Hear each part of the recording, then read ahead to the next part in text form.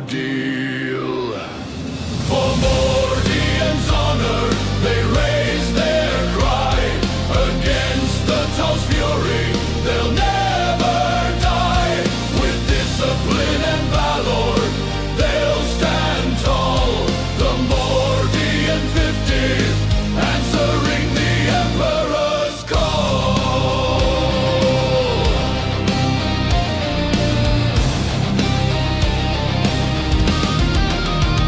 Through the fire and smoke, they press on, facing Vaccino's horde until the dawn. With every volley, they hold the line.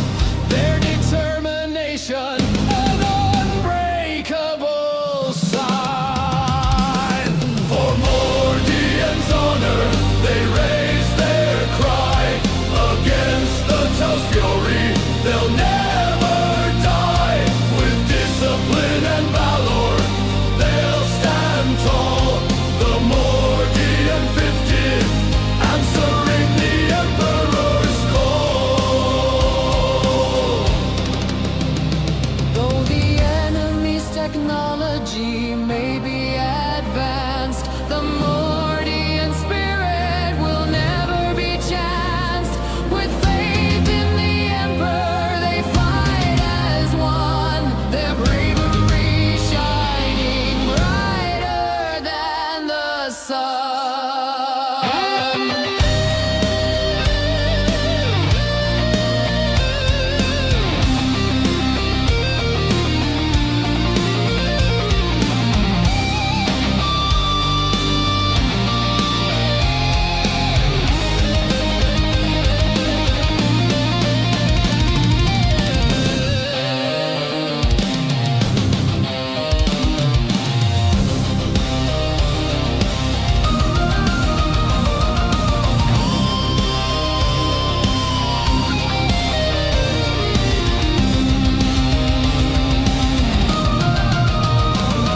For Mordian's honor, they raise their cry against the Tall's fury.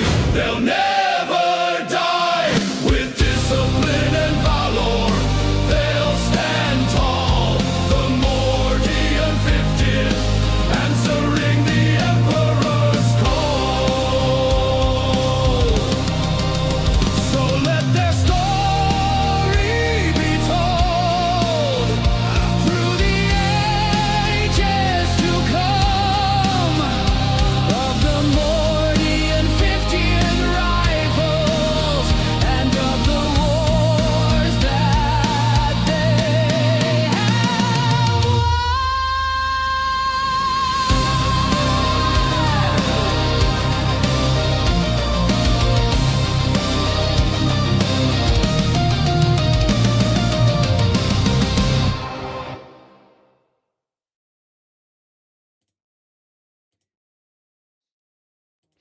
Hello again and welcome to another Mordian Glory live stream.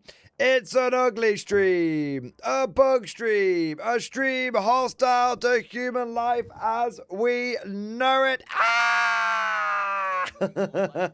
Welcome, welcome, welcome, all of you crazy, beautiful bastards to another Morning Glory live stream. And we're going to have a chill one today. It's going to be a chill one. Because it's Tanksgiving. Well, it's Thanksgiving, but it's Tanksgiving, right? I did think about doing a hobby stream today, but we did one yesterday, and we've been doing a lot of hobby streams recently, so I was wondering if maybe we just took it easy today. It's Thanksgiving after all, you know. Let's just chill out. Let's just chill. There you go. Let's just chill. So the idea, guys, is look. We've been covering a lot of beef. We've been getting real salty. When we've not been doing that, we've been hobbying like fuck. And we've been doing a lot of streams with specific topics and specific themes. And you know what we just haven't done in a while? Like, genuinely, we haven't done it in a while. Is just sit and talk. Just chill out for a bit. You know what's actually unique and interesting and different now? It's just chilling and chatting and all of that good stuff. All of that good stuff. So the plan tonight is, guys, is we're going old school. We're going old school Mordian Glory, where we just talk about anything and everything. Like, properly, anything goes. You want to talk about Warhammer 40k, Old World, Bolt Action, Konflikt 47, Battletech, one-page rules, I don't know, Qua for God's sake. Whatever you want to talk about, it's all on the table. And we can talk about competitive play. We can talk about casual play, nice play. Do you want to talk about 10th edition? Do you want to reminisce about old editions? Do you want to look forward to the future? Look forward to 11th edition? Do you want to, for 40k, is there some Konflikt 47 questions that you want to ask because you're thinking about getting into the game, you're not sure, or any other game that I cover on this channel? Got a game that you've been playing that you want to show off and share with me? Literally, I cannot say this enough. Truly, anything goes. There's nothing off the table today. You want to start the Mordian Glory History channel? You guys fucking love that shit. I'm ready. I'm ready for it. I'm up for it. It's all good. So, absolute. What about just a shilling stream? We can chill, Squidfist. We can chill. Use all the affiliate links. Just pure shilling stream. Let's talk about the Crusades inside Constantinople. If you want to talk about crusading and Constantinople and all of that shit, we can. Necromunda, yeah, absolutely. So tonight we're just having a bit of a chill one, chatting about anything, wherever it goes. And, we're just going to just stream for a few hours. And then, it's going to be nice and relaxing. Nice and relaxing. So that's the, that Mordheim, of course. Loved, I don't know much about Mordheim. I'd love to learn about it. I know about what Mordheim is and everything, but I've never played a game of it or anything like that. Never seen a battle report or anything of it. So, all that kind of stuff. Can we talk about Cosmic and all he's done? Of course we can wank Cosmic off. There we are. Games to Hey Mordian, Panzer IVs or Panther support for my Germans. I think I'm going to throw a curveball at you. Neither. Panzer IIIs, mate. Panzer IIIs is where it's at. And there you are. So, 18th century North American railway bridges. I know nothing about 18th century North American railway bridges, but if you guys want to talk about it, we can talk about it. We can talk about it. So there you go.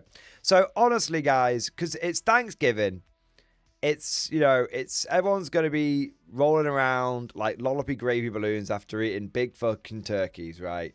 Let's just relax, and wherever it goes is wherever it goes. Can we a minute of silence for Tiki, RIP? No. You can have 2 seconds. There you go. Done. So with all of that said, now let us march ever onwards into today's stream. I think you guys get the idea that anything goes, right? Oh, I'll tell you what I have forgotten. I forgot to put the chat on the screen. Sorry, guys. I was doing some recording earlier today. Let me just... do that. There we are. So yeah, anything goes. You guys get the drill. So with all that said, shall we march ever onwards into today's stream, starting off, of course, with our traditions. That's the thing which separate. Thanksgiving is a tradition, and traditions are something that are very important on this channel, because they're what separate us from the renegades, the heretics, the traitors, and what make us the Emperor's true finest. His Imperial Guard. Stand up and be counted. It's time for roll call, baby! Stand up and be counted. Who is in the stream tonight? Who is ready to rock out with their tank out? And if you don't think you've got a tank, then Cyclops Demolition Vehicle. Matthew Edwards, Dan C, The Gaming Stuka, Rocket Man. We've got John Shepherd. We've got Aquarius Grape. Toast! Squidfist, arise! Arise! We've got Airborne 342, Commander Crash, Ness 819, Anthony Hurd, Rodney Gall, Anthony Williams, Squawk! We've got Funky Chicken, Philip Arrigo, The Sixth World, The Chandalorian, and Ajax Zamped! Hey! And Atomic Banana! Bloody hell, someone's packing heat. We've got David Pigeon, Rodney Gall, Uncle Elf, Atomic Divinity, Philip Arrigo, Russell W, Dave Downs. Welcome, welcome, welcome, all of you. And Nessing It Up's here as well. Welcome, welcome, welcome, all of you crazy, crazy. Oh, Raw Cal's here. Raw Cal's here. Welcome, all of you. And Free Dogs, you know, I've just done I've just done it too quickly, and there's still people coming into the stream. Solid Steve is here. There we are. There we are.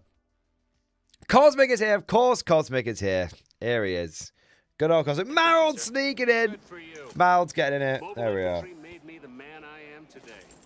Thank you so much to all of you guys for joining today's stream.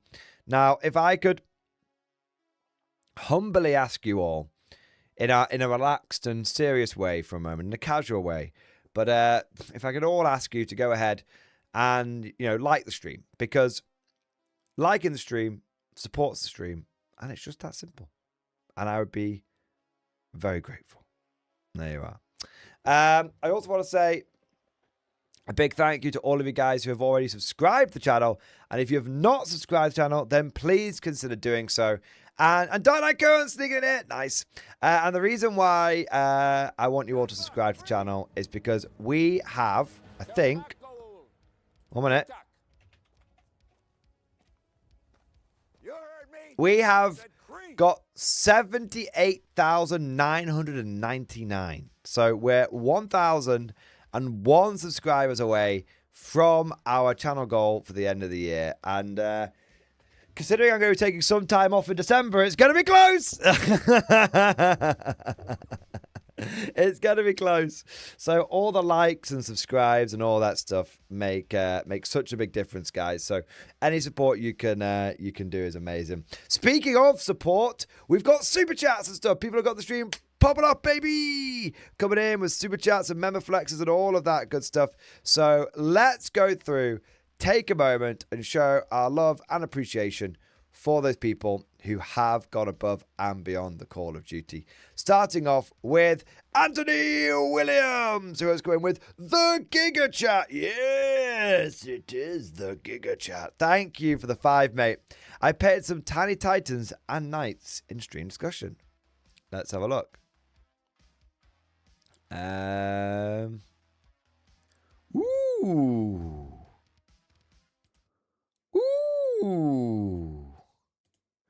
Are these, are they, what you call it, Adeptus, oh, sorry, man. Are they the Adeptus Titanicus ones? They look really good.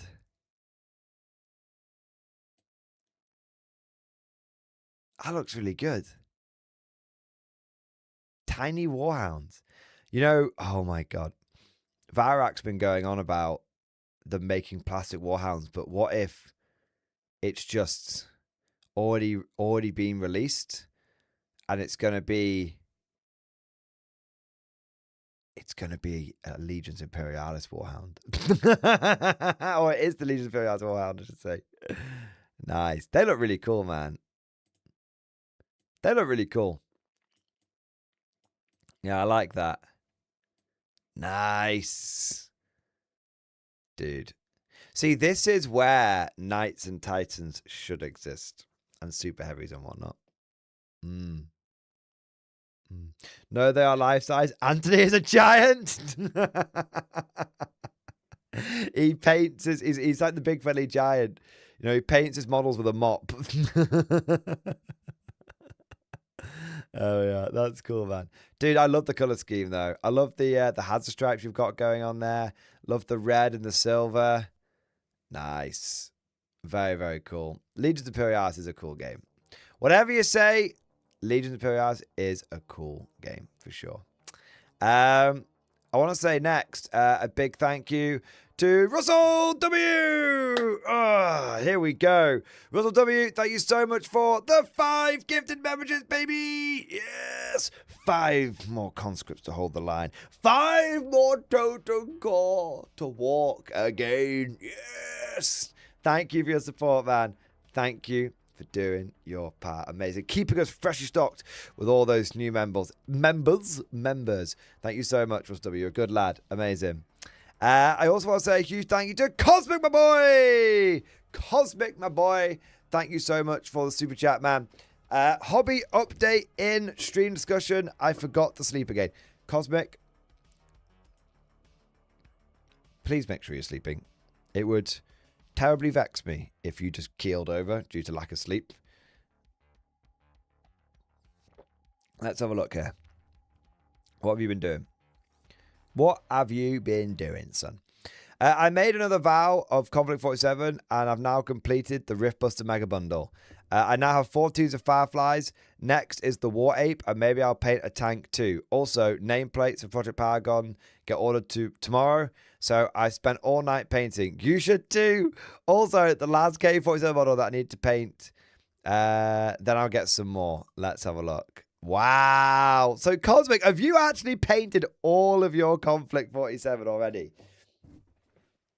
Dude, that's actually insane, man. That's actually insane, bro. Wait, so wait.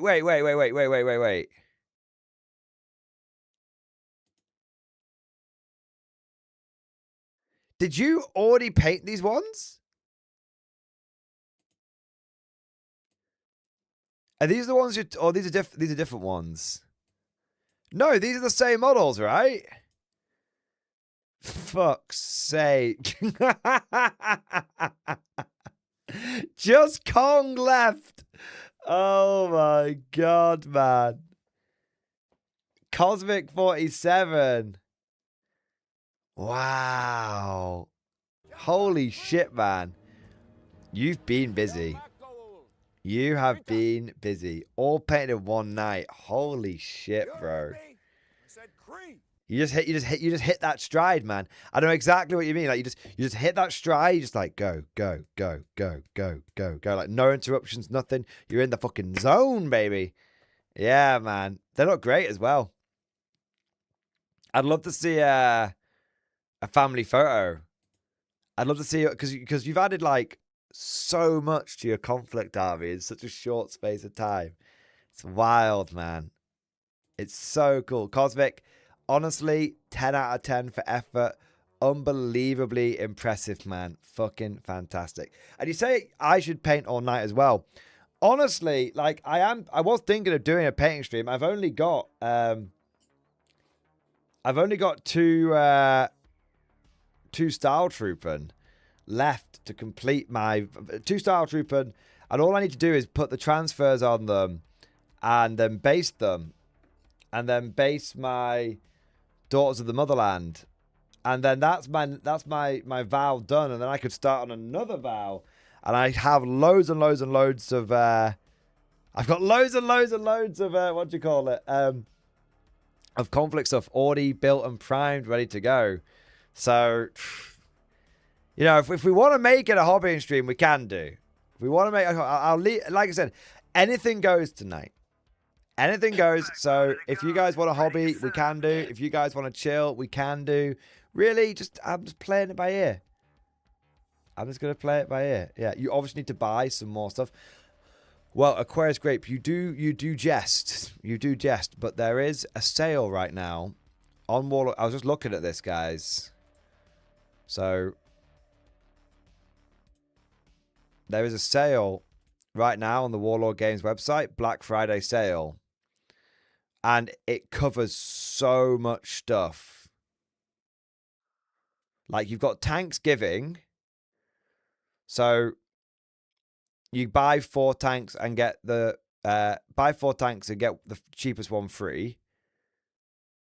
So that's already, and also the tanks, not only do you buy 4, get the, buy 3, get another one free essentially.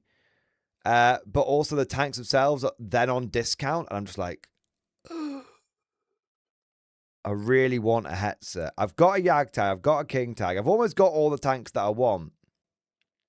But I want a Hetzer. And I want a Hetzer. I kind of want a Hellcat. Kind of. I want a Panzer 38T. I want a 222. And I want a Stug. There's a lot here that I want. But then, here's the thing. Then they've actually got a sale on everything else, like bolt action. So I'm there like, shit, man. Like, I wanted to start a Hungarian army, and they've got all the Hungarian stuff on sale. And I'm honestly, like, and they've got the Nimrod back in stock. Really want a Nimrod. I just, the overwhelming urge. The overwhelming urge to literally just drop, like, all of the money on just going, like, full Hungarian is very, very hard to resist. It's very hard to resist. Like, I just want... I'll tell you what I really want for Hungarians. I was looking at it earlier. Where is it? I want this fucking thing. The Raba 38M. I don't know why. It looks funny. Oh, I've got one here. I've got it here already. I was looking at it earlier. I want this fucking thing. Look at this. What the fuck even is it? I don't fucking know. It's someone who was told to design a tank having never looked at one. Yeah. So, you say, like, oh, lol, you know, you should buy more stuff, but I am very, very on the edge of buying a lot of Hungarian shit that I don't need. Don't tempt me. Don't tempt me. I need to be a good boy. I need to be a good boy. All right. What have we got next? I want to say a big thank you to Russell W. Banzai! Banzai! Banzai! Russell W, thank you for the super chat, man. Little Thanksgiving dessert in stream discussion. I just saw this, man. Holy fuck, bro. Chocolate bourbon pecan pie. Oh. When it comes to fighting crime, there's only one man keeping the streets safe while keeping it real. I love pecan pie. And I love chocolate. And I am okay with bourbon.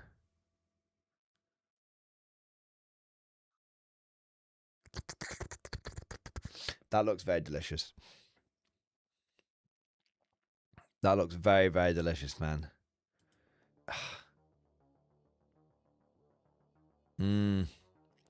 That looks tasty. Now I really want a dessert. Now I do have a dessert. I have got sticky toffee pudding with custard. Is it bourbon or bourbon? I think it's bourbon is a French family. And bourbon is how Americans say alcohol. Or an alcoholic beverage, such to say. You can't have any saying it like that again. I mean, I'm not sure why you're surprised. What even is bourbon?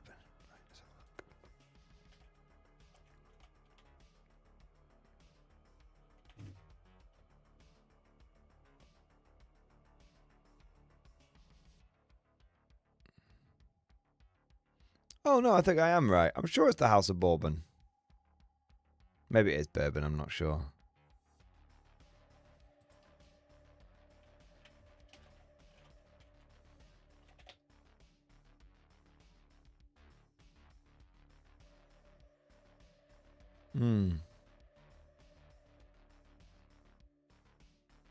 It's an American thing. I don't think we call it bourbon, or however you say it. Anyway, I'm aware it's whiskey. But I was unaware of how you guys said the word. There you go. Bourbon. It's because we say chocolate bourbons. See, to me, this is what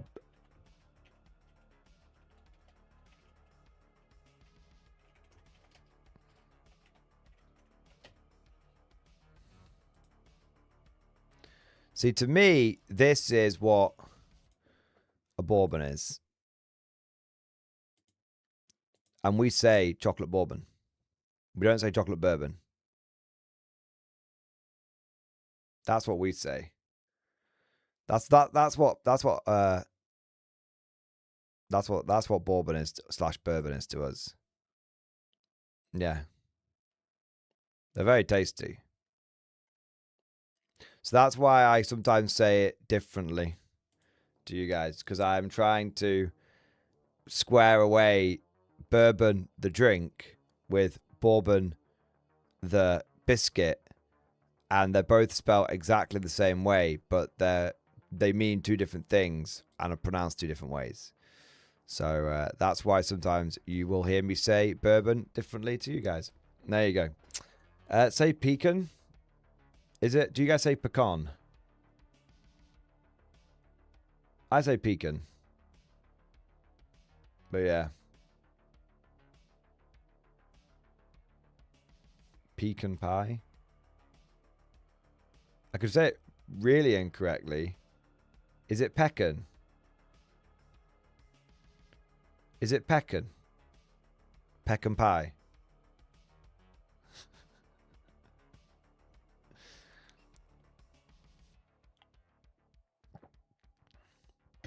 There you are. Anyway, we've gone massively off topic. What's W? The main takeaway here is that dessert looks delicious. I'm very jealous, and I hope you enjoy it. There you are. Marold, my boy! Marold, I nearly got you this time. I started the stream on time. Okay, 1 minute late, but by my standards, this stream was positively early. Do you know what's crazy? I've got late. So, Mal, thank you for the gift of membership, by the way. Let me say my thank yous first. Mal, thank you for the gift of membership, baby. Amazing, man. Thank you for the gift of membership. Thank you for the support. Thank you for doing your part. And as always, Mal, let me raise my glass to you. You're an officer, a gentleman, a scholar, a good sir, a kind sir, and a goddamn giga chat. There we are. There we are. There we are. What's kind of crazy is I've been getting later and later with starting the streams, as you guys all know, and have been giving me lots of shit for. But the reason I've been getting... This always happens. If you're a veteran of the MG channel, you kind of know this at this point. But like the longer that I sort of work without a break, the later and later I end up. Like the streams finish later, but the streams end up starting later as well. Until I have like a week or two off. And then I'm able to... sort of reset and everything. But it's what's kind of crazy is yesterday, basically for the last few weeks, where we are now, like 9:30, is where I've been starting the streams. It was getting worse. It started to get it pushed to like 10 past, then 15:15, then 20 past, and then 30:30. I was struggling to make it for 30:30, and I was like, okay, like it's really getting to the point where I'm starting very, very late. So I was like, you know what? I just need to just start on time. I just need to start. I'm allowed 5 minutes give or take, but not fucking 30 minutes as per standards. as standard issue. So yeah, I'm trying. So the funny thing is, Mild is like, As he always gives a membership at the beginning. The reason I mention this is because Mal always gives a membership at the beginning of the stream, but he gifted his membership at past, which would be at the beginning of the stream if it had been any other day other than today. Yeah. There we are. Ness, I haven't had my towel feelings hurt today, so maybe you want to say something about the slightly magnetized Coal-Star Commando I dropped in stream discussion. Well, here's the thing, Ness. You haven't had your feelings hurt today. So as a towel player, what I will do is now hurt your feelings by going, no, I'm not going to look at it. Not do it. There you go. Now your feelings have been hurt and nature is healing. I'll catch one of the super chats a bit. I've got some time. I'll come back around to it. I'm not really fucking with you. John Shepherd, thank you for the super chat, bro. I've linked a video in stream discussion. Protesters at Warhammer. Yeah, I've seen this. They're not real protesters, though. I mean, it's all. I actually thought this was quite good. If you've not seen it, I actually thought this was quite good. Let's have a look. There we are. So, yeah, so Games Workshop put out a video today, and it was all about like it was a funny video, and I actually quite enjoyed watching it. And hey, at least they're self-aware, is all I'm going to say.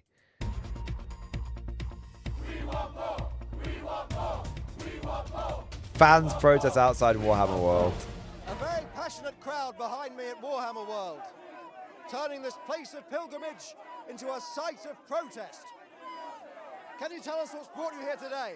It's been 2 months since we've had a new Mordian's Calgar miniature. 2 months! Right. 2 months. Look, I know they're doing their best, but, I want to try something. but to be honest, There we go. we should have more Ultramarines released by now. We've had more non-Ultramarine releases than Ultramarine releases in the last year. It's just rubbish! We don't even have our own codex. We want All right. We want More on this as it develops. We want more! Back to you at the studio. This is my favorite bit. We don't want balance, we want blue.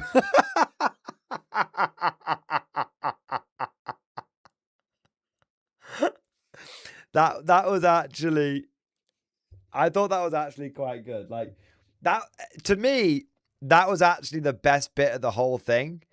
Like the rest of it is like whatever. Like it's been 2 months without a new Manius Calgar model, all this kind of stuff. But yeah, we don't want balance, we want blue. I thought was actually quite good. So yeah.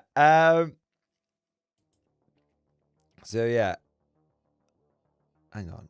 I'm having a real nightmare with my camera at the moment. What the fuck, man?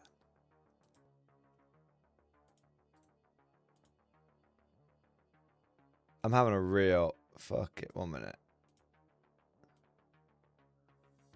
Yeah, it's so weird. Look at that like black bit at the top there, guys. I can fix it. It's just a bit annoying. 1 minute. What if I do this? You know, like I don't know what happened. There was an update to OBS, and it's just completely fucked things. I don't really like that. Now I feel a bit stretched. Let me just. It just fucks with me slightly because it was absolutely fine yesterday, and all day today it's just been annoying. What about this? So when I have it, yeah, it's just now. But if I go over to recording, see, look, oh, it's so annoying. Right, look, right, look. So you see how there's this bit at the edge here, right? If I fix it on this one,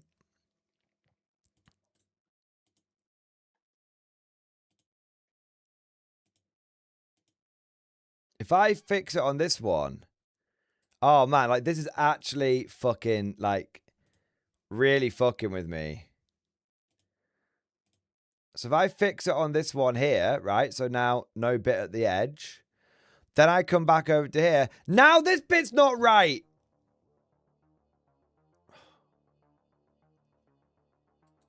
It's terribly vexing. And it's literally, it's like it just bothers me, you know? It just bothers me because there's no need for it, because I haven't changed any settings between yesterday and today. I haven't changed, and now look, now the gap's back. Ugh. It's like actually vexing.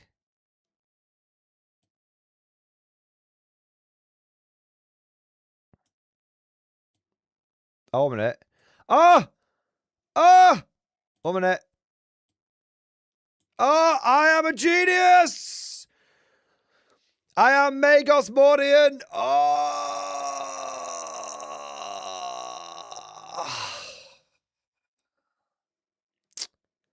Professional stream at work, boys. That's how we get it done. One rule. That's how we get it done.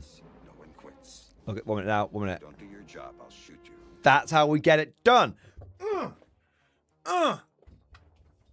feel it? Can you feel it? Can you feel it? That is it. I speak to the machine. 1 minute. 1 minute. I am one with the machine.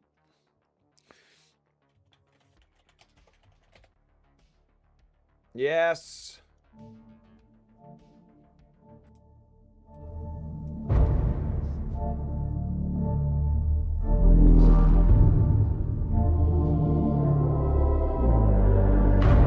Yes. I am Magos Mordian. Beep boop, motherfuckers. Praise be to the Omnisire.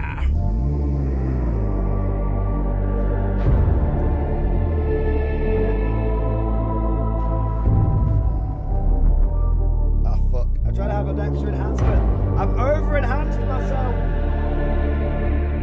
I've over-augmented on it. It's not going to work. That one won't fit. 1 minute.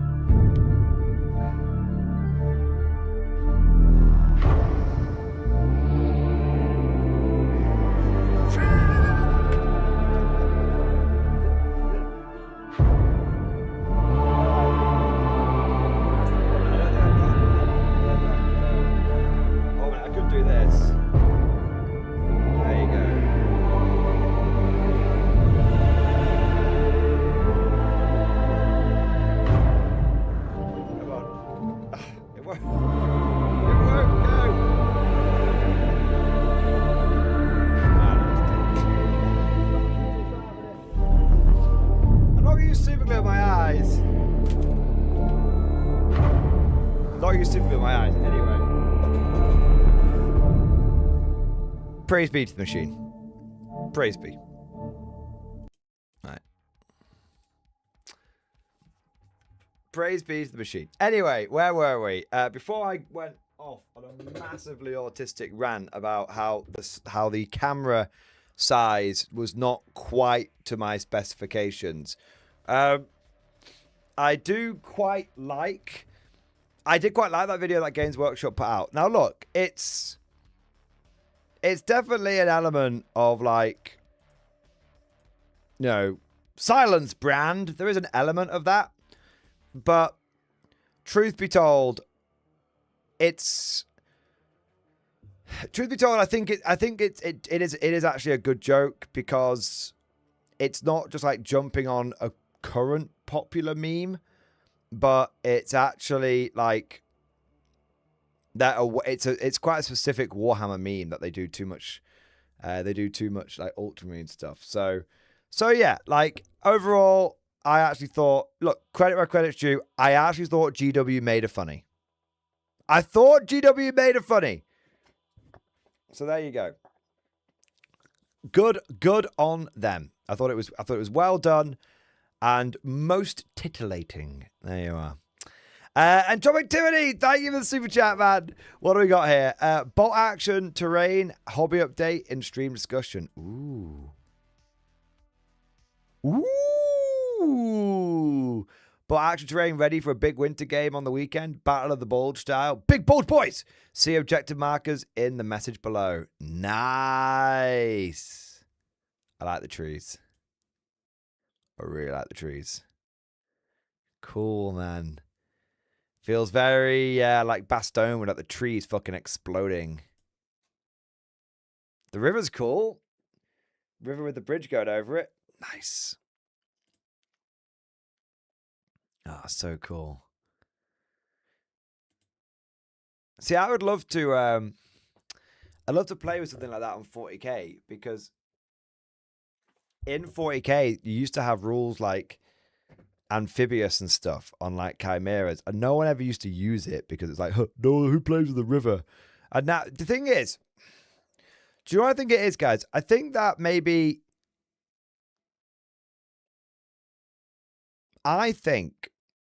that a lot of those old school Warhammer rules would do better today than they did back in the day. Because I think back in the day, Warhammer was just a lot smaller in scope. That there wasn't as crazy as it sounds, that there wasn't all this terrain available. The way wargaming is today, we have everything that we could want. Everything that I ever dreamed of as a kid exists. Pre-painted terrain, battle mats, all that. It's honestly, when you take a moment and actually think about how big an industry like wargaming has become, and things that we take for granted today that you could only dream of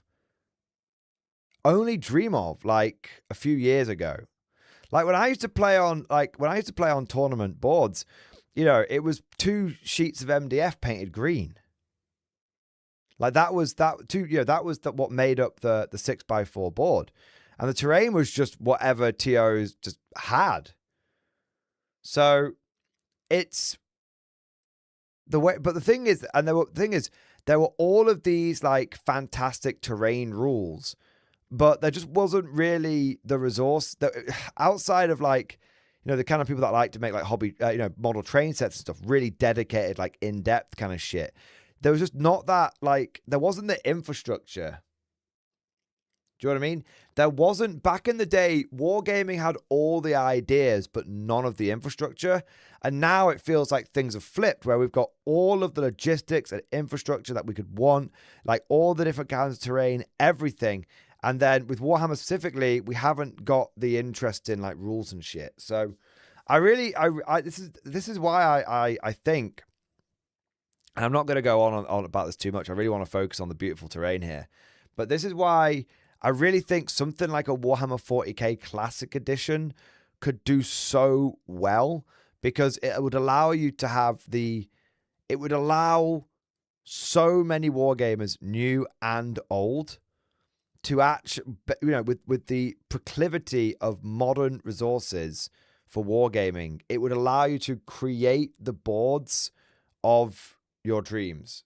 Whereas now, you know, no one dreams about playing an L-shaped ruins, right? And we're not shit on L-shaped ruins. They have a place and they exist and they're very functional and they do a good job. They're like, you know, L-shaped ruins are like Soviet architecture. It doesn't look pretty, but it gets the job done. But we need a little bit. I don't just want to play on Soviet ruins. Do you know what I mean? I want to be able to play on some other stuff. And I want to be able to do, and I can do that, of course, with Bot Action and Konflikt 47 and Old World, but I want to be able to do that with 40k as well. And I don't necessarily think that I want 40k to bend to my will, but it would be nice if more kinds of Warhammer player were accommodated. Yeah.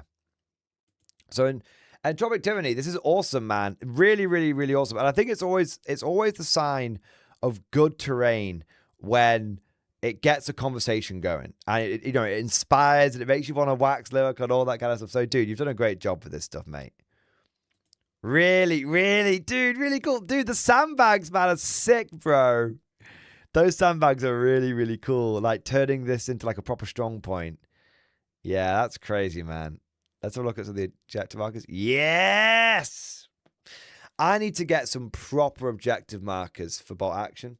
I'm sick and tired of using bullshit little square discs. Not square discs, plastic discs. I need some proper objective markers. And maybe I would say maybe I should build some, but I don't. I actually have a surprisingly short supply of like bits for things like bolt action and stuff. Even though you get loads and loads of those, I tend to build the stuff and then sort of throw away a lot of the spare bits I don't use, which is kind of mad. But I don't really keep. I don't. It's kind of funny. I've somewhat transcended the bits box a little bit because of just how big my pile of shame is. So I've somewhat transcended it. Yeah. Let's have a look. But that's really cool. That was really, really good, man. Yeah, Troy, that looked great. I want to say a big thank you to Grimdor Future. Grimdor Future, thank you for the 13-month member flex, baby. X-Force, baby. Yes. Flexing my membership all 13 months. Oh, matron. Amazing, Grimdor Future. Thank you for supporting the channel for over a year. You absolute giga chad. Toast, my boy. Toast, thank you for 13 months as well. X-Force, baby. Yes, it's popping up, boys. Amazing, man. Dude, thanks for supporting the channel for over a year. 07, sir, got some of that classic shit in stream discussion. Oh, my God. Let's have a look here. 1 minute. Oh, my God, man. Playing some of that old-ass motherfucking world tomorrow night for the first time in a long time. Banged these bad boys out the last 2 weeks. Looking to crush some high elves. Ooh, I love it, man. Holy shit. Is that Azag the Slaughterer? Holy shit, man. Or is that just the Orc War Boss on Wyvern? Might be, I think it might just be the classic one, but still, very good. Very, very good, man. Holy shit, dude. That's actually peak. That's actually fucking peak, man. That is so well painted. Dude, that's like old school white dwarf painted, man. Like, holy shit, man. That's actually really impressive. That's like looks like it's been lifted right out of the pages of an early 2000 white dwarf. Wow, man. You've absolutely nailed the color scheme. Dude, same with these. Holy shit, man. You've absolutely nailed this color scheme. You've nailed the skin tones. That's what it is, man. You've absolutely nailed the skin tone. Proper old school. So well done. Not even 10 out of 10, mate. 100 out of 10. 100 out of 10. Absolutely. 100%. Vibe check succeeded. Amazing. Like, everything about this is just awesome. Really, really good. Holy shit, man. Dude. Oh, we got another one here. 1 minute. Look at this Look at this motherfucker. Look at this fucking crazy guy. Yeah, he's great. He's actually great. Holy shit. Honestly. Sorry, man. Sorry for the odd bit knackered. Honestly, I think it's the skin tones which just look so damn good. And every single one of those models, they look like they could have been from a proper white dwarf, you know? Yeah. Awesome. Awesome, awesome, awesome. That's great, man. Fucking old world, best world, baby. Old world, best world. Oh, dude, you've got to let us know how it goes. You've got to let us know how it goes, man. Win or lose. I'm actually not streaming tomorrow night. I'm streaming tomorrow daytime. But I should also be streaming Saturday night as well. Not sure what time. It's going to be a bonus stream. So hopefully, we'll be able to see how you go on either, you know, Saturday night or Monday, something like that. There you go, man. Dude, I might be making you blush, but it's the fucking truth, man. Those are actually inspiring models, bro. Really well done. I really hope that you have a good game. Win or lose, I really hope you have an absolutely fantastic game, man. Sir Newbie, thank you for the Giga Chad. Yes, it is the Giga Chad. In a painting fever, I've gone mad. Epic Empire Engineer in-stream discussion. I think it's one of my best painted models to date. Gold 2K Empire by the end of the year. Dude, you've only got like 4 weeks, man. You gotta get painted, bro. Let's have a look. I believe you can do it. After finishing 40 state troops yesterday, I thought to reward myself today to paint a character model, and since I've a mercenary Nolan army, what better character than a humble engineer? Problem is, I was so focused and enjoying it, I went ham, and this might be my most best painted model ever. Even my first time dotting the I without any errors and give-ups. Also, a little Easter egg upon the parchment, measurements for cannon rolls and handgunner shooting. I'm right now in a painting fever. I'm working on 10 state handgunners.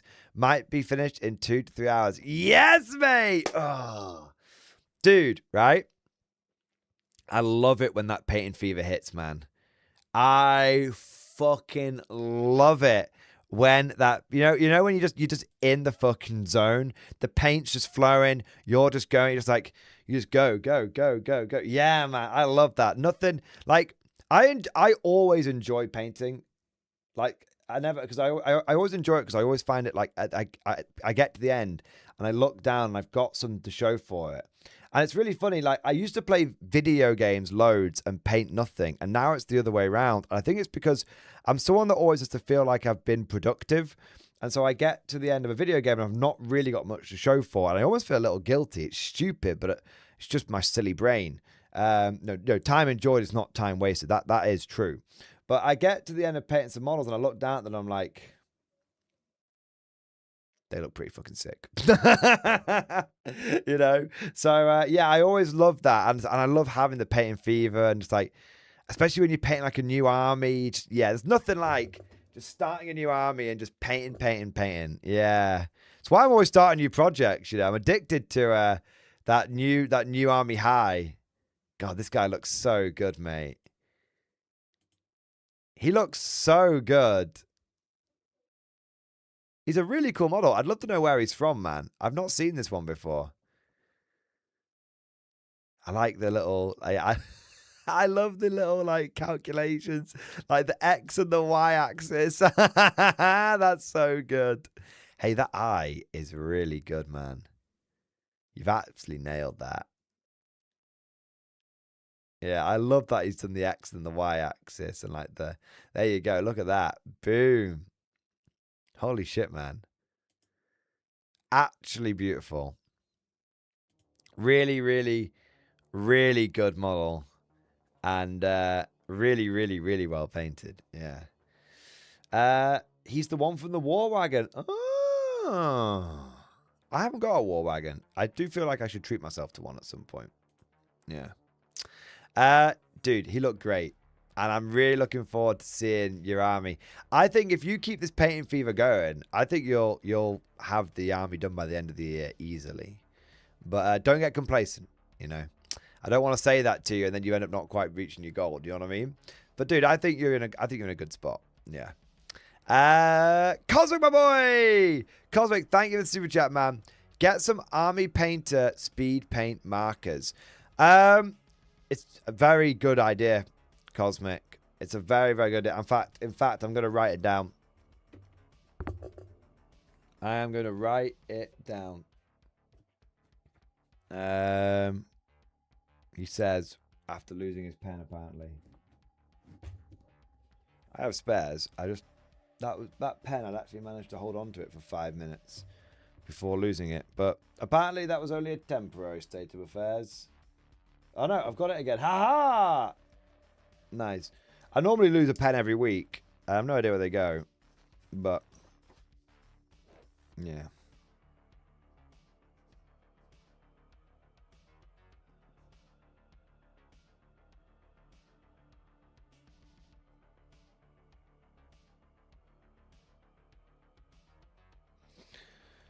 There we go. There we are. Right, I've made a note of it, Cosmic. I'll look to pick some up at some point. I might ask them for Christmas. You know? I might ask them for Christmas. Yeah. Yeah, Cosmic, you did a good job with them, by the way. Very, very impressive. Very, very impressive stuff. Dark Knight Current, thank you for the Giga Chat. Yes. Thank you for the Super Chat, man. So, in order for my Iron Warriors to have RT, I need to use the Space Marine Codex. Very well. I didn't want to worship Chaos anyway. 07 to you, sir. Dark Knight Current, thank you for the support. You know what? I guess that's right, isn't it? Oh. Yeah, because Chaos doesn't get the Whirlwind. Oh, man. I mean, they used to, right? Didn't Chaos used to get the Whirlwind with the, like, the pointy pods? The round pointy pods rather than the square ones? Or has the Whirlwind always been a Marine thing? I swear I've played against Chaos armies in, like, 8th and 9th edition that had some kind of artillery / Whirlwind style object. Yeah.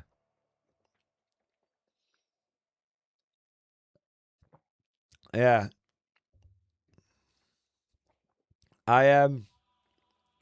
Yeah, I guess if you want to collect Iron Warriors with artillery, you need to collect regular Space Marines with the Whirlwind. Oh, it's kind of crazy.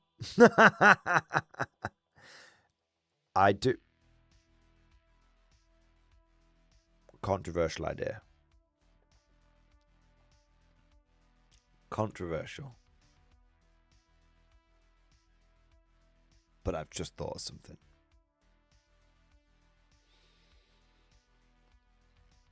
Now, Dark Knight Current, I'm not telling you what to do. I'm not trying to twist your arm.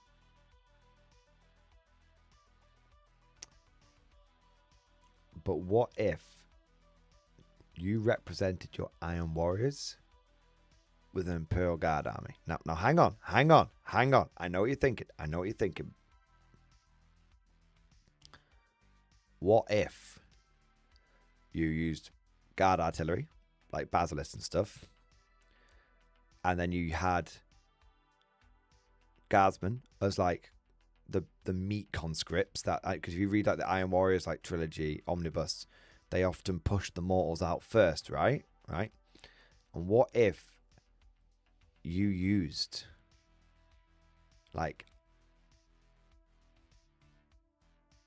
Iron Warrior, like maybe 30k models, I'm not sure, like Iron Warrior Terminators of some kind, and represented them on the battlefield as Bulgrins. Counts as Bulgrins. So you give them melee weapons. So like power, because the Bulgrins have got a big maul and they've got a 4+ invulnerable save, right? The only thing they don't have is a gun. But they're also super tough. Loads of wounds. Good armor save. I'm just saying, could it work? Maybe? Maybe it's too far. Maybe it's too far. Just play fourth. I mean, ideally, right? Death Watchers, Iron Warriors. Ooh.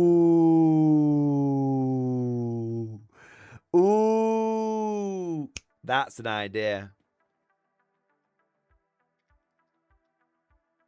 That's a fucking idea, bro. So you can get 2 squads of Death Watch and 2 characters. Yeah, or Death Watch Kill Team allies as normal Chaos Marines. I think that's the way. Dude, I think that's the way.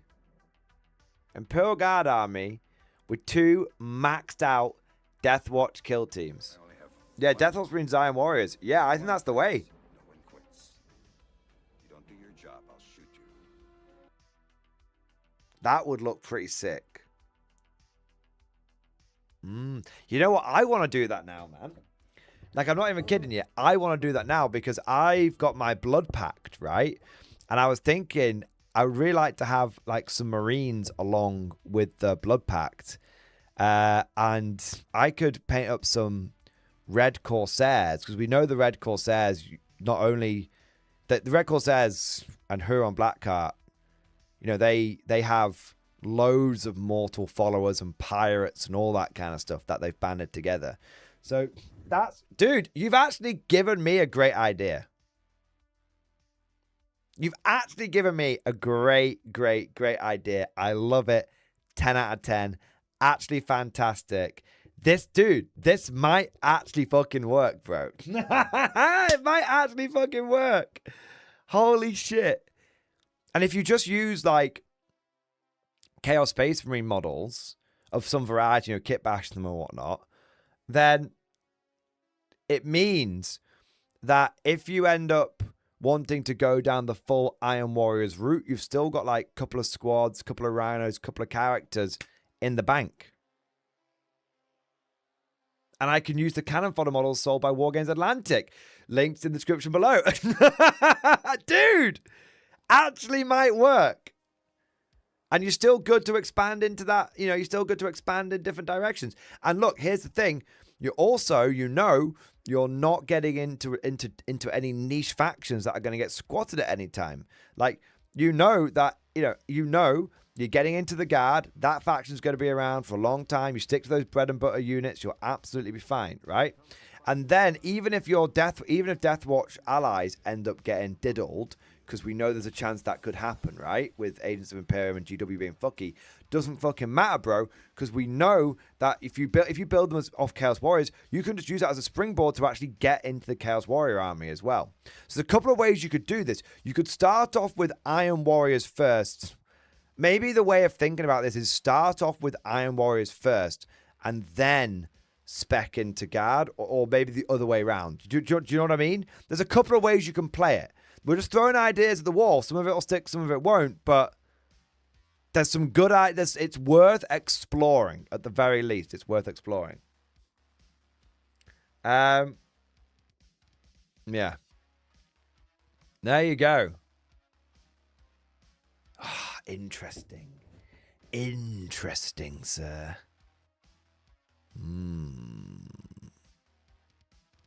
I am pretty... You've got my brain juices going. Don't I, Current? Thank you for your support and thank you for some cool ideas, man. And good luck with the Iron Warriors army. I think it's going to come out sick either way. You're starting it, you're pursuing it with the right vibe. You know what I mean? You've got the right mentality. So it's going to be a sick project, whatever happens. Yeah. Nessing it up. Thank you for the 27-month member flex. Double X Force, baby. Yeah, buddy. Double X Force. Thank you for supporting the channel for over 2 years. Over 2 years, man. Shit. Nessing it up, you're a good lad. Thank you for your long-term support. Thank you for more than doing your part, sir. Do you think GW will add solo/co-op to 40k like Kill Team?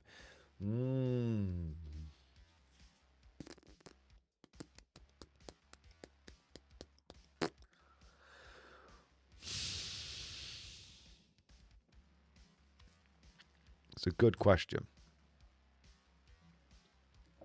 It's a good question.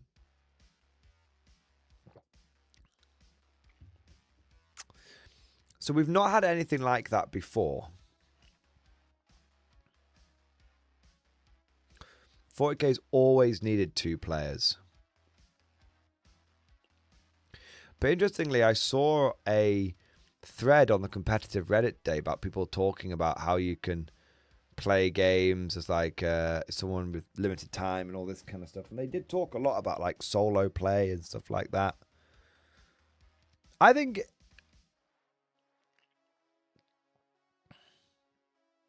we've seen projects like that come from the community, like Hero Mode and Horde Mode came from the community, and they were very, very popular. I don't think it's out of the realms of possibility, but, and this might sound kind of cynical, but I don't mean it cynically at all. I actually mean it really like objectively and practically. I think you'll see it in Age of Sigmar first. And the reason why is because Age of Sigmar is often used as the test bed for 40k. Things get introduced in Sigmar first, and then they make it to 40k. Things, and also they do also try things with Kill Team as well and bring it over. But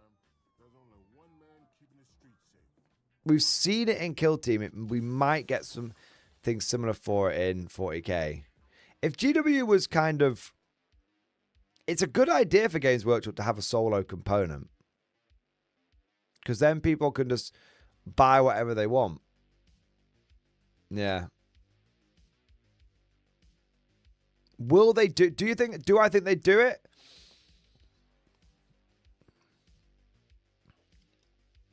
I think possibly.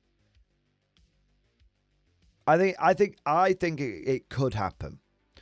I don't know if it's going to happen anytime soon, but I genuinely believe it could happen because they've tried it in another game system now.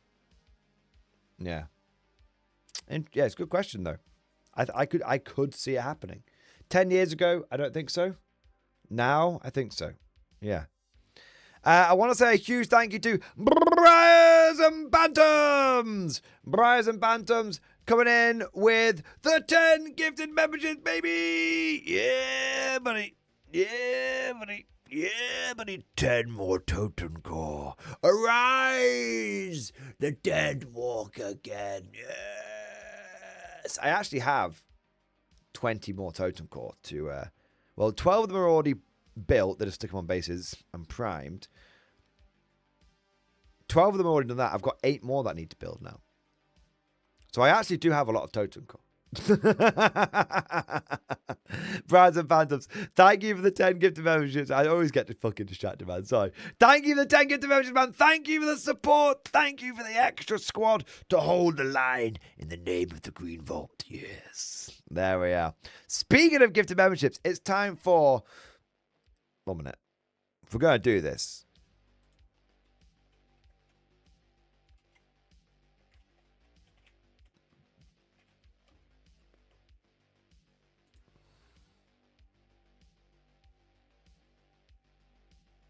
One minute.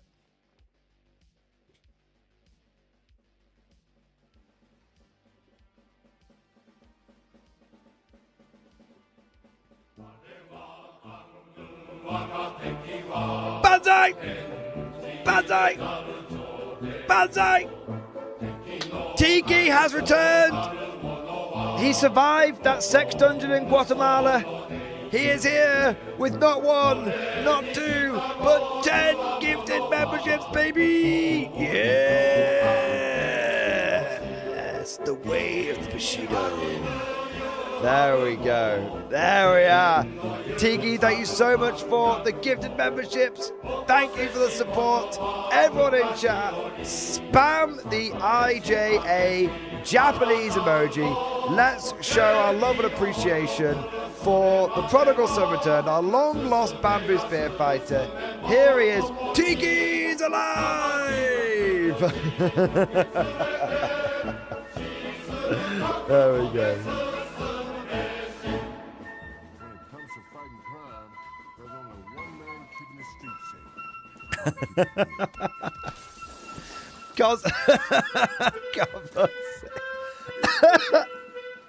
Oh, man. Do you speak Japanese? I want to say a big thank you to Cosmic. Thank you, Super Chat. Happy Tiki. Happy Tiki's giving. Poured out for our great loss. And then Cosmic, he's right there. Cosmic, he's right there. Cosmic, thank you for another Super Chat. F in the chat for Tiki. Shame he's dead. He's not dead. He's right there.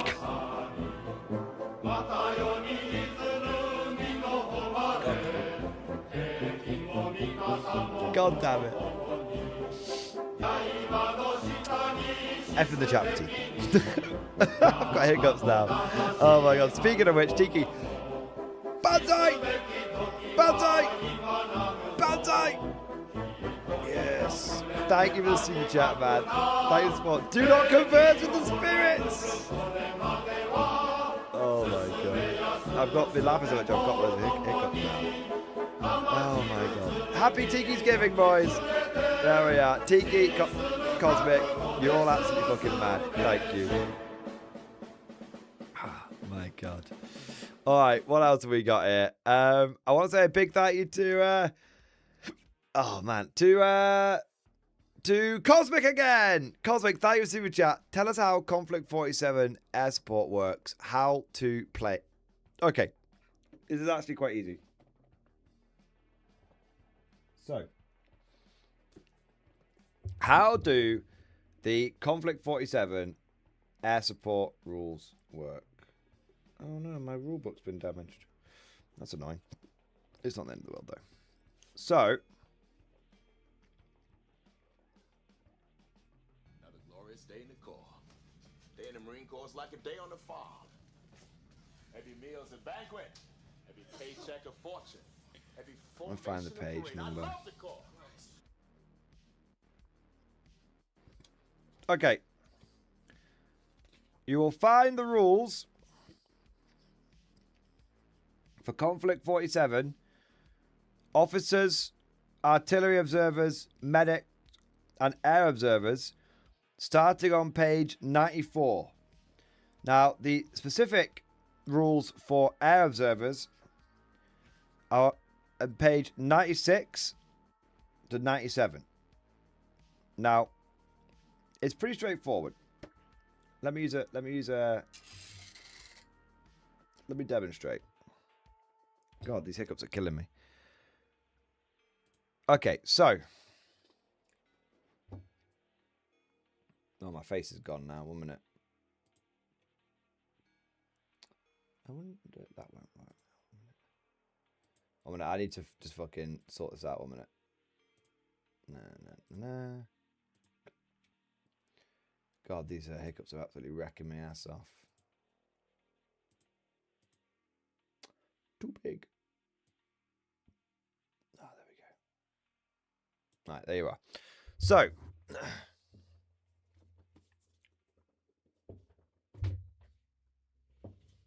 I need an American model.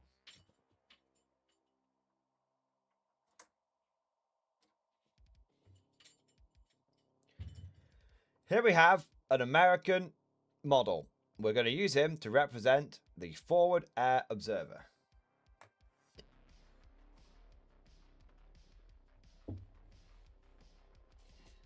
Now,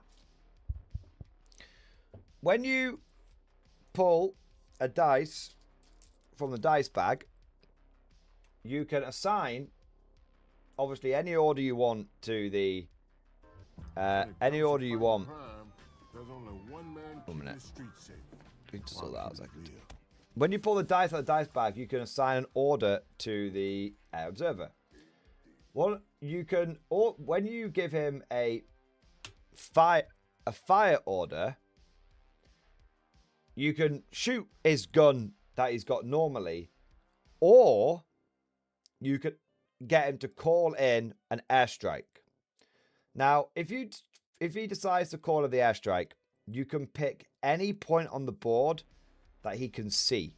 And remember, in bolt action, line of sight is drawn from the head, not from any point in the model, but from the head.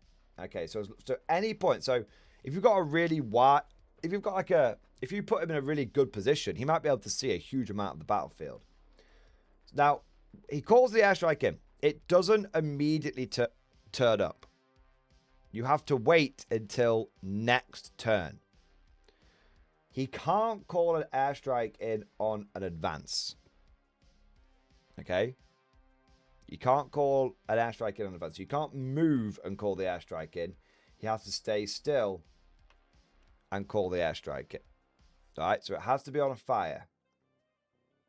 Now, if the air observer gets the fire order and calls the airstrike in and then dies, so let's say you do this at the beginning of your turn, and then beginning of the turn, and then halfway through the turn he dies, it doesn't matter. The airstrike's already been called in. So once he's called it in, even killing him doesn't stop it. All right, so that's the first thing. The second thing is you then have to find out if the airstrike arrives next turn. So what happens, let me just make sure I'm getting this correctly.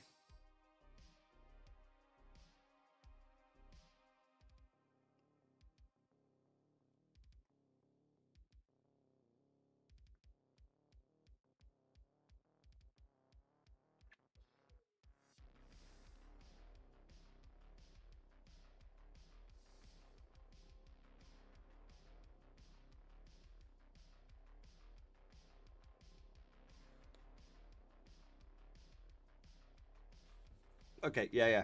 I thought so. So he picks, so you give the air observer the fire order, and he picks a point on the board anywhere that he can see. So he picks a point, and then you have to put a token down to represent that. So let's use this blank warlord base. All right.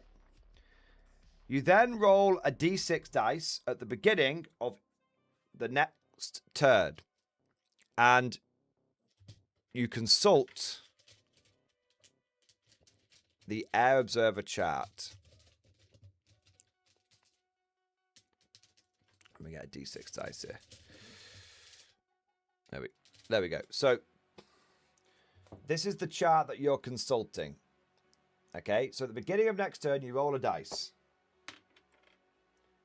You roll a 2, and then you consult the chart. So on a 2, the skies are empty. Nothing happens. If they wish, the player can change the nominated target to any other enemy within line of sight of the observer. Roll again at the beginning of the next turn. Oh, so, 1 minute. Do you pick a unit, not a point on the board? So, you pick a unit, not a point on the board. That's the artillery observer. So, you pick any unit which the air observer can see. Let's say it's this unit, Style Trooper.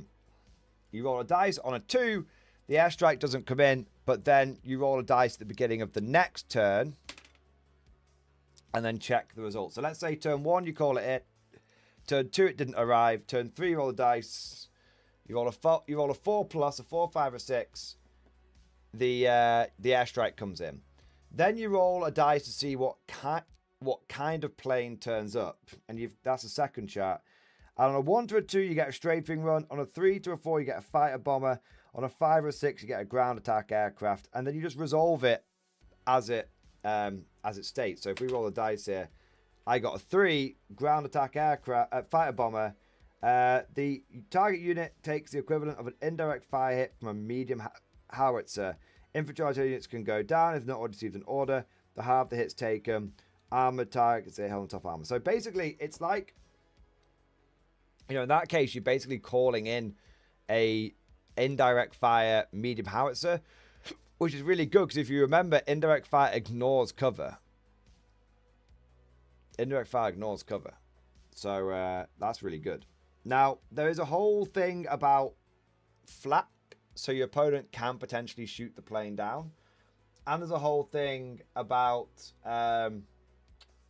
units within 6 inches of the target units can take a bunch of pins as well. So you want to read all of it. But but basically, the very short version is observer gets a fire order, picks an enemy unit. Beginning of next turn, roll a dice. On a 4 plus, the airstrike comes in. On not a 4 plus, basically the airstrike doesn't come in that turn. You roll again. Let's say you roll a below a 4. Next turn, you try and roll again until you get that 4 plus. All right.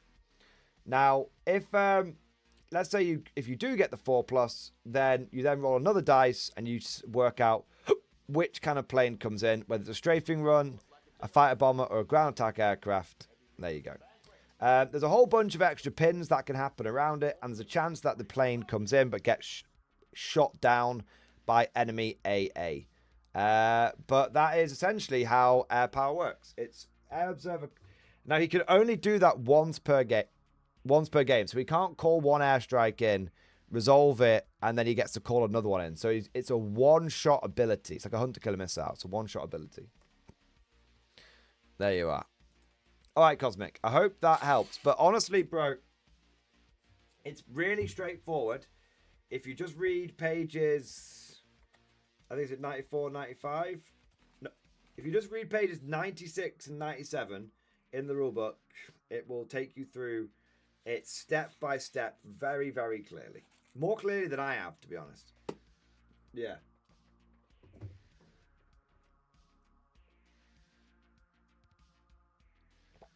Oh, God, these hiccups are actually hurting my ears. Oh. Yeah, Cosmic, I hope that helped. Oh.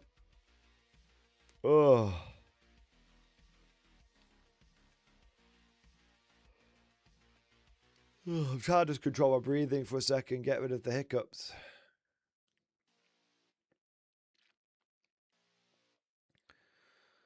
I think they're all right now.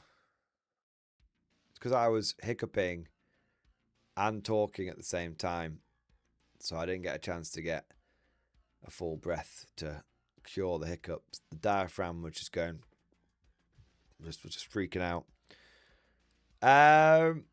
All right, what have we got next? I want to say a big thank you to Brides and Bantams. Thank you for the Giga Chad. Yes, it is the Giga Chad. Do not invite evil spirits into your lives. Ignore the tiki ghost. No. I will not ignore the ghost of tiki, past, present, or future. I will accept all tiki ghosts into my life. There we are, man. There we are. I believe I will commune with the spirits. Yes, the spirits, they speak through to me. Average White Shark, thank you for the super chat, man. 11th edition idea in stream discussion. Let's have a look here.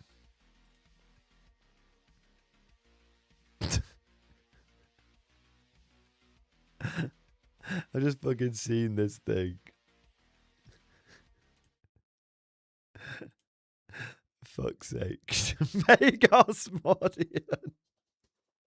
Hey, I think that's a pretty good Tech Priest cosplay. It's probably so good that GW is going to send me a cease and desist. There you are. All right, let's have a look here. Average White Shark. I think... Actually, there's no pictures here, so I can just read it out. I think in 11th edition, they should bring back a rule similar to Lookout Surf from 9th, but for every unit, where it said a unit is screened by a friend unit, they get the benefit of cover. This could make units like the Heavy Weapons Squad very appealing, especially if they bring back points for weapons. You could have cheap infantry and outsource the firepower to Heavy Weapons Squads just behind, instead of automatically going for the Heavy Weapons Squad first. This could also indirectly make it so that certain armies just can't get away with using elite units with no troop choices.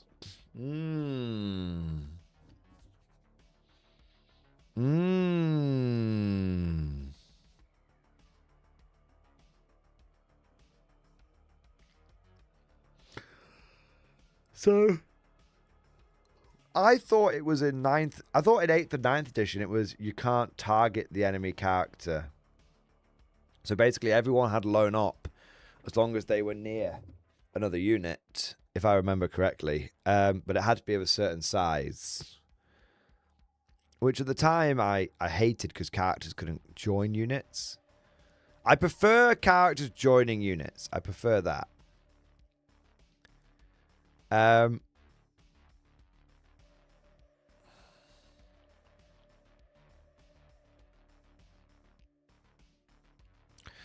I think to fix the heavy weapon squads,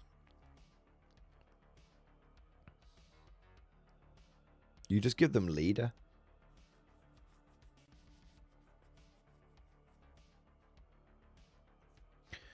You fix heavy weapon squads by giving them leader. And Cadian weapon squads can join Cadian shock troops. Krieg weapon teams can join Krieg blobs. Catachan weapon teams can join Catachan blobs. That would make a lot more sense than the current weird situation that we have, and would allow Games Workshop to essentially recreate the infantry squads of old without having to go back on their own dreaded policy. What annoys me about the dreaded policy is that it's not universally applied. Like, infantry squads could come back tomorrow. They should come back tomorrow. Same with conscripts. We just need the fucking old world mantra representing this unit. So, like, how do you represent conscripts? Buy Cadian shock troops and upgrade their heads with the Cadian shock troop conscript head. How do we represent the infantry squad? Buy Cadian shock troops and use one and the heavy weapon teams and use one of the heavy weapon teams in the squad. There's loads of ways they could do it. Yeah, I really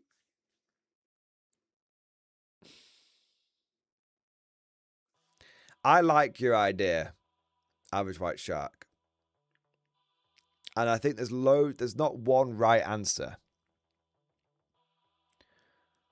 There's not one right answer. But I think that there's not one single solution. But there's definitely a point, there's a problem, and there's a point we want to get to with fixing that problem. And I like your idea as much as the next. Yeah. I do. I don't think it's a bad idea at all. Somewhere, heavy weapon squads for years and years and years have had this problem. Heavy weapon squads for years and years and years have had the problem of we can't take any option other than the mortar because they just die. And the way that you got around that as a player is you took infantry squads so you could have the heavy weapon embedded in the infantry squad. And now they've got rid of the infantry squad. Now there's really no reason to build any heavy weapon teams with anything other than mortars, which is annoying. Yeah. But no, I agree with the sentiment. It's a good idea, and I agree with the sentiment for sure.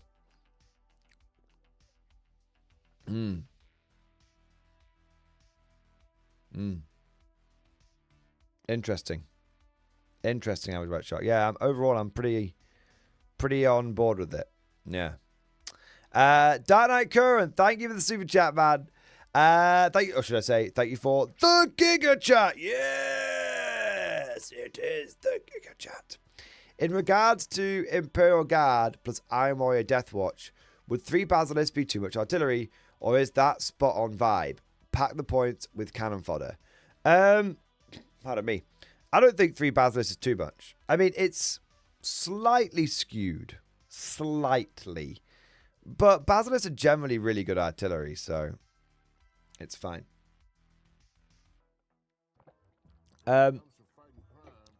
Basilisks have always been a really solid artillery piece.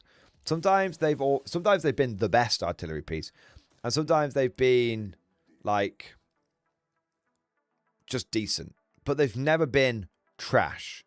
That's the thing. So getting 2 or 3 Basilisks, 2 to 3 Basilisks, definitely. The only thing you need to bear in mind is you are gonna probably want. This is a 10th edition thing. Of course, this could change in 11th edition, but you are gonna possibly want a Lord Solar, because the Basilisks hit on 5s when shooting indirectly, unless they've got an officer nearby to order them to take aim. Now, there's basically 2 kinds of officer that can do that, either a tank commander or the Lord Solar, if you don't want to be spending shitloads of command points every turn, right? So 3 Basilisks and a Lord Solar. But of course, you know, there's all sorts of designs that you can do for the Lord Solar.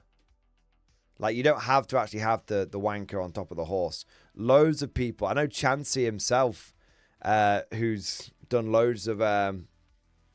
you would have seen Chansey on the channel.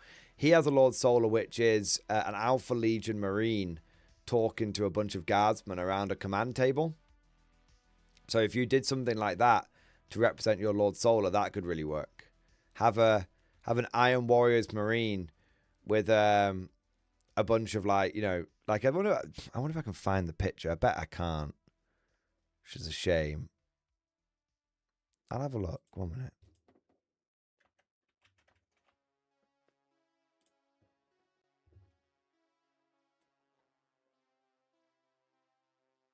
It was a little while ago.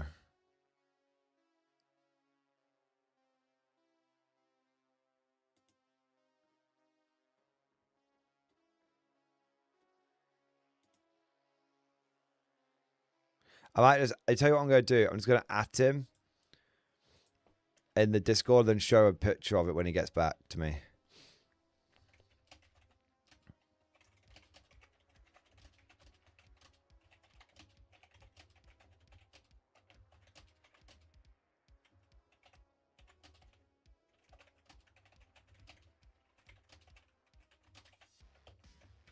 There you go. So yeah, that way you could basically have, you know, if you had like 3 basilisk, then you had basically what looks like a iron warrior, like coordinating the artillery battery. That would look really, really fucking cool. That would look really, really, really fucking cool. Yeah, that would be pretty badass. And then basically pack out a lot of the rest of the points with like cannon fodder and stuff. Yeah. Because, I mean, I guess how many, if we take, let's have a look here, 1 minute.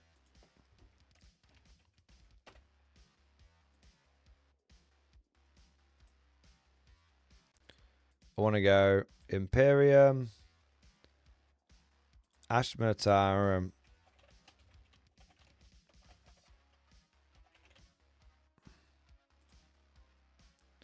here, let's have a look. So I'm creating a sort of similar list, right? So let's Age of Imperium, just don't the legends for now. Okay. So if we try and build a list like this, we're looking at Basilisk. Let's go for a Lord Solar with them. And then let's go Deathwatch Veterans. Deathwatch Kill Team. Take it like maxed out. Slightly too many guys, but I'm not going to worry about it. Take 2 of them. But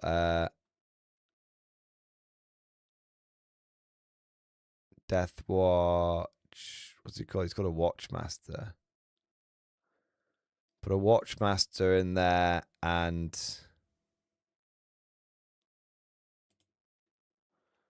I do just need to, this is fucking with it, isn't it?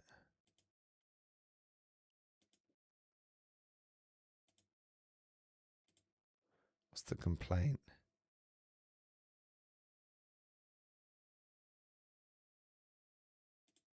I should fix it, right?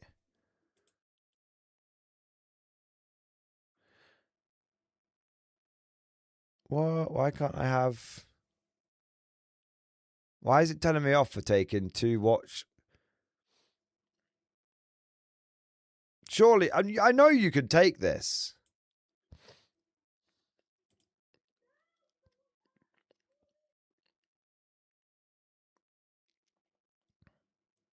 What the hell? Like, I know this is right. Why is it saying I can't take any of this shit? I was going to ignore it. It doesn't know what the fuck it's on about.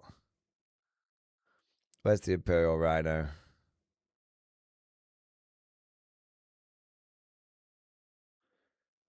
Bang, bang. There you go.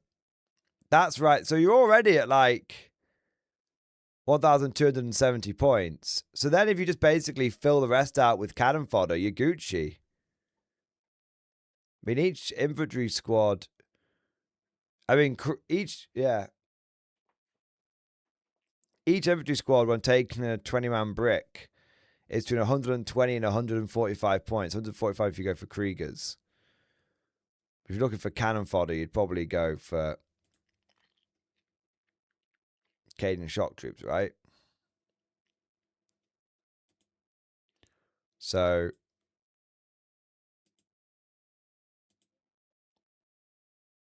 100 infantry seems pretty legit.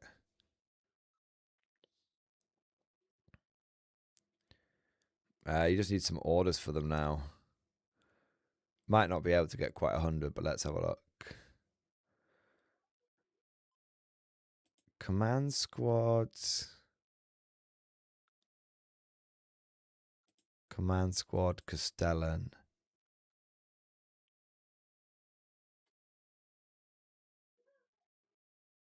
Ten-man squad. Perfect. There you go.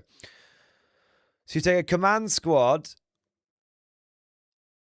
and the Lord Solar and attach it to the 10-man squad, making a Supreme Command blob. And then you have another command squad and a Castellan join one of these other blobs here.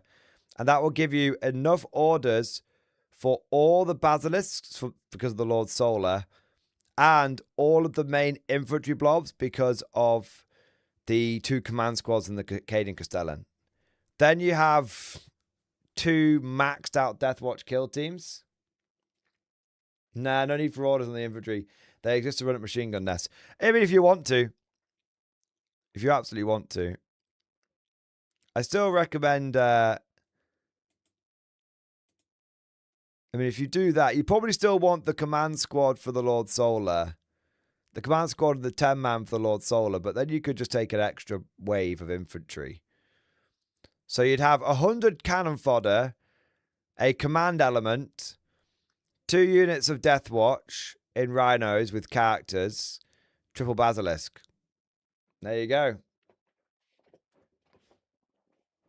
Yeah. There you go. And if you want to take them as Cadians, you can for the melter guns and stuff. But if you want real cannon fodder, you probably want Catchans. And the reason you want Catchans is because they can only take flamers. And so they basically are just running forward, equipped with lads guns and flamers, just trying to like burn the fucking trenches out. Space Marines don't trust them to have weapons that could be turned against them. So no plasma guns and melter guns. Same points cost as well, so it's really up to you if you want to do that. 120 points for either way for either blob.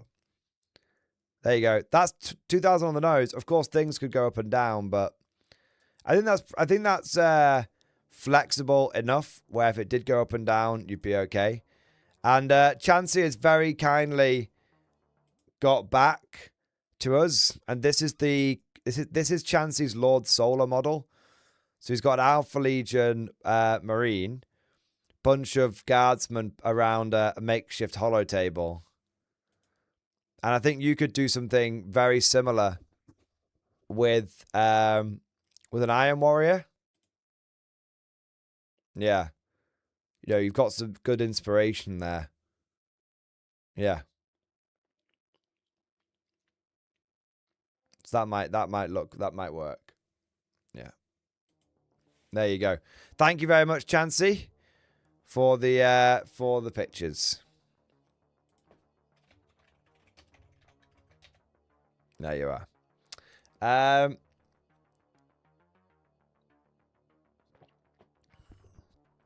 MG, show off your Lord Solar model. I have it right here. I actually was using it for a video earlier this week.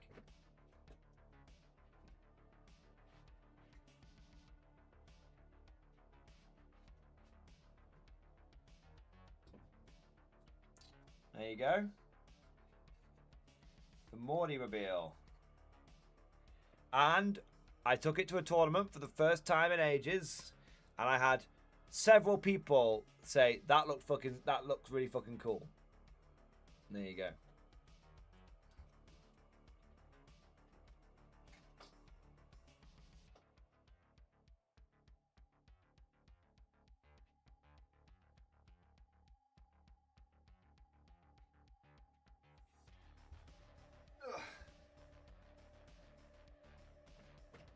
There you are.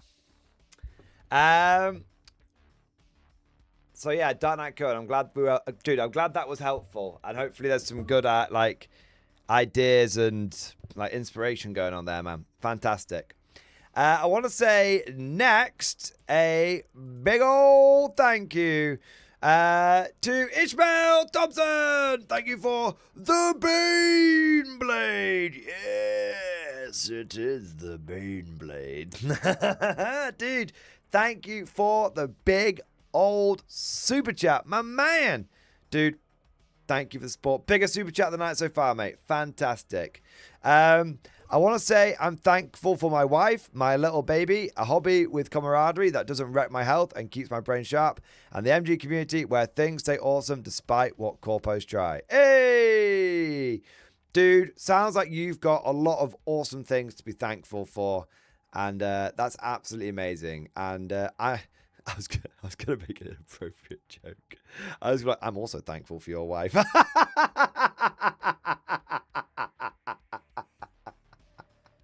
It's because the reason that joke popped into my head is because I was going to be like, same. And then I was like, wait, I can't be thankful for his wife. That's not right. I can't be thankful for his baby. That's not right.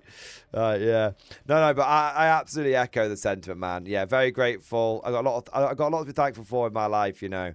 Very thankful for Mrs. Mordian. Very thankful to have the wargaming hobby. You know, I absolutely love it. I'm really thankful that, you know, a rising tide lifts all ships, and that I don't just have Warhammer 40k to, that I have Warhammer 40k, but I don't only have Warhammer 40k. That, you know, other games exist out there which are absolutely fantastic and a ton of fun to play. And, yeah, just overall, just a lot to be thankful. I'm very, very thankful. I'm very thankful to the MG community as well. You guys are absolutely fantastic.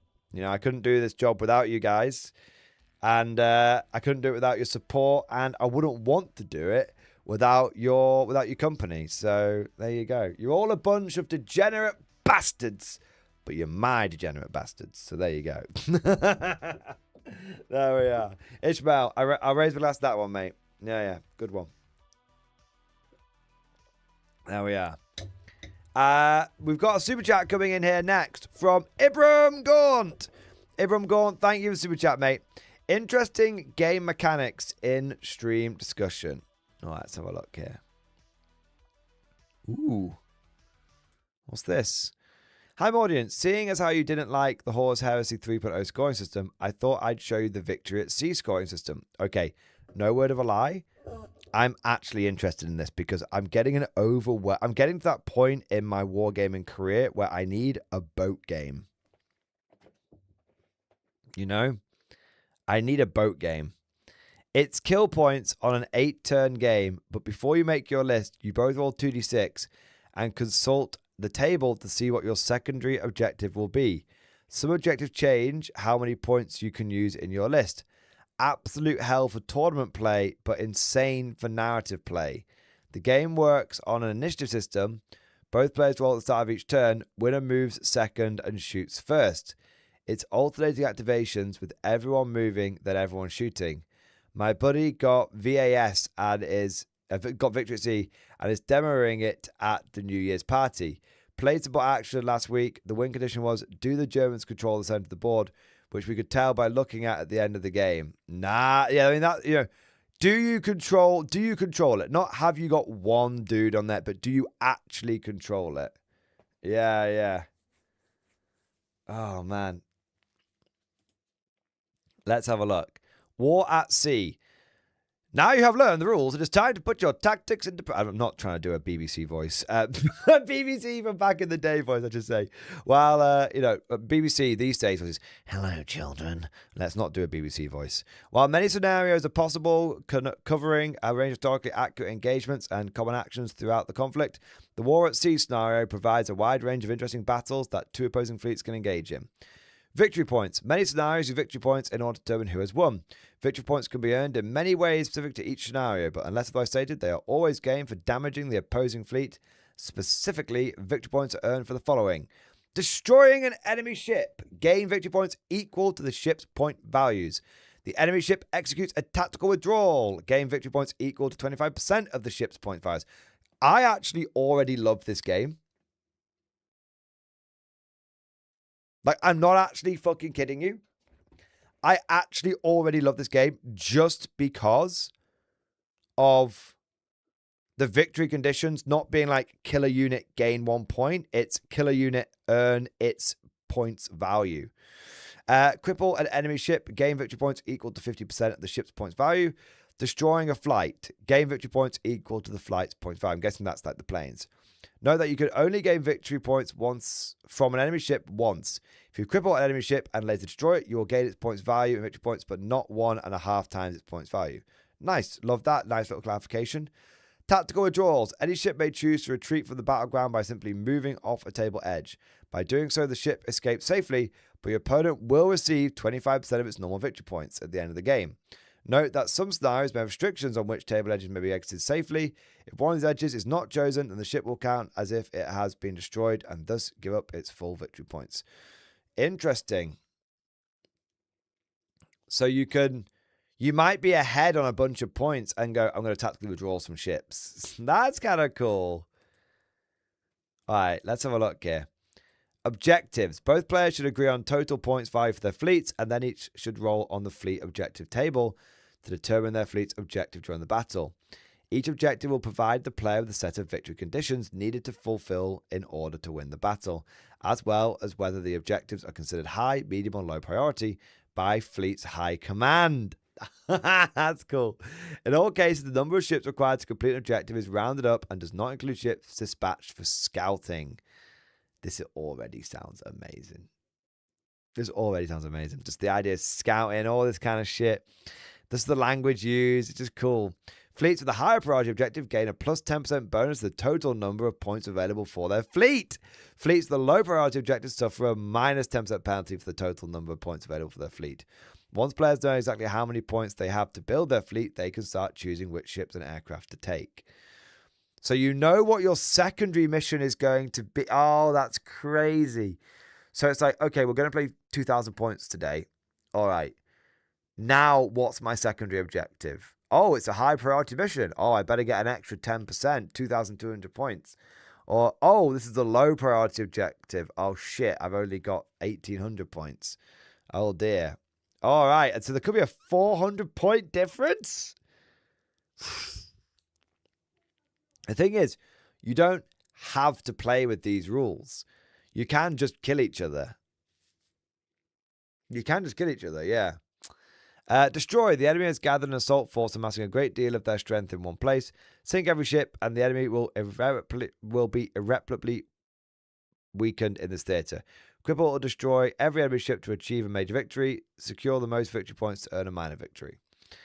Breakout. A superior enemy force has cornered your fleet and stands ready to wipe you out. Break through their line to reach safety. Move at least half of your ships on the opponent's table edge to achieve a major victory. Score the most victory points to earn a minor victory. Oh, so you can still just kill each other. You can still just kill each other to get the minor victory. I like that. Different win conditions. Yeah. An enemy fleet has moved into the area determined to reach its home port. You must hold the line and cause them to fail the objective. Stop the enemy from getting a major victory and score the most victory points to earn a major victory. Score the most victory points to score a minor victory. So if you stop the enemy getting their mission, if you stop the enemy from getting their mission off, like Breakout, for example, and you score the most victory points, then you get a major victory. If you just score the most victory points, but your opponent completes their objective, you would only get a minor victory. Okay. No.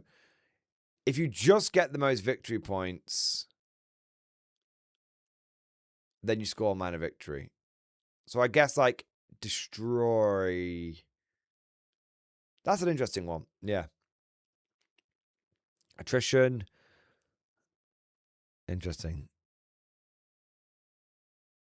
Ultimate enemy. That's cool. You know what? I'm just gonna look at something. I'm just looking, chat. I'm just looking. I'm just looking, like.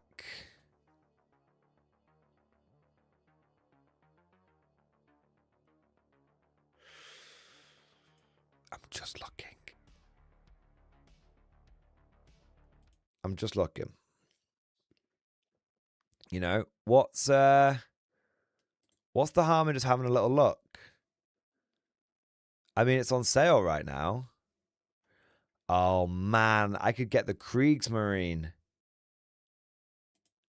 What's Battle for the Pacific? That's a starter set.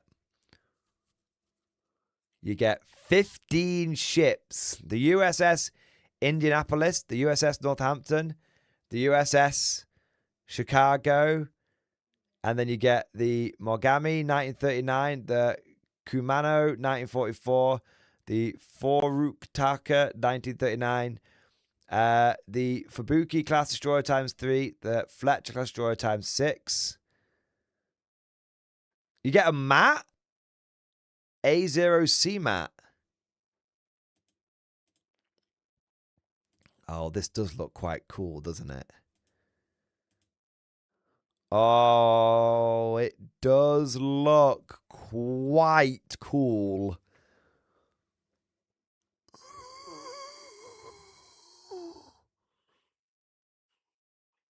Oh, it does look quite fucking cool. Oh, I bet the boats would be a piece of piss to paint as well.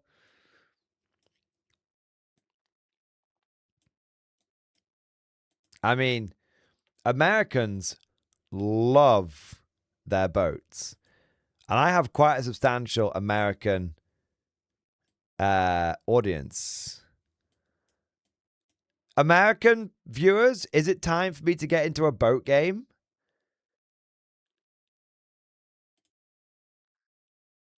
I feel like it's time for me to get into a boat game.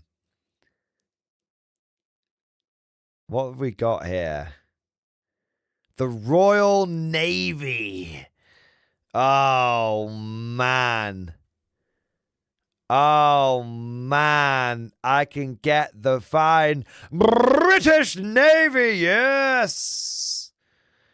The HMS Duke of York. Her Majesty's ship. Not anyone's ship. Her Majesty's.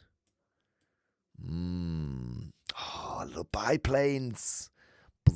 Swing my prop, Algie. Oh, man. An Eagle class carrier. King George V class battleship. A Leander class cruiser. An Edinburgh class cruiser. A Dido class cruiser. Tribal class destroyers ×3. Torpedo bomber aircraft. Swordfish flight ×4. Oof.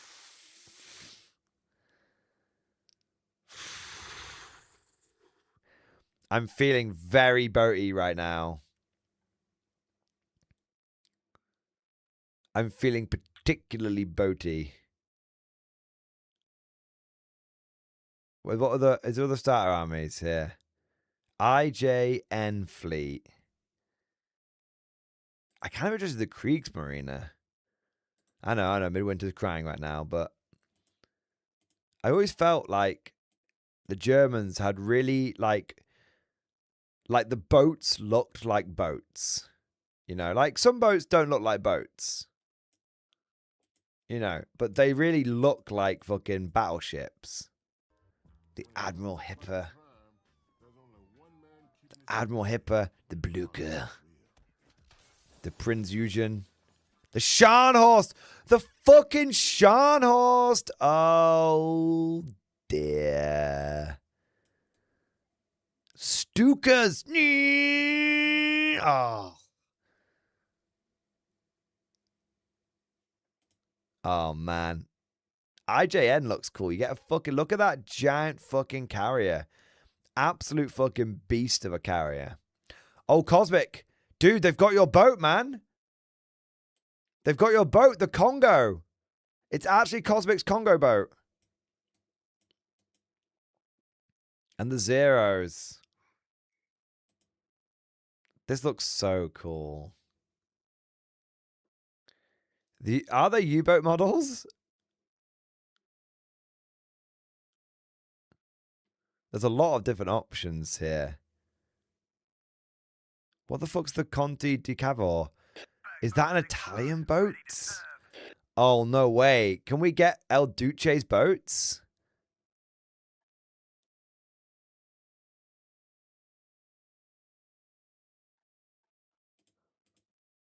Is that an Italian boat?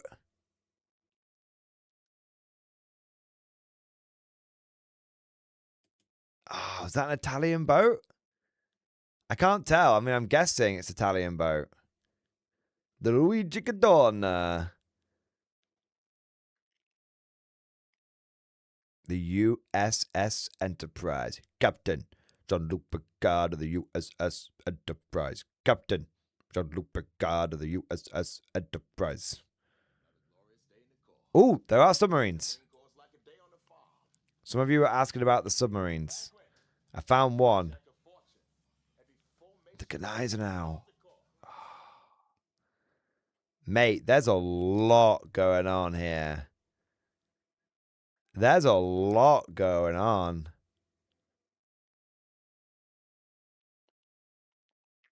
I had no idea.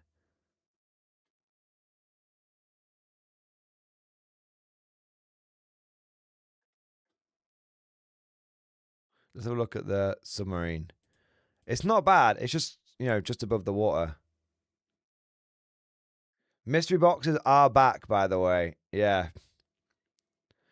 Yeah, I should, just to get distracted slightly for a second. Warlord Games is doing the mystery boxes again. So it's £75 and you are guaranteed to get between £125 and £150 worth of miniatures, all from a single faction. Every box includes at least 130 plastic infantry kit, plus vehicles and support weapons. So you don't know what faction you're going to get. You don't know what faction you're going to get, but you know it's all going to be for a single faction. So basically, it's a mystery box starter army. It's a mystery box starter army. I've never seen anyone get a bad mystery box. Exactly. One for the Axis, one for the Allies. Same deal. I'm not even kidding you guys. If you are up for, if you, I recommend them. Highly, highly recommend them. They're very, very good. And you might not get an army you want, but you might end up starting a project you never thought you'd love. Yeah. Or you might get something to supplement your existing collection. Who knows? But you will get basically a starter army for a big discount. The thing is, you just don't know which starter army. You might be like, oh joy, French. Yeah.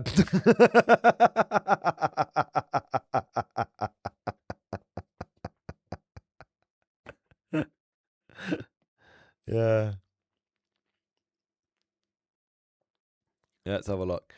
Now, I saw something here. So what the fuck is Cruel Seas?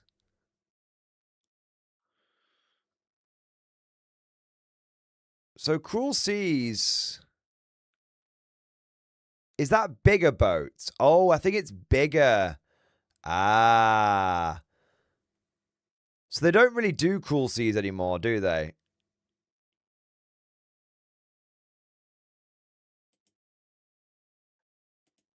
I think it's bigger scale. Yeah. Yeah. So it's bigger scale. So I think it's 1 to 300 scale. Yeah, look at the size of the planes and shit. So Cruel Seas is basically bigger boat game. That's fine. But truth be told, I'm all about little boats. There's Black Seas under Black Powder. Yeah, I actually my brother actually has got some Black Seas, and we're going to be playing it. The idea, we don't know if this is gonna exactly how we're going to do it just yet, but the idea is we're going to do a battle report dressed up with pirate hats and drinking rum and get absolutely wankered during the battle report, and then basically just upload it. And it'll be like probably a one-off, but it'll be a one-off just mental video basically. Unless people like it, and then maybe we'll do it more than once. But yeah, Master of Commander roleplay session, exactly. Look at this beast. The Age of Sail battle game. Look at that. That looks like a proper board as well, not even like a little map. Yeah. Yeah, that's so cool. I like both though. What do you what's your take?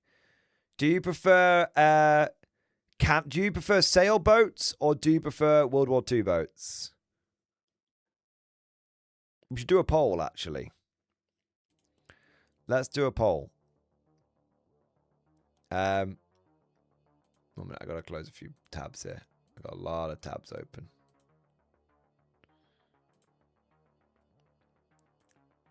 Start a poll. What boat game do you think is cooler?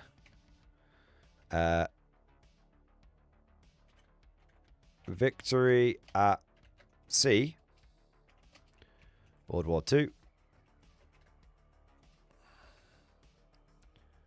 or is it Black Sails, is it? Black Seas. Black Seas, Age of Sail. I'm just curious. Because I feel like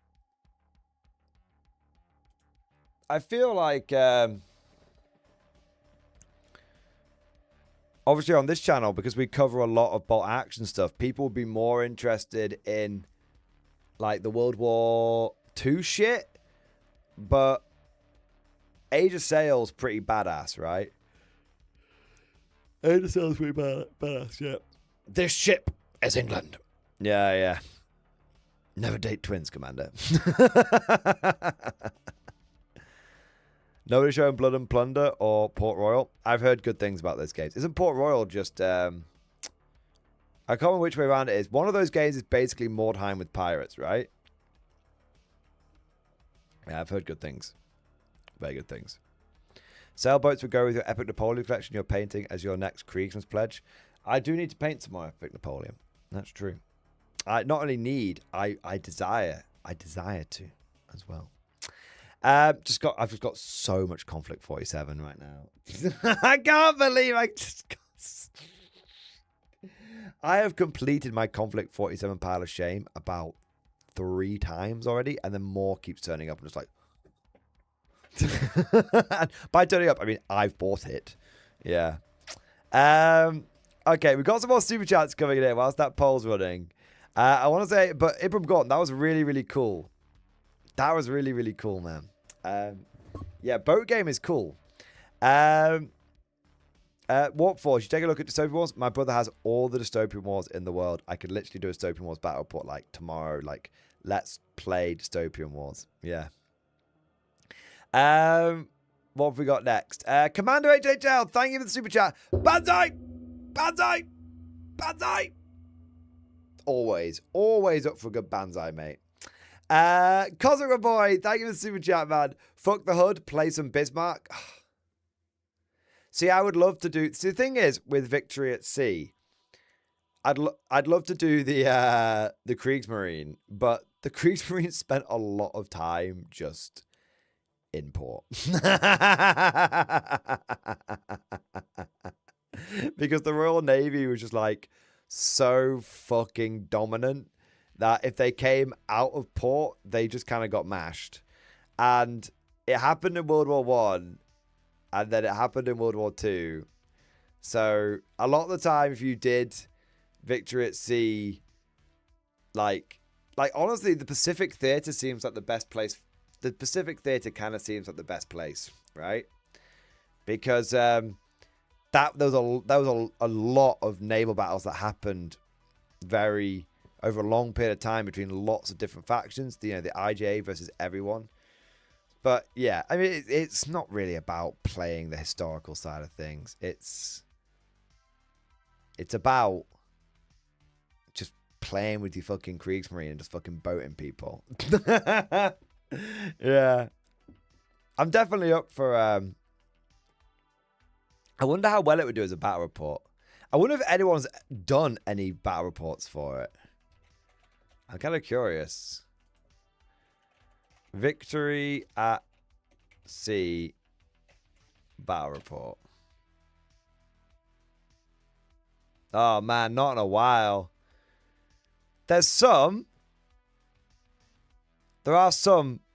But not recently. Not recently, unfortunately. But there you are. But maybe that means there's a gap in the market. Maybe.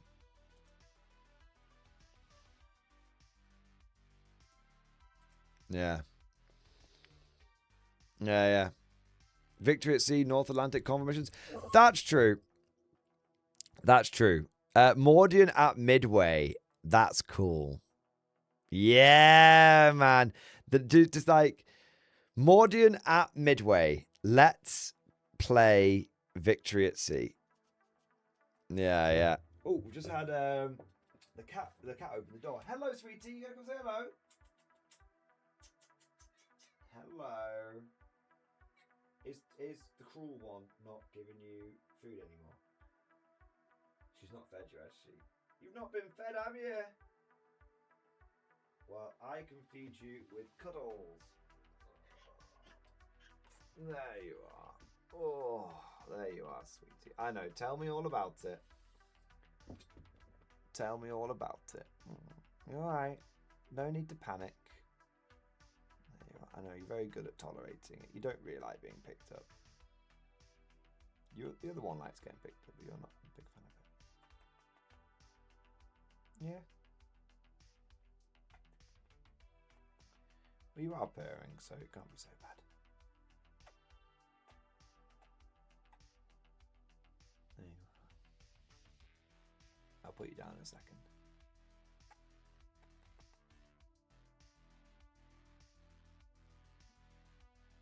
Yeah, there you go. Getting a bit more relaxed. There you go.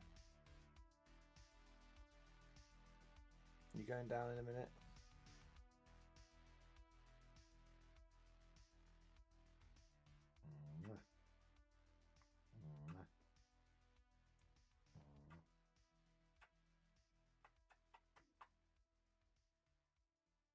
Right, are you going down? There you go.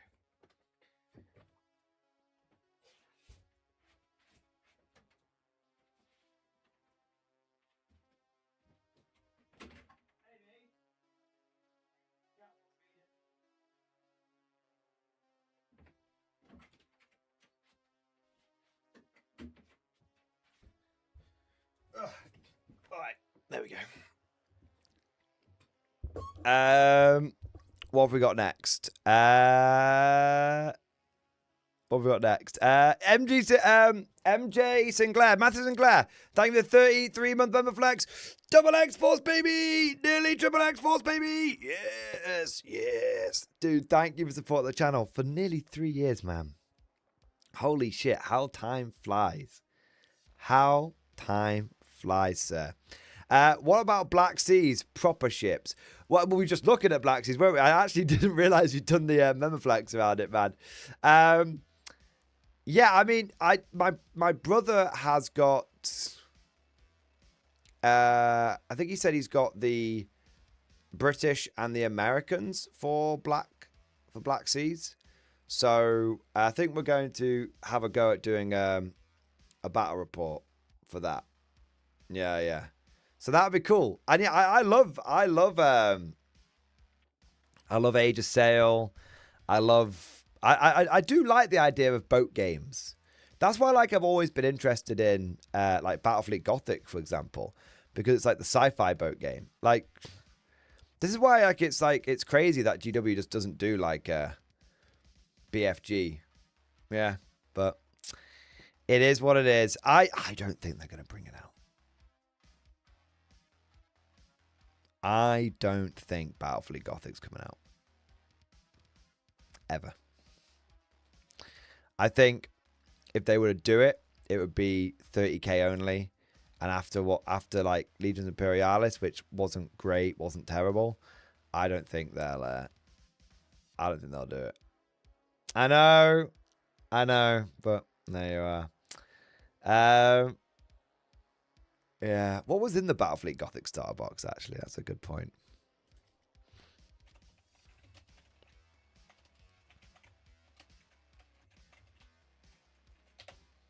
Back in the day, what did it have? Oh, it had quite a lot.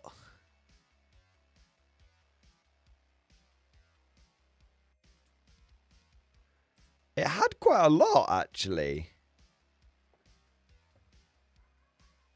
Look at that. 4 big ships for the Imperium. 4 big ships for Chaos. And a bunch of fucking planets and shit. It's actually kind of cool. Yeah. Nice. But yeah, Matthew Sinclair, getting back to the super chat at hand. I'm just getting massively distracted. We will be doing Black Seas. It's not a case of if, it's a case of when. Which will be good. Even if we just do one game, it'll still be fun to try it out. And I kind of want to try out. This is kind of the beauty of when we're in the 40k drought, the end of edition 40k drought. You can just try all sorts of things out, and then it allows you to try things out. If it sticks, great. If it doesn't stick, there you go. But yeah, definitely. That's why I'm trying so many different games out at the moment, just to see what we like. Yeah. Are Caresso. I'm definitely saying that incorrectly. AG, thank you for the super chat, my man. Thank you for the support, bro. Okay, Mordian, you sufficiently good-looking bastard. I'll take it. A quiz question for you. What was the US name of the plan to invade mainland Japan? That's a really good question, which I definitely know the answer to. But just as part of the preamble to the answering of the question, I do believe it was Operation Downfall, and I definitely didn't Google it.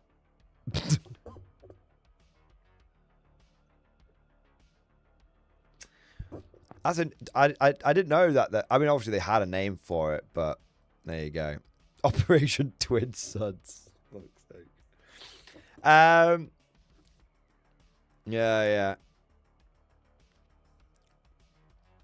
Operation Downfall is kind of cool. Like, isn't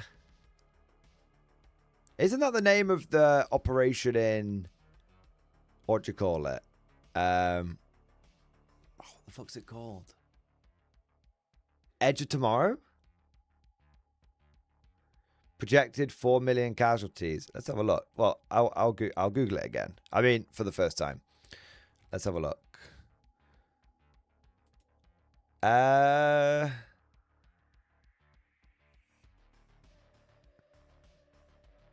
What did they expect?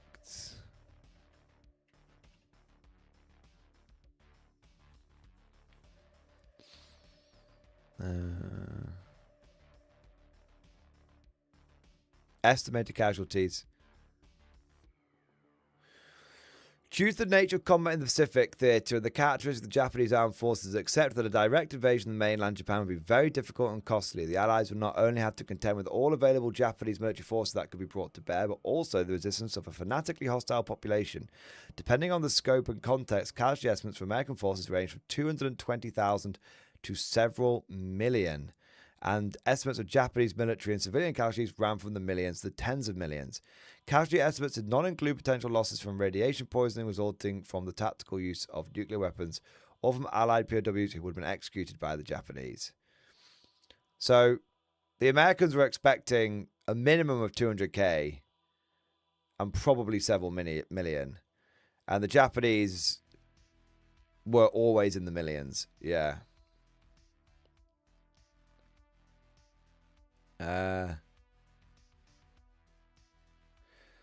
Taking into account the stiff resistance of the Japanese 31st Army at Saipan, they conclude that if the US forces had to defeat all 3.5 million Japanese soldiers who could be made available, it might cost us 500,000 American lives and many times that number wounded. Despite the high numbers, by the spring of 1945, a figure of 500,000 battle casualties for projectile invasion was widely used in briefings, and while totals of close to 1 million were used for actual planning purposes, US planners hoped that by seizing a few vital strategic areas, they could establish effective military control over Japan without the need to clear the entire archipelago or defeat the Japanese on mainland Asia, thereby avoiding excessive losses.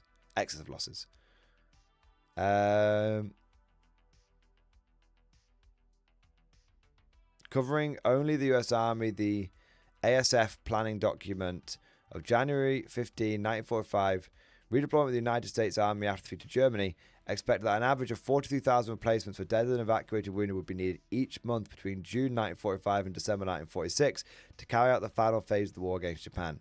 Projected losses in these categories excluded those of the Navy and Marine Corps, totaled approximately 723,000 through the end of 1946 and 863,000 through the first part of 1947. Wow.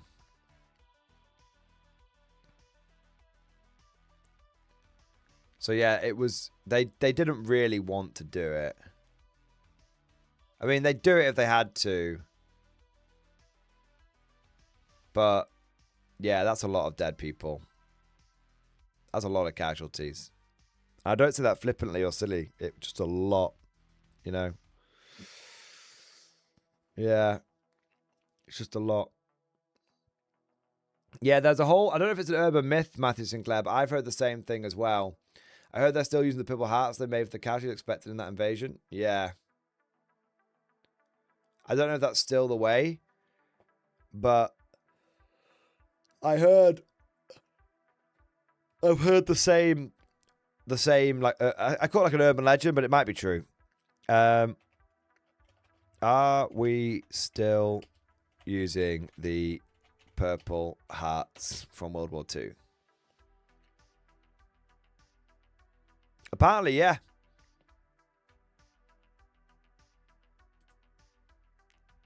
Apparently, yes.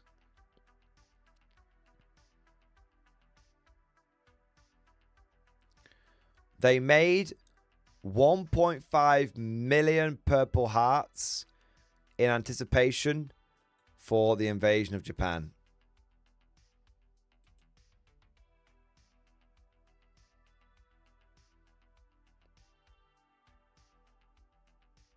They've still, but they have done additional production runs of Purple Hearts in 1976 and 1999. But it's basically pot luck if you get one of the old ones or if you get one of the new runs. So they have produced more since. Yeah. Yeah. AG, by the way, when Japan surrendered, that was the first time ever a commoner had ever heard the voice of the Emperor. Yeah, I remember that. And he was just like a dude wearing like a bowler hat. He wasn't even that big a deal. Do they still have they still have an Emperor? Sick, man. That's cool. Like, it is still pretty cool having an emperor. Like, I don't think there are many emperors left in the world. There's like loads of kings, shitloads of kings, but there's I don't know. I kind of feel like the title of emperor is higher up on than the title of king. How many countries have emperors?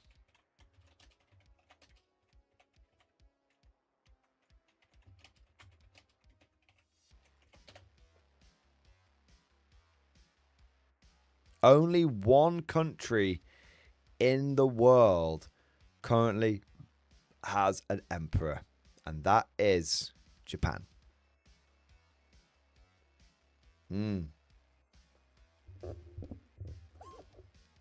That's mental. How many countries have kings? 43. King or queen? So kings are way more common. Yeah.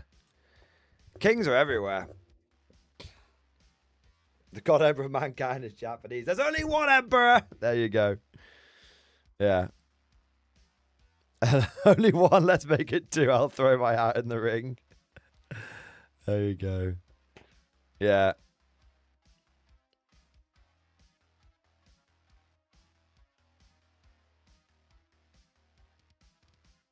Yeah, I remember, like, I think I saw, like, a video, like, a documentary on, like, the surrender of Japan. And, like, you got to listen to, like, Hirohito speak for, like, the first time. And he wasn't, his voice was, like, quite weedy. It was like, oh, hello, my people. We're going to have to surrender now. Okay, bye. You know, it was kind of like, I don't know, maybe that's like a post-war myth to like make, the Japanese seem worse. Do you know what I mean? Like, you know, history written by the victors and all that kind of stuff. But I feel like there was, like, his voice wasn't quite as impressive as a lot of people were expecting. Because you expect an emperor to sound like Brian Blessed. Gordon's alive! Yeah, that's what you kind of expect your emperor to sound like. And he sounded like a high elf, Matthew Sinclair. Yes, brothers. Yeah, a little bit. But isn't Ulthuan basically Japan in Old World? He was really into bird and fish keeping too. He was just this dude, wasn't he? He was just a dude. Like, oh yeah. How's the? He had the famous quote though, didn't he? Like after, like it was when the war was very obviously lost. Like obviously lost, and he was like, it appears that the war has developed not exactly to Japan's advantage. And it's like, that is one way of putting it. The situation is definitely no longer to Japan's advantage. In fact, it's so not to your advantage that one might say the situation's developed where Japan is fucked. But, yeah. Wonder who really had control of Japan, if it was really him. Well, I think it was Japan was a military dictatorship, essentially. I think there was a big problem, and those of you who know history better than me will please educate me on this. But didn't Japan, even in World War II, have quite a big problem with just if the civilian government didn't do as the military said, the military just assassinated them. Like, it was quite Roman in that regard, just constantly stabbing each other in the fucking backs. There were a few times the civilian government was like, we're not going to sign off on this. And the Japanese government was like, okay, that's fine. Bang. You going to sign off on it? And the next guy came and was like, I'll sign off on it. Like, so they weren't meant to be a military dictatorship. But,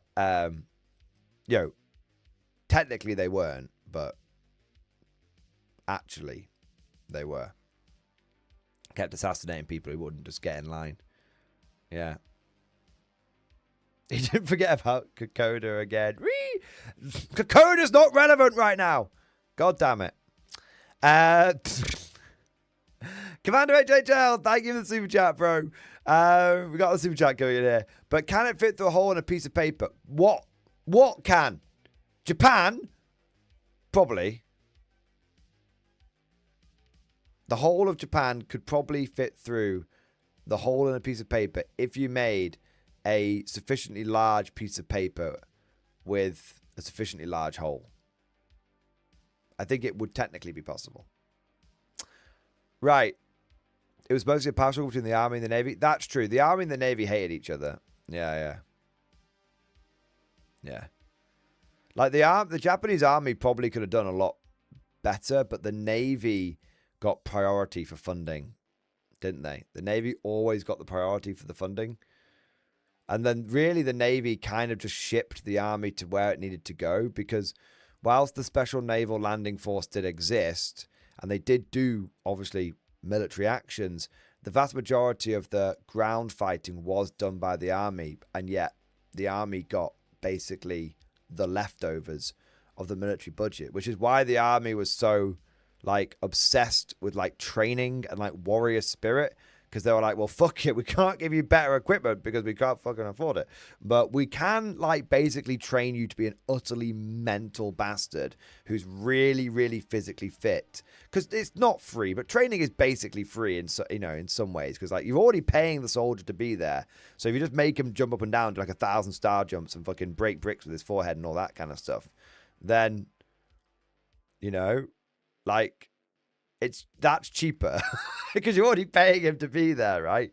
You know, if you're paying him to do shooting, that's a bit different, but you don't have to pay him all that much to stab a bale of hay with fucking bayonet, right? So that's why I think the Japanese soldiers were like so well like trained and so disciplined, because they were like, we can't like give you all the best equipment, but we can basically train the fuck out of you, and that's how we'll get the advantage on the battlefield. And it worked in you know, for a long time it worked, but as was kind of demonstrated in World War One, fighting warrior spirit can only go so far in the face of fucking machine guns. And when the Americans decided to turn up, they decided that they were going to bring a lot of machine guns. So, there you go. Yeah. Yeah. So, there you go. For our nation, that makes sense. Oh, it does in some ways. But they did do a lot of fighting in China, and they did do a lot of... It kind of, Tiki, it kind of makes sense from, like, a traditional point of view. But, obviously from a... I think... From a more practical point of view, I think maybe Army and Navy should have been pretty equals. Yeah. Yeah.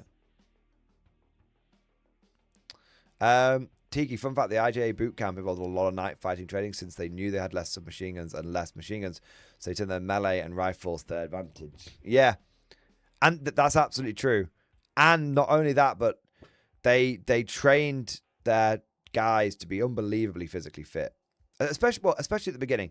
Obviously things change as war goes on and casualties happen, and you know, replacements constantly need to be rushed and training needs to be rushed. But you know, but they started the war with just fucking absolute beasts of soldiers. Yeah, very capable. Yeah. And then you had there's like in Japanese officer training school, they started every morning by just screaming into like the dawn, like to like hype themselves up before then going off and doing the rest of the training. They're just like, ah, ah, ah. Yeah. So they were pretty honestly, the IJA were pretty fucking mental, but also, and they were pretty fucking mental, and they were pretty fucking evil, and they were pretty fucking cruel, but they were also pretty fucking capable. Yeah. Yeah. Anyway, I need a drink. I'm going to grab a drink, and then I'll be back in one moment. I won't be long, though. I'll be a couple of minutes, so... Talk amongst yourselves.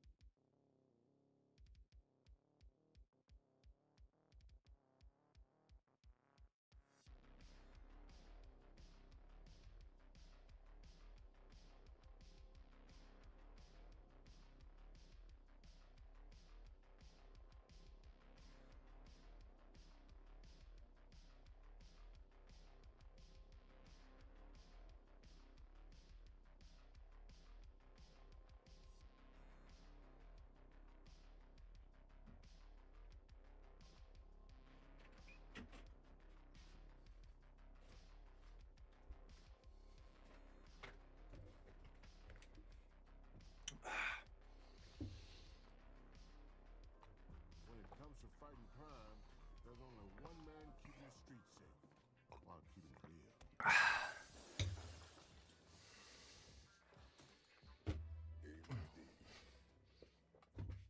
I've knocked my screen. That's better. All right, where were we? Nostalgia Vivek, thank you for the super chat, man. I may have done some spending. Check stream discussion.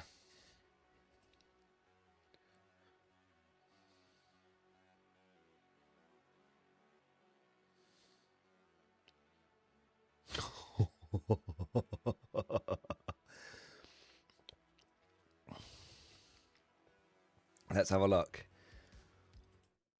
So I may have just spent 114 quid on Drop Fleet Minis, but I'm considering it a celebration for getting a job after searching since spring this year and graduating from my PGCE in July. Hey!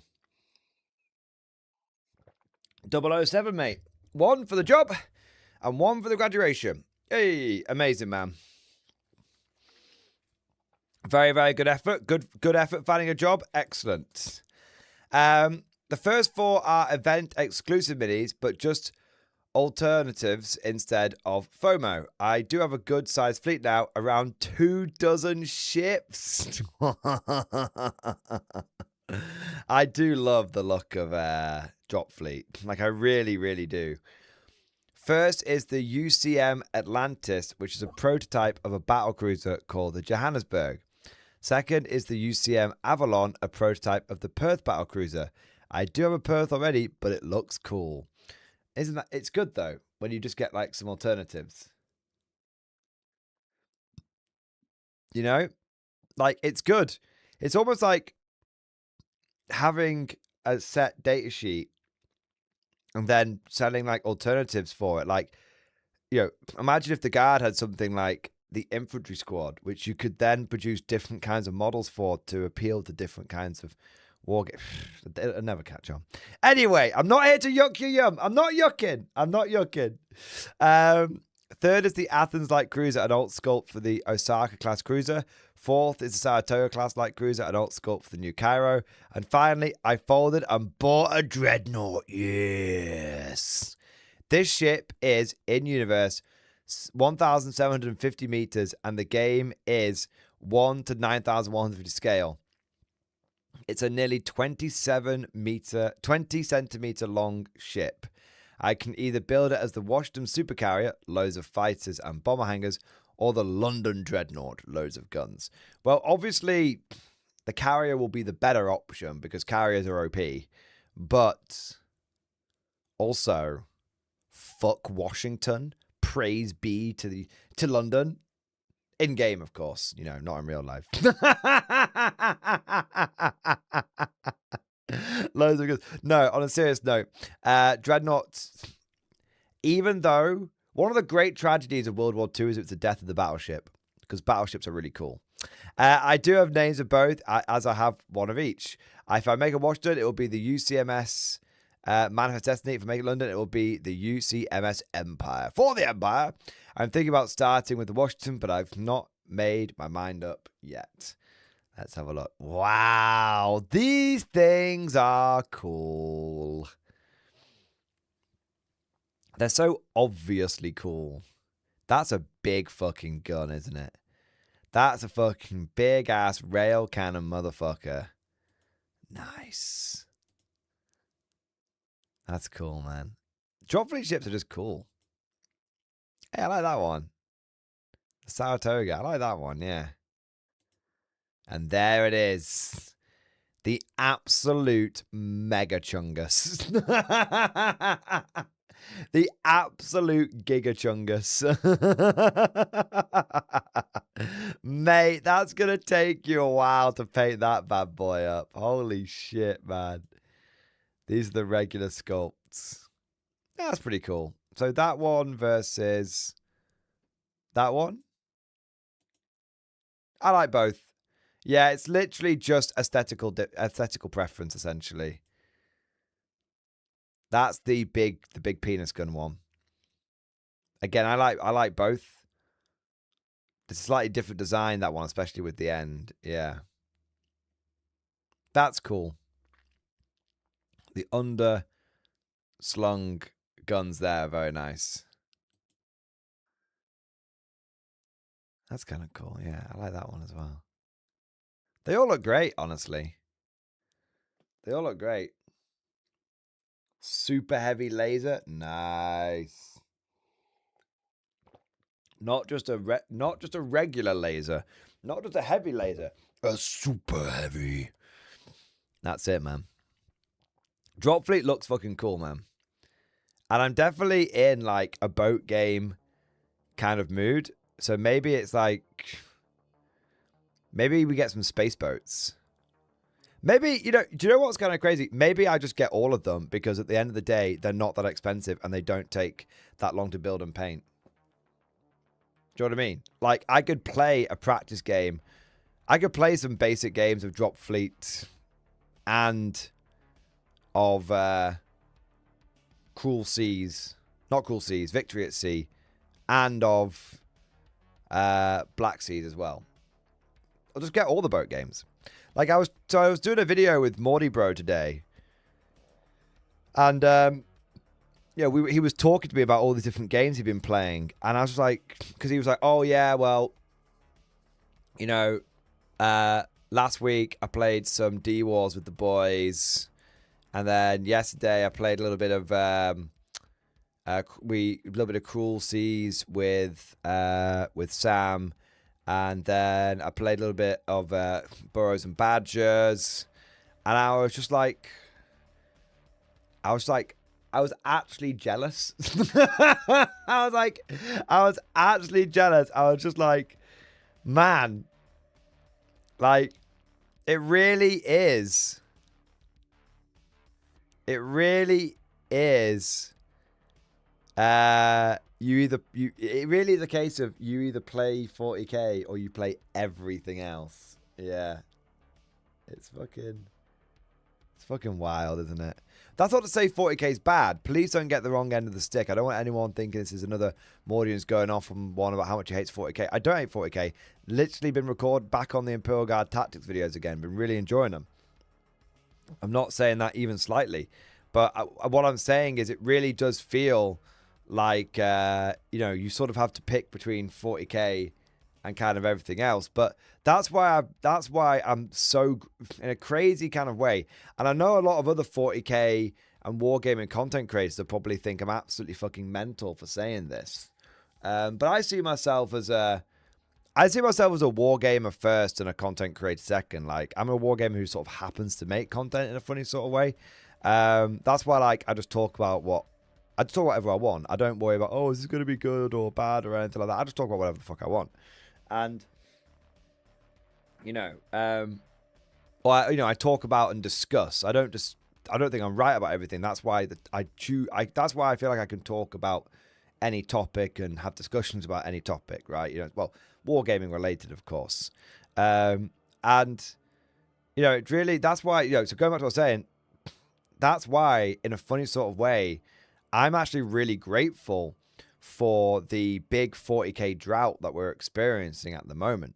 And oh my god, I've been doing more and more research into this thing. I'm not going to go off one because I've already actually talked about this several times. I don't want to basically repeat myself, but there's a proper I don't know if it's just a content creating thing or if it's just a Warhammer thing. I don't know. But there's been such a massive drop off in views for a lot of different Warhammer content creators, and I think basically everyone's kind of played out. I think 10th edition's played out a little bit, although there's always new stuff coming out, like the new Victrix could shake things up a little bit. But I think by and large a lot of stuff's played out. And so, in a funny sort of way, I'm actually kind of grateful for it because even though I absolutely love Warhammer 40k, I also really enjoy trying out new games and trying new games and just having new experiences and all that kind of stuff. And whereas 6 months, a year ago, 2 years ago, I'd be like, no, I can't really focus on anything but 40k. Now I can be like, hey, bit of conflict, bit of bot action, 40k? Bit of 40k as well? Go on then. We'll do a little bit of 40k. Hey, what about a little bit of this? Oh, what about a little bit of that? What about a little bit of beef? What about a little bit of salt? What about a little bit of cruel seas? You know, it's just great. Just nice being able to just have... It's almost like the pressure's off. Like, I think so, you know, there's two ways of looking at it. I think there's two ways of looking at it. Either the pressure is really, really on. If you only really cover Warhammer 40k, it feels like the pressure is really, really on because you're like, oh my God, like 40k is not doing very well in terms of like views and stuff. Or you can take, you know, my approach is, oh, the pressure's off. So I might as well just cover stuff that I'm really interested in rather than worrying about covering stuff because I think I should be covering it. Because, you know, I still try and, you know, I talk about whatever I want to talk about, but I still try and, you know, at the same time, talk about stuff that I think other people will find interesting as well. Like, you know, I know you guys enjoy talking about Warhammer 40k and other games and stuff like that. So, yeah. We are the best Tau Tactics channel on YouTube. I mean, I don't think that's true. But I do think if I wanted to, I could produce quite a lot of Tau Tactics videos. Because I've played most Tau units at least once. Maybe that's the way we go. Maybe we stop all the beef, all the salt, all the slop. Have we mined the slop mines enough? Probably. I feel salted out. I'm not gonna lie. I feel look. I'm always really, really like open and like upfront with you guys, right? And I'm salted out. I'm salted out. You know, I'm like beefed out. Like I think I've been. We had the summer assault. You know, we had the summer assault. And I think it's just like where basically all of this stuff that had been bothering me just like built up. Until I was like, and basically the Horus Heresy fuck up just like triggered it. I was like, fuck you, GW. I really was looking forward to this fucking game and you fucking fucked it up. And now I'm really angry and I'm going to keep complaining about everything. And now I'm just like, oh, I just can't bother talking about it anymore. Yeah. Most of the Telltale channels are all paid content. Yeah, there's a lot of that. I've seen so many people paywalling their content. I don't know. Not for me. I just let it all out there. Let it all out there. Just people can watch it if they want to watch it. That's my approach. I've talked about this before, so I'm not going to repeat myself. But yeah, one day maybe I'll paywall some shit, but no intentions on paywalling anything anytime soon. Yeah, Qua chat. Right, fuck it. Are we going to look into Qua? Are we getting Quarius? Right.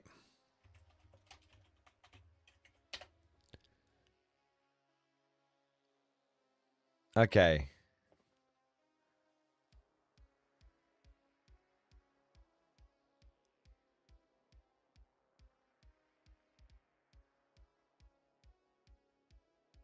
I'm trying to find. I need sort of.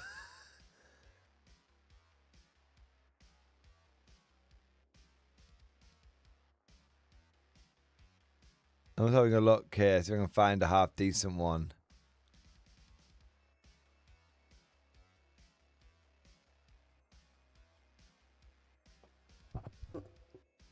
What the I can't actually find anyone doing. I can't actually find anyone doing like Qua battle reports.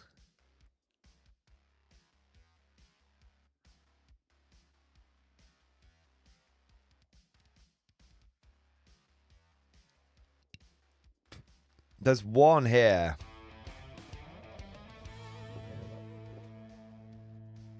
Hello everybody and welcome to this Let's Play, this Forged War. Yes. Joined by Ben to take us through a Rifler's Pocketbook. Yeah. So Yeah. this is a interesting little skirmish game from Zombie Smith. Yeah. I guys want Options there, to and they see will all some be the same. They do dice all have to getting be the rolled same. and This is- shit. This is good. I think because he's got the fence near enough to him, which will provide him with a little bit more cover. This fellow here on the end is going to dive for cover, so he's going to try and dive for that slightly. He's going loftier to dive corner for of the, cover. Yep. of the fence there. Sure. So. Is that even a what? Anything else? Do I declare the other two as well? Or Oh is yeah, that- yeah. Before I roll, you do Okay. all your declarations. This guy is because it's your movement value, isn't it, into the cover? After the, yeah, after so the you've fact, got yeah. a 5-inch move. Okay. He's going to do the same. They've only both got Bogan, so they're going to both try and go over there. My fellow on the end, who has the Rishi, is going to shoot back, I think. Do a reactive Yeah. shot back at me. Because he's got a slightly longer range weapon. He feels a bit more plucky, so he's going to have a shot at you. So, Okay. yeah. That's plucky. That's all fair enough. Yeah. So none of that happens until I've completed my shot. Exactly, yeah. But we just make sure we've got all the declarations out of the way. Yep. So, yeah. So What the? my skill normally. So is it a skirmish game for or rifle. is it Yep, all skill checks are done on 3d6 in this. interesting? Where lower is better. 3d6. Now, Mr. It's Man, never been done.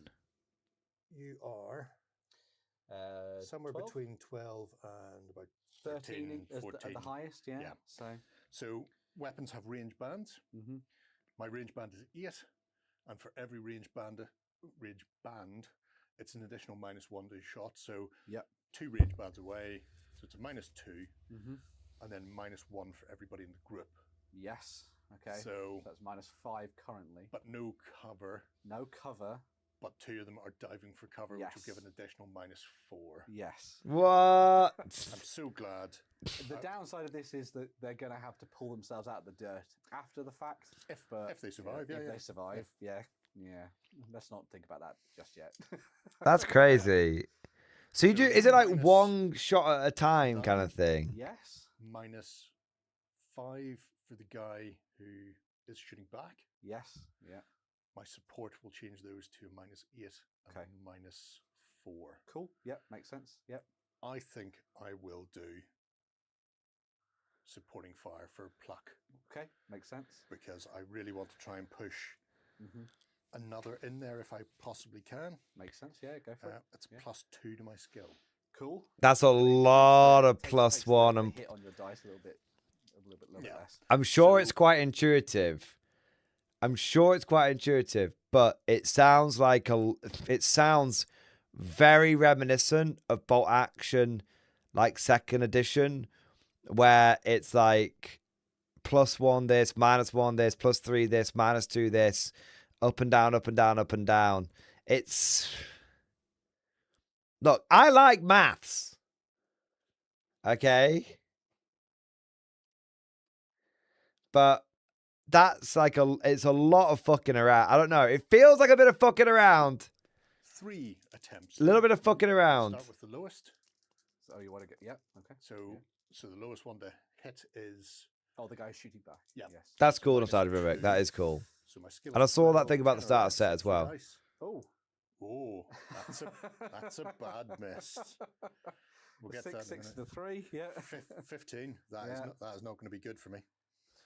Wait, so he's rolled so badly he could shoot himself. He probably shouldn't have loaded that automatic weapon with all those strange bullets that he found on the floor.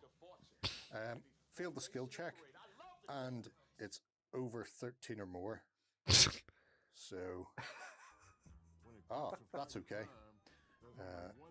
It's not high enough to do anything terrible Thank to me. God. So the weapon didn't explode in his hand. Didn't explode in my hand. Which- If that was the one diving for cover, That's then quite you would've good. got to move it, Okay. Wow. which would have made life much easier for you. Yep. So the next one then, Fellow in the center, or what? Let's do the guy on the end because he's the nearest so distance of cover. 6 or less. There's another massive For a total of 9 there. 9. So that's a miss. Missed. And Ooh. We've got 7 there 7. for the next one. So 7, and I needed 6. Yeah. I can spend a pluck Spend a pluck to make it a success. to make it a success. Yep. So this poor chap in the middle gets hit, winged by a bullet. Yes. Yeah. This is Once you've been hit, it's actually quite if it's straightforward. successful, the target is taken out of action. Lie Oh, down on the what? floor. What? You don't even roll to wound? He might not be dead. What? The thing is, they can be tended to, so Yes. they may get back up, or you might go over there to find out that half that poor Quar's head is missing. Yeah. That's I know you're cool. Yeah. Right, that leaves you with your responses. I there. quite So like your it. dive for cover was successful. Yep. So he's just gonna dash over behind the fence over there. I quite like it. There, which is good. He might go a little bit further actually that way. Just Let's skip ahead a little bit. The fact he does still count towards rifles active though. Right. So I could just move him backwards, get him Yeah, out there. yeah. But then, Happened. oh, Second action. Tend the wounded. yes. Cross fingers. It's For it's Rambo. actually kind of cool. Oh man, I hope he doesn't step on his neck by accident. He steps on his neck by accident. Rambo's dead. Completely dead. So he goes over. This is cool, man. So he goes over to the guy, like one of his soldiers goes over to another one of his soldiers to like try and like tend him and heal him as like a medic. And he fucks it up. He fucks the medic check up so much. He actually ends up killing him. That's actually like, it's like, oh, help me. It's like, oh, fuck. I didn't pay attention in medic school. I'll just, it's fine. I'll just put pressure on it. It's like hands go through like his like rib cage. Like, oh my God, no, that was a bad idea. He did dive for cover, so does that mean that he has to stand up, or is that... So there we go. So it looks like this sounds grimdark in that Muppets get conscripted in World War One kind of way.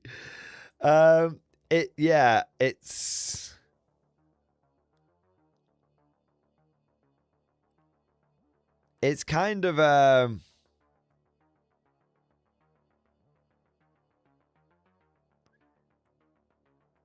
so I'm not gonna lie, it seems super quirky and it seems like it's more of a squad based game than a platoon or company based game, which I could be wrong, but I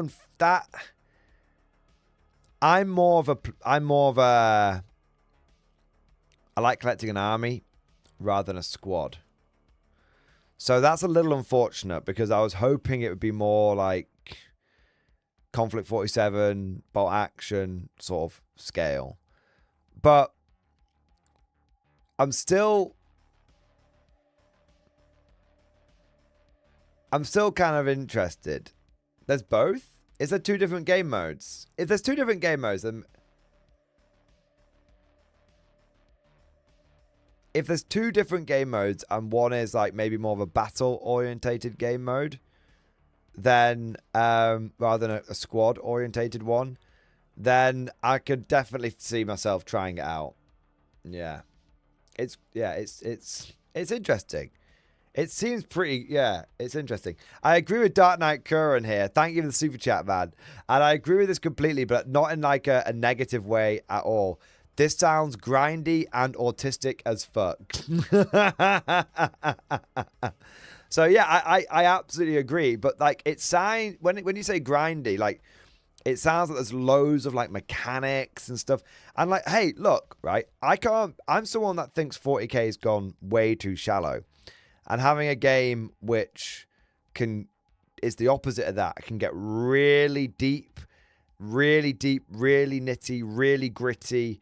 Where I can unleash my weaponized autism onto it. Like I'm actually well up for that. I'm well up for that. So yeah, it does sound grindy and autistic as fuck. Maybe the squad-based version is just not my style. But if there's a battle-sized version, then that could be something I could find myself getting a bit more interested in. Yeah. At the end of the day, I already have loads of terrain for it. So it would be a simple case of just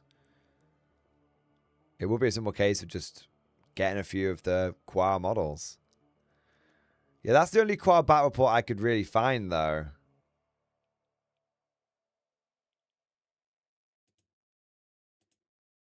See, there's another one here, maybe.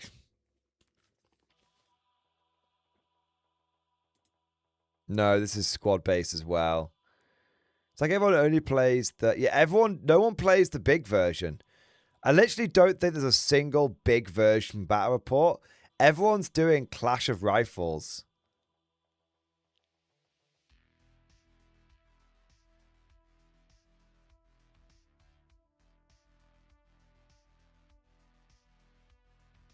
Yeah, everyone's doing the Clash of Rifles thing. Because it's obviously the smaller game mode, so it's kind of easier to get into. But that's a shame that no one's in the big battles versions. Yeah. If anyone has a link to a battle report that's like the bigger scale one with like tanks and shit, you know, let me know. Yeah, please let me know. Because I think this is a great... We've talked about this a little bit on the channel before. We've talked a little about this on the channel before. I often think it's a bit of a mistake that new war games companies can make. By the way, I'm not saying Quar has made this. If it's got like alternate game modes, that's great. I think, but you know, just talking very generally now, just to be clear, I think it is a bit of a mistake that a lot of war games companies, new war games companies, can make, because they think like, oh well, if we just make it like squad based, then that makes it a really low barrier to entry. And the reality is that if you make it squad based, then I think I like to collect, you know, not me, but I think me and I think others, I think like to collect armies. I think you know, people complain. How many times have you heard people complain about, oh, Warhammer 40k, the armies are so big? But actually, people have massive 40k collections. Have you ever seen, like, you know, Imperial Guard, you know, a proper Imperial Guard collection? Dudes out here with, like, 37 fucking Lehman Russes, you know, 28 fucking Rogul Dawns, 13 Basilisks, and that's just for one of his Guard armies, right? Like, Wargamers don't actually mind spending money and getting big armies. But what Wargamers want to do is actually feel like they're getting value for money. And I actually don't think the problem with, like, I think the problem is not the size of the armies. It can sometimes be like the cost involved. So it's like, you know, buying a Lehman Russ, for example, and it's like 50 quid.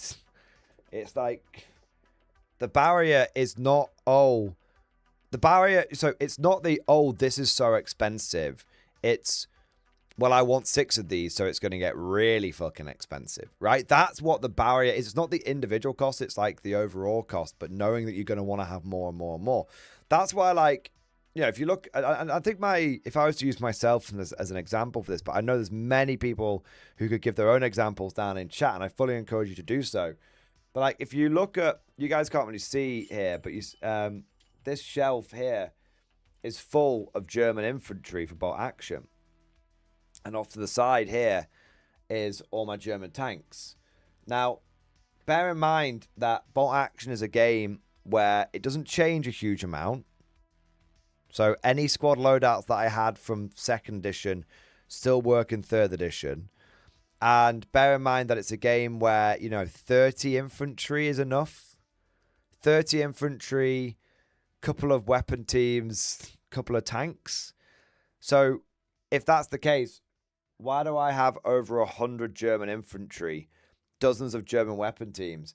And I've got, and this is just painted, not including unpainted, but I've currently got 1, 2, 3, 4, 5, 6, 7, 8, 9 German tanks. And then, you know, unpainted, I've got like probably the same again. I've got at least 9 German vehicles. I've got at least 2 Hanemags and a Puma and another Tiger and another Panzer IV. So, Yeah, Goblin Box Store. I have 6 Desert Africa Core tanks. The most I've run is 2 in Buy Action. Exactly. So it's not about so this is one of the big. So if you're an aspiring game designer, don't worry about making it squad sized because you think that's going to make it easier to pick up. Don't worry about that. A good game is a good game, and people will want to spend money on your game. Just make sure that what you need to make sure is that the prices allow them to indulge in their buying. The price should be low enough. It doesn't have to be so low that you're basically giving it away for free, but the price should be low enough that if I want to give in to my plastic crack addiction, I can do. That's the important bit. Yeah. Like where I don't think, ooh, don't know if I should buy that. Ooh, where I'm like, fuck it, I'll get fucking 3 of them. Like, I don't need to buy all these Hungarian tanks that I'm going to buy later in the stream, but I'm going to fucking buy them. I'm going to fucking buy them. So, yeah, and I don't need them. I really don't, but I want them. So, yeah, like, so that's just my 2 cents on that. Let's have a look. We've got some super chats coming in here. Cosmic Drew, my boy! Thank you for super chat, man. I'm going to start on the gorilla in stream discussion. What color should I do the fur? I think you should do the fur like King Kong. So, let's have a look.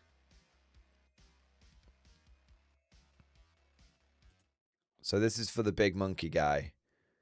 Yeah.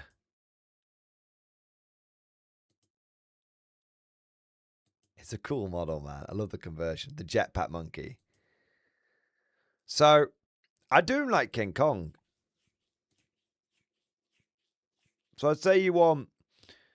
Let's have a look. I think you want black fur and grey skin. A bit like I did my Shrek Wolfen.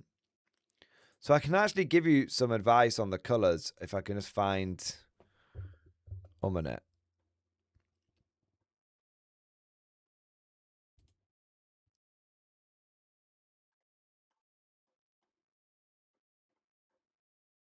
Here you go. So I did the fur on the Shrek Wolfen, Grim Black, Army Painted Speed Paint, and I did the skin in Gravelord Grey. And I was very happy with how that came out. I wonder if I've got like a better close-up. There you go. So I think that would work very nicely for King Kong as well. And then have the, obviously have the rest of the, the armor plates and stuff match that with like your fireflies. Yeah.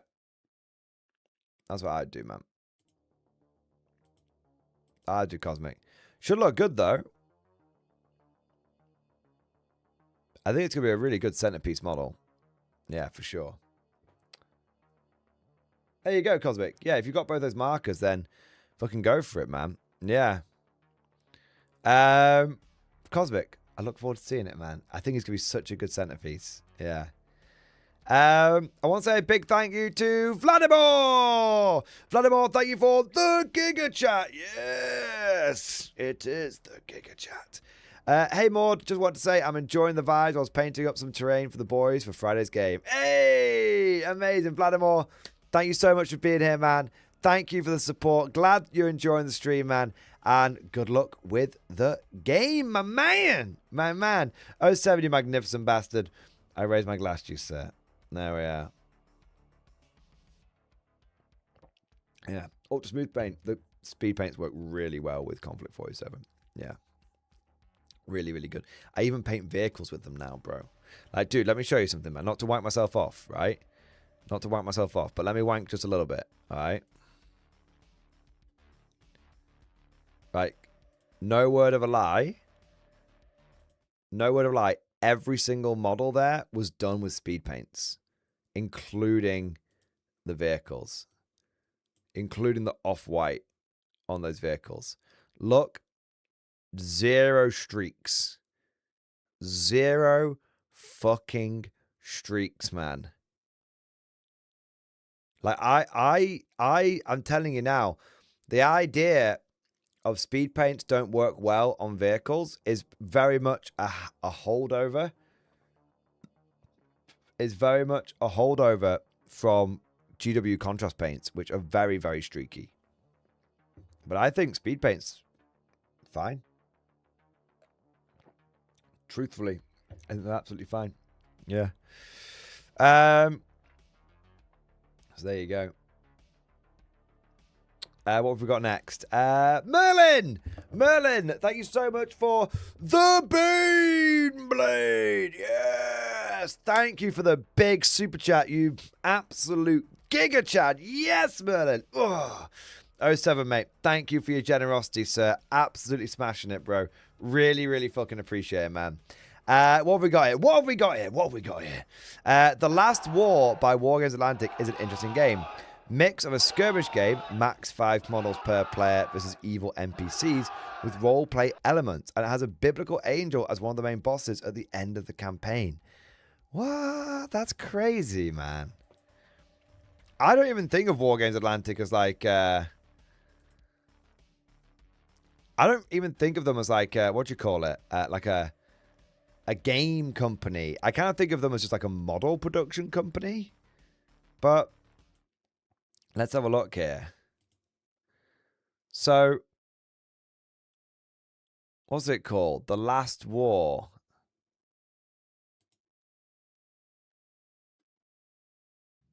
Interesting.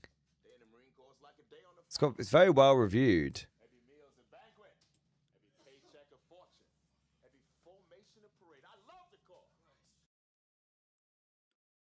5 models, 6 models, 7 models. Yeah, 7 models. Conversion frames, huge maggots.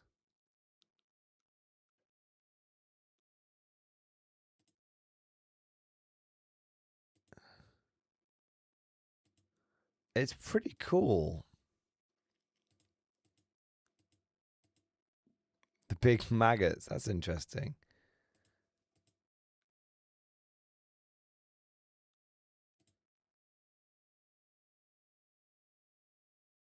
Interesting.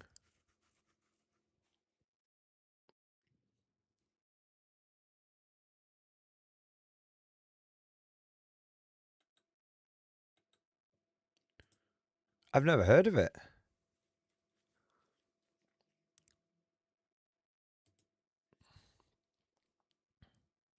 But it has zombies, werewolves, all sorts of kind of infantry for it. Hey, the Russian infantry. I didn't even know they did the Russian infantry. I knew they did the British stuff, but I hadn't seen their Russian stuff. 35 hard plastic models. These are World War One, aren't they? Very, very cool. Wow, very easy to build. Very easy to build.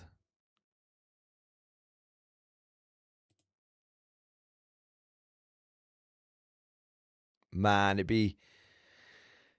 If they ever come out with a decent bolt action World War One version, I will be very happy. Look at the eyes painted on that one. That's cool.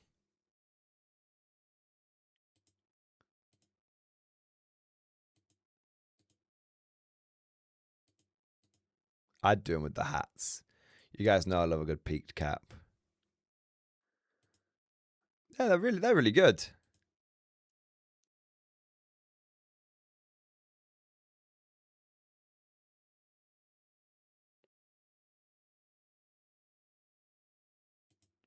They're really good. You got a lot of different head options for them as well.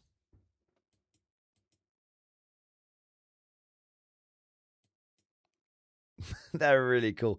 Honestly, it vexes me terribly that Games Workshop got rid of conscripts because these would be like the perfect models for like Valhallan conscripts. Yeah.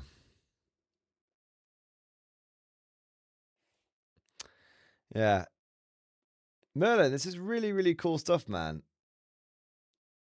Really cool stuff. Wonder what else they've got here. Oh, they've got a Black Friday sale. Well, whilst we're here, be rude not to have a look, wouldn't it?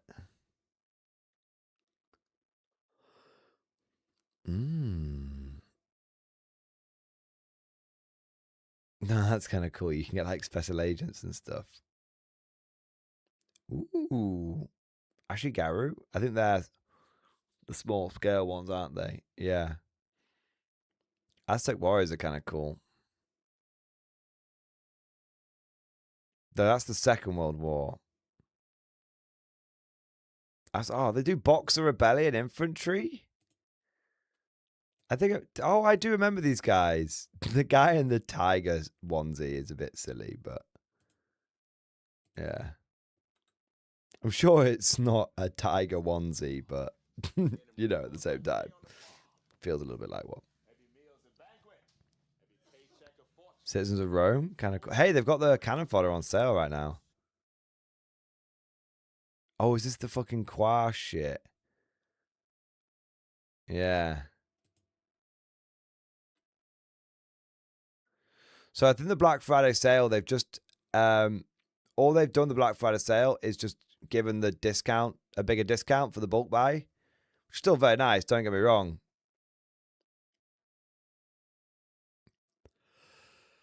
Still very good. Foot sergeants, you say? These look interesting. I know I've gone a little bit off topic now, Merlin. But these are still pretty cool. Let's look at the sprues. So easy to build. So fucking easy to fucking build, man. Oh my god. I love the shields of these guys. Yeah. These are good. Yeah, these are very good. Very nice. Yeah. So, dude, that's very interesting. It's interesting, it's interesting just looking at the different models available, of course. But it's also interesting, that War Games Atlantic have actually started making games. Not because I saw Baron's War come out a little while ago and thought that looked kind of cool. But it's interesting that they're not just making models, they're now making games as well. And it seems like their games are fairly well received.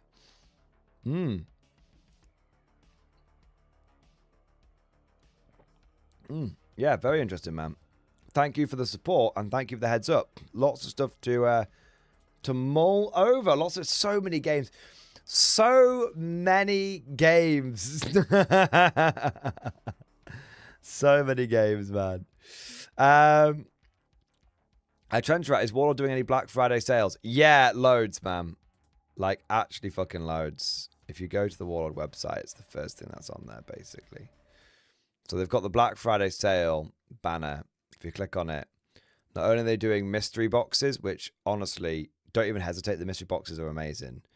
But they've also got loads of other bits on sale as well. And they've even got all the bolt action. You can filter by stuff at the top here. So basically, everything for bolt action is on sale. And they're even doing, not only is everything got a discount, but they're even doing 3 for 4, 4 for 3 on tanks. So buy 4 tanks, or buy 3 tanks, get 1 free, essentially. Also, if you spend 50 quid, you can claim a free bot action campaign book voucher for your next order. So you can get Case Blue, US Sector Campaign, or Tough Gut. Now, each one of these were designed for 2nd edition, as you can see. But it is important to note that Warlord Games wrote 3rd edition to be completely backwards compatible with all of their existing campaign books. So, it's kind of crazy, guys, but they wrote a new edition and it didn't completely invalidate everything from the old edition. Yeah, mental. And Case Blue is... I mean, all of these are actually kind of cool. Case Blue was really cool because it gave the Italians lots of stuff. But to be fair, that's not such a big deal now because of the fact the Italians obviously have got like 3rd edition. Like they've got their 3rd edition army rules. But all the missions in here are still good. And hey, dude, it's fucking free at the end of the day. It's cool. Yeah. God, I keep looking at this. Honestly, I'm so bad. I keep looking at this thing and just being like, I should fucking buy it.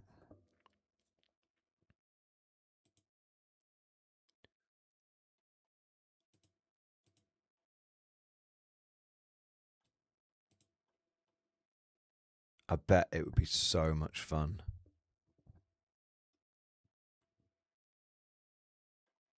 Fucking boating around.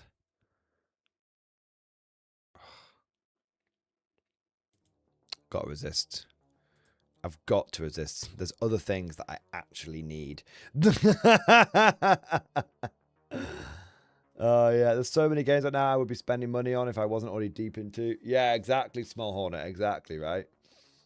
Achtung Panzer is on... Achtung Panzer is on sale right now, I believe.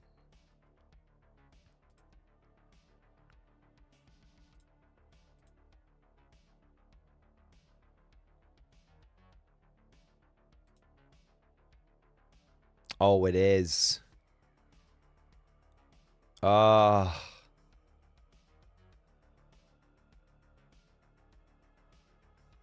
It is on sale. My God. I should say mine got.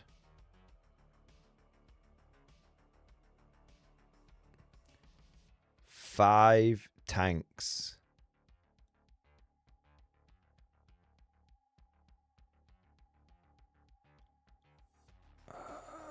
Must resist. Must resist. Must resist. Achtung Panzer. Must resist. That I can get 3 Sherman Easy 8s for 50 quid. Oh my fucking God. I don't know if I can resist.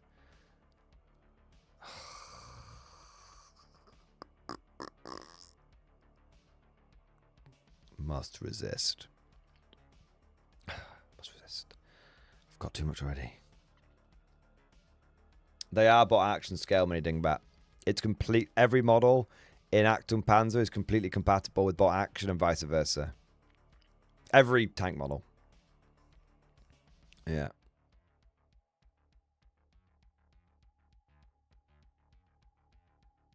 The starter set. Oh my fucking God.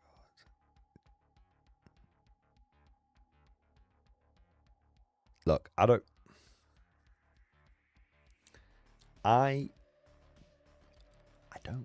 want to just like keep bringing up the same point because I'm fucking bored of saying it, right?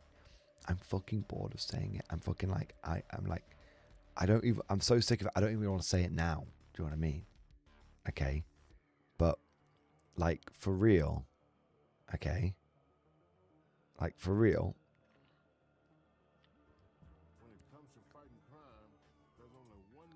This starter set here is already a ridiculously good deal. So, if we just... How much is a Panther? £25 normally. How much is a Sherman? £25, right? So normally, when you buy this kit, you basically get... You pay for the 5 tanks, and then you get the terrain and all of the rules for free. Okay? Which is already insane, because like you pay for the tanks, and then everything else comes free. But now it's on sale at 15% off. So now I'm actually basically paying for like, oh, those ruined farmhouses aren't like, see if it comes up. I don't think it's 50. Oh, that's for 3 of them. So they're about, a minute. So that's 20 quid each, right? So now what's essentially happening is you're paying for 3 tanks and half of a ruined farmhouse. And then you're getting the other half of a ruined farmhouse and another ruined farmhouse and then 2 panthers and then all of the rules and the dice and the smoke and everything for free.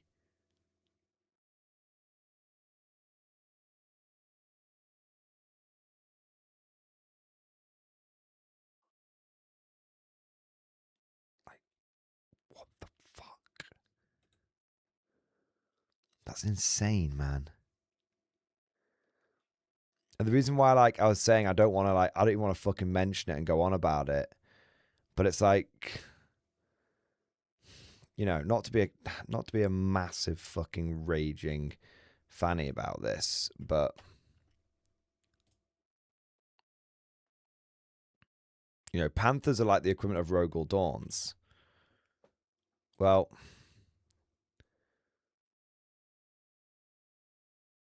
I could get a Rogel Dawn,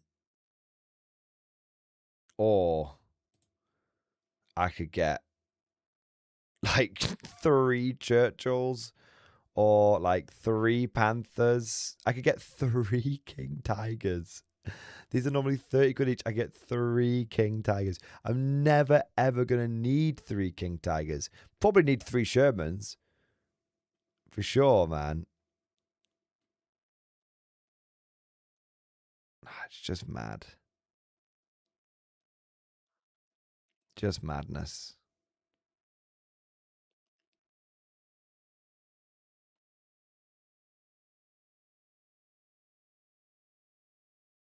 Cool. Infrared sights on the Panther. That is pretty cool. Get the DD Sherman. Now I am just looking at crazy shit.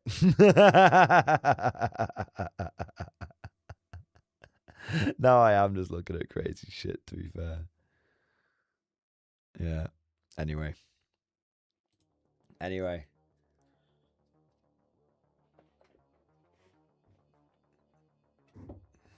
Yeah. Crazy, man. Cray. I honestly don't know if we've got a month without Warlord having a sale on something. Cosmic, should I start an Axis for K47? Yes, of course. Of course. Well, Cosmic, doesn't Jenny already have Axis? So, I mean, get Axis if you want Axis. Obvs, you know, get what you fucking want. Obviously. But if Jenny's already got it, maybe it's an opportunity for you to go down another route. But I guess the other armies haven't got everything out in plastic yet, have they? I have everything I need for the infantry. Oh, then yeah, don't even think about it. Cosmic, how much is how much infantry do you have? Vivek, this might be controversial, but I'd rather do with GW tank kits than Italiari beef. No, I don't think that's beef. I think not every Italiari kit is a problem, but some of them are a problem. But it's interesting, Nostalgia Vivek. Italiari kits are very fiddly, right? But honestly, some of the newer GW ones are getting that way. But I don't blame anyone who doesn't like Italiari. Literally. Don't blame anyone. I guess the difference is... I'm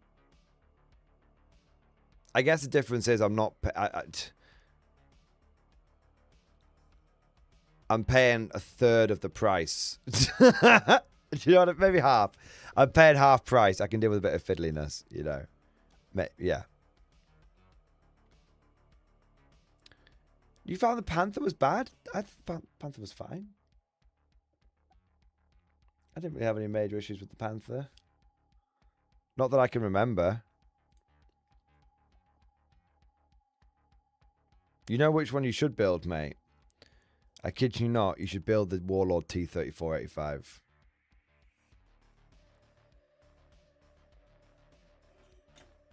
Like, the Warlord T-3485, I think, is quite possibly the easiest tank model I have ever built. The treads wouldn't connect to all. You see, there is a knack to the treads. Where is my panther? I'm sure it's around. Oh no, it's in the other room. Yeah, there's a knack to the treads. So the treads look like they'll go either way, but actually they only go one very specific way.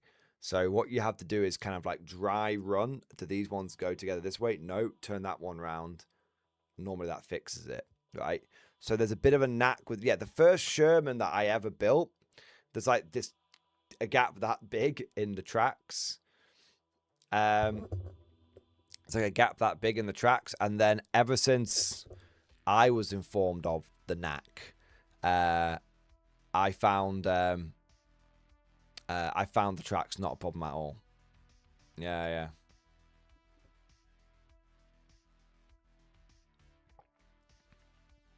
Let's have a look. Cosmic, what were you saying? Let me go back to Cosmic here for a second. I have multiple boxes of the Great War Germans and the German Jaegers from War Games Atlantic in the power armor. So if I did a German army, it would be mostly Mark 1 power armor, and tanks would be different than Jenny's. So hers would be more like all the weird and wacky, like Hellboy kind of shit, and yours would be more grounded. Tim, it sounds like you want me to start an SS army, so you would have an excuse to start an SS army. No, Cosmic. Look, I have no qualms of starting an SS army in the same way I have no qualms of starting an NKVD army. And let me tell you, I've been listening to Anthony Beevor's The Second World War. If you've not heard it, you should definitely check it out. I'm not sponsored by it, but it's 40 hours of just really good history on it. Well, I say get it on Audible. Audible's great. Read it if you want to read. But the NKVD were pretty bad, is what I'm saying. The NKVD were pretty fucking bad. They just shot everyone all the time for like the most minor reasons. It was fucking mental.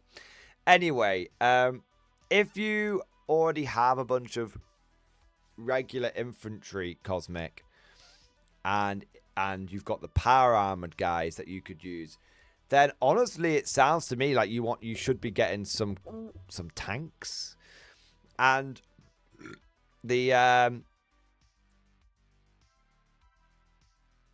and Vogel spinners, maybe. Would you consider Vogel spinners, or are they too weird for you? Weird, not necessarily for you, but for the theme that you're going for. I think you can get the Vogel spinners on a bit of a discount. Not a great discount, to be fair. But right now, Vogel spinners are like £28 each, or £80 for 3. But if you're not that bothered, if you're like, no, I want... Oh, you love mechs? Oh, okay. Well, if you like mechs, then this one's pretty... The Locust is pretty badass. It's like a... Okay, I'll sell this one to you, Cosmic. This is the German linebacker. So it can deep strike like a linebacker. It comes with 2 arms, and it comes with 2 autocannons and 2 autocannons or 2 medium machine guns. And it comes with a missile launcher, not a bazooka, it's like an anti-infantry missile launcher, or a medium anti-tank gun. So this is kind of like a linebacker with more anti-tank. It's got the big anti-tank gun, which is what you want. I think it might be a heavy anti-tank gun, actually. I'll have to check. Vogel spinners, you'll face those already. They're just the little light fuckers. You could get the Zeus. I wonder if there's the Zeus. There you go. You could get the rail cannon. This is expensive though. It's 80 quid. And I think it's coming in plastic, so you might want to hold off. But if you want some tanks, suggestions, Cosmic. Honestly, so you're Cosmic, right? So you're Cosmic, so you'll probably kit bash your way to victory, right? So you could buy the Puma with the big eyeball turret, and the Puma's with the eyeball turret's really good. But it's 38 quid if you buy it with the eyeball turret because you've got the resin upgrade turret, right? Or you could get the regular Puma right now, which is £18.70 because it's on sale. Bear in mind, the Puma is a fiddly model, but you were totally fine with the Greyhound, so I think you'll be totally fine with the Puma, right? Taliari, it's just the suspension. The suspension underneath is a bit of a ball ache, but go into it with patience and eyes wide open, and I think you'll be absolutely fine.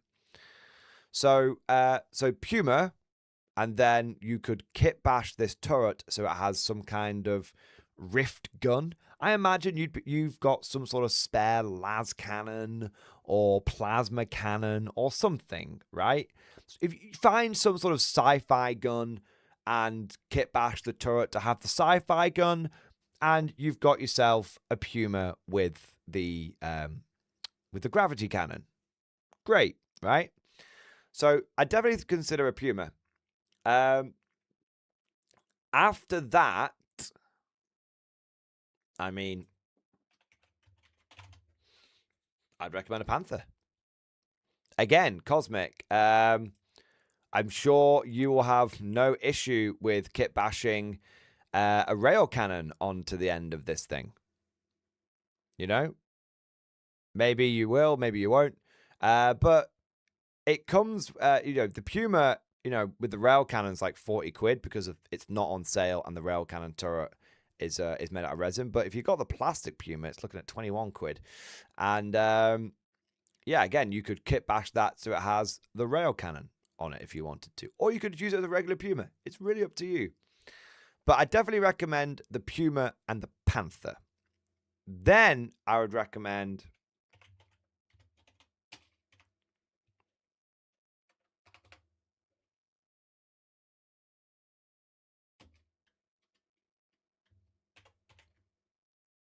the Panzer IV.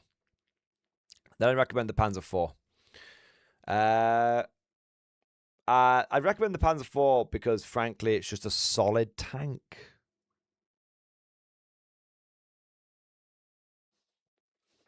It's a solid tank. And you could just upgrade it to... you could build it just with the main gun. But again, this one is also eligible for the eyeball gun. For the grav cannon. So you could kit bash this with a grav cannon if you wanted to, Cosmic. Or you don't have to. It's up to you. And then that's 3 tanks. And if you're going to buy 3 tanks, Cosmic, you might as well buy 4 tanks because currently you've got, 4 tanks for 3. So buy 4 and get the choose one free. So now we need a 4th tank for you. And honestly, it's kind of dealer's choice. All the ones that I've suggested so far, the Puma, the Panther, and the Panzer IV, all of those can be converted over to some kind of Konflikt variant if you wanted to. So really, it's dealer's choice at this point, mate. You could get a bolt action tank and sub it into Konflikt because you can do that, obviously. So if you wanted a King Tiger or something, actually, to be fair, there is a King Tiger with a rail cannon.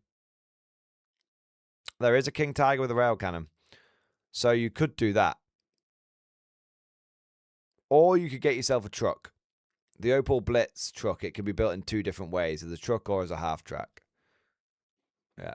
So it's really dealer's choice. So those are kind of the ones that I've obviously suggested, but really, Cosmic, it's up to you what you want to go for. You've got everything that we've looked at, I think, is eligible for the deal as well, so yeah. I'm definitely need to pick some of these fucking things up. I need to. But yeah. Yeah, I know there's a king tiger the rail gonna fuck my linebacker, my scout car. There you go, Cosmic. So I've thrown over to you options that you can enjoy kit bashing. But it depends on obviously like the vibe. Were you going for a more like, were you going for a rifty vibe, or were you going for a more conventional weapon kind of vibe? I mean, both are good, obviously. It's just kind of what vibe you were going for. Yeah.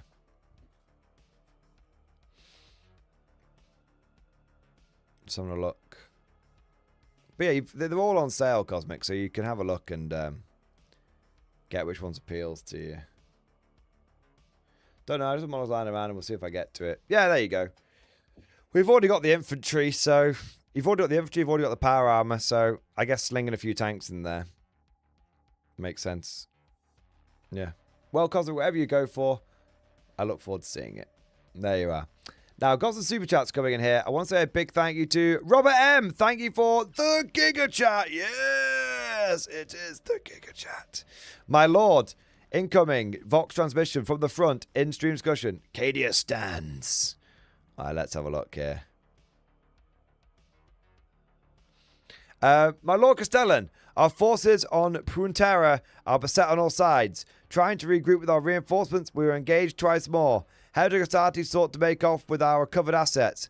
After a harrowing fight, we were only able to force a standstill. We were lucky to make it alive, much less having retained our supplies. The perfidious Xenos tried to catch us off guard while we were regrouping. Forming ranks quickly, we had an intense firefight with the Xenos. A different strategy in the last engagement with the perfidious Xenos. Perhaps there were more than one group of them at play here.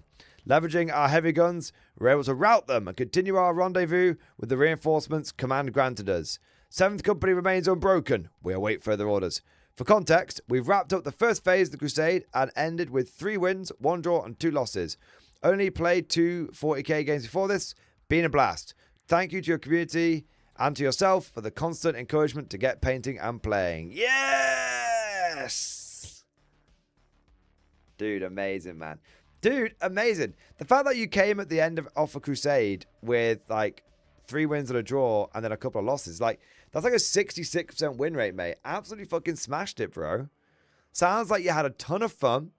Sounds like you got all of the vibes, all of the narratives, all of that good shit. And I love it. I absolutely love it. And mate, it is a pleasure to have you a part of this community. And I'm glad that in some way we've been able to help you slay the grey and get on painting. Get on painting, get on playing. There you go. Amazing, man. 07, mate. Thank you for your support and thank you for your patience. I know it took a little while to get to you. The lower decks coming in with a super chat here. A giga chat, yes. MG, new Deathwatch box. Great financial decision or greatest financial decision?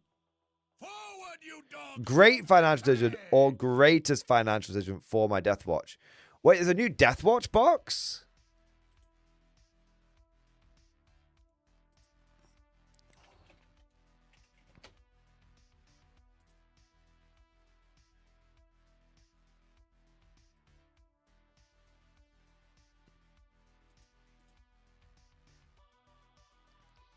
So, is there a new Deathwatch box?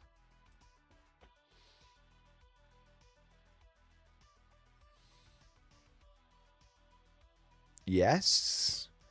I know of the new Deathwatch squad. I know about the kill team, the Primaris kill team. Which is... But I didn't know there was...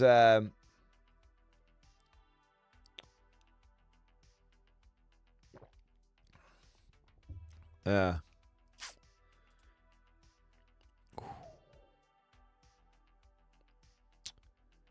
I don't know, man. If this is the one you're talking about.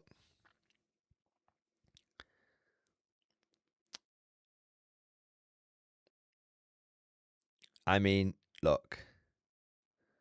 I know it comes with one dude in Gravis armor.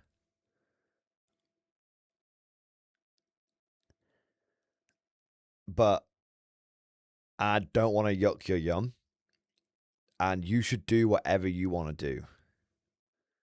But I can't, in good conscience, recommend 5 basically fancy tactical Marines for £42.50.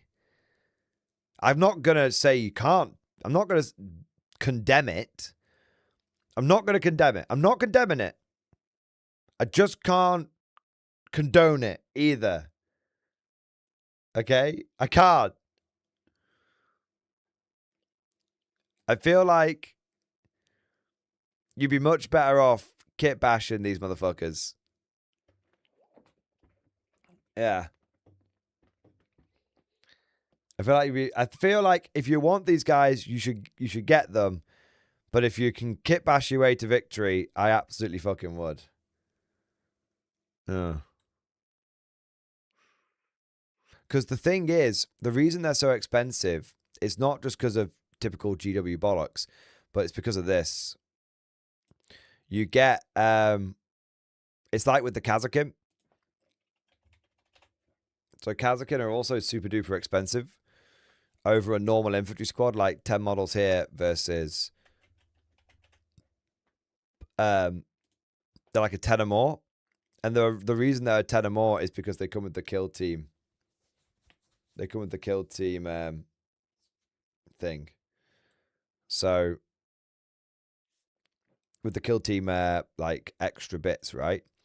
So you're paying a tenner for the tokens, basically. A tenner extra.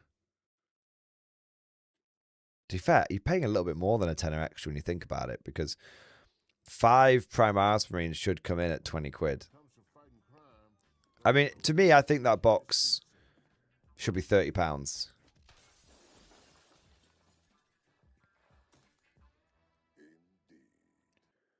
Yeah, because that, I mean, to me, that box should be £30, right? Because it's essentially 5 intercessors with the tokens. I mean, maybe £32.50 because one of them is basically a heavy intercessor. Yeah, so one of them is basically a heavy intercessor. Yeah. I have to say, I do really love the fucking incursors. If I was to collect a spaceman army, it would be pure Phobos all the way. Pure fucking Phobos. Do you know why I like them so much? It's the bolters. I just love the bolters. Yeah. Yeah, I think the bolters are really cool. Is it the incursor? I like the incursor. Yeah, I like the incursor helmets as well. Yeah. Incursors are my favorite Primaris. I think they're really, really good. Incursors are... I wish I could... I mean, I suppose you can build an entire Phobos army because you can get Invicta Warsuits. I bet Invicta Warsuits are kind of... I bet they're kind of anti-tank, right?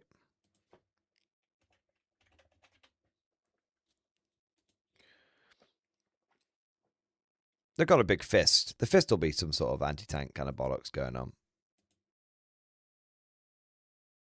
Yeah. But yeah, so truth be told, lower decks, if you like the Death Watch, you should get it. If you like the new Death Watch box, you should get it because, you know, treat yourself. But I can't recommend it as a financial decision. Yeah, I can't recommend it as a good... You asked it through the lens of it being a good financial decision, but I don't know if I can recommend it in that way. I think the best financial decision you can make for your existing Death Watch army would be figuring out how you can basically convert them over to... Convert the existing models, even if it's just rebasing guys with frag cannons, how you can convert your existing models over to fit in the new kill team. Yeah. Robert Surtees, thank you for the super chat, man. Thank you for the Giga Chat. Yes. I'm getting into Necromunda using the Venator's gang rules, fielding Inquisitor henchmen with the Beastmen and Rattlings. That's cool. That is cool.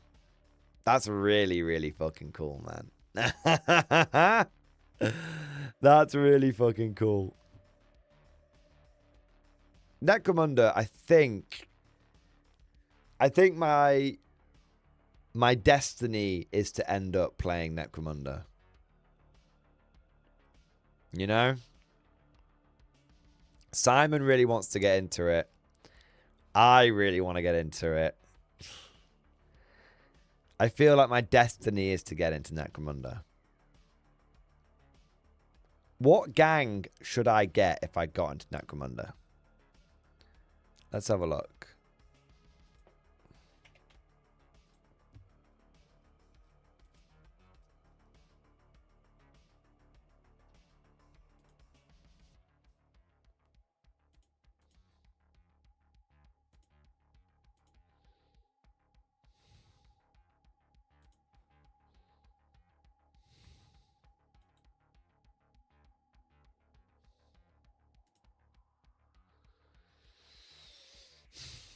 Orlocks are kind of cool. Simon wants to go Cawdor, I think.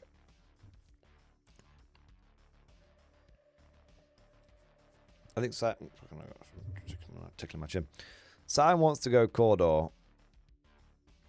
I kind of like Delac, but I'm not sure if I'm a very good Delac player.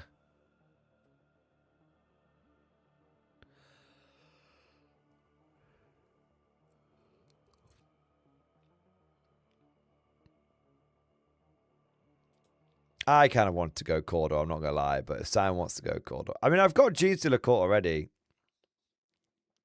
I like the Palatine Enforcers as well.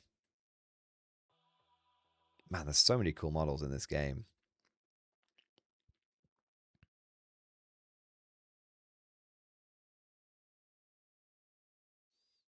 So many cool models.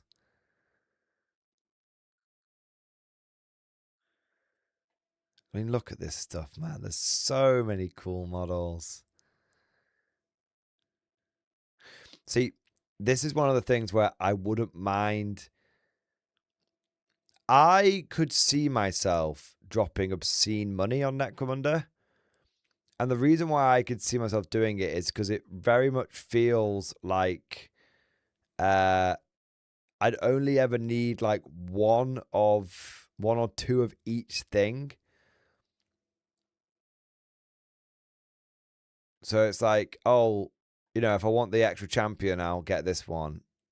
If I want, you know, or this one. Do you know what I mean? Bigby Crumb, Rattling Slopper.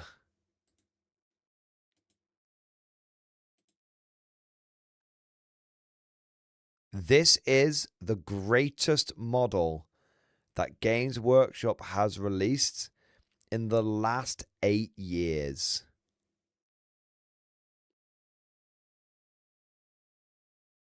There is no arguing with me here. Ever since the great I'm going to say the last 10 years. This is everything. There's a boot in there. Bigby Crumb, the Rattling Slopper.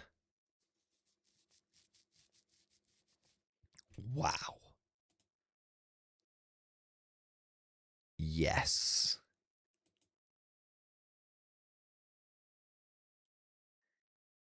I don't even give a fuck about what his rules are. He's just going to be a fucking...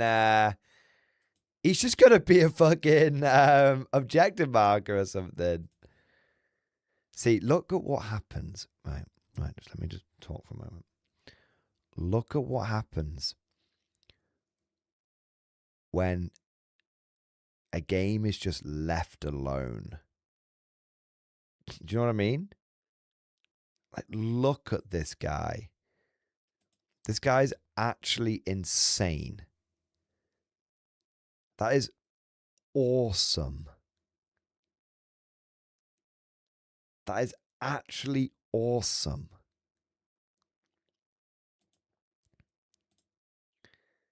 Look at what happens. All right, not every model's a hit, but look at what happens, man. Like, if you just leave the game designers and the model designers alone. Just gorgeous model. I have no idea what this even is. Gorgeous model after gorgeous model after gorgeous model.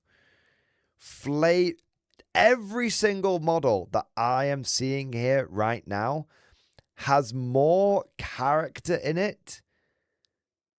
Every single model. This is peak. This is Games Workshop at their finest.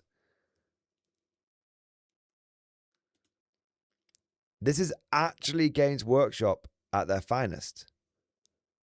Like, the squats look better than the Votan.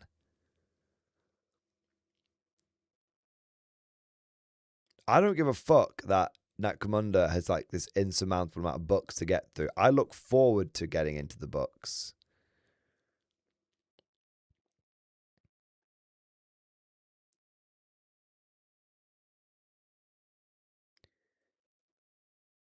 Look at this fucking... Oh my god. He's... Right, where's Mad Larkin? It's Ratus Tater Skin. Ratus Tater Skin. It's the guy from 300.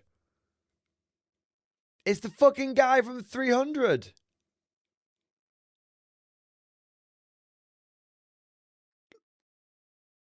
Every single model. I'm not exaggerating now. Even the fucking rats. Oh my god. Bomb delivery rats.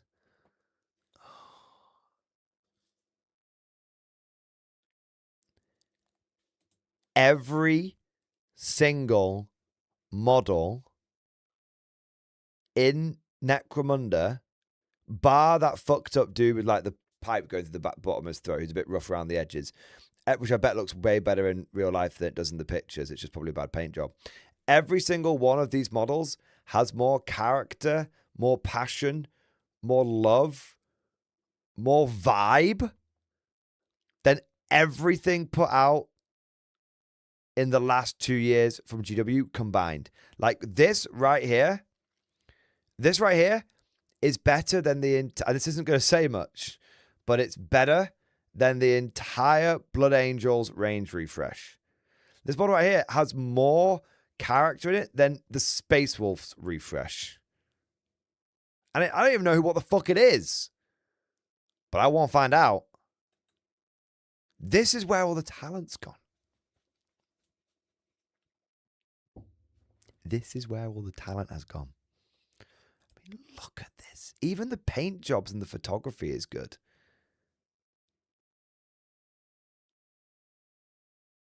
Look at this, man. You want it for your guard army.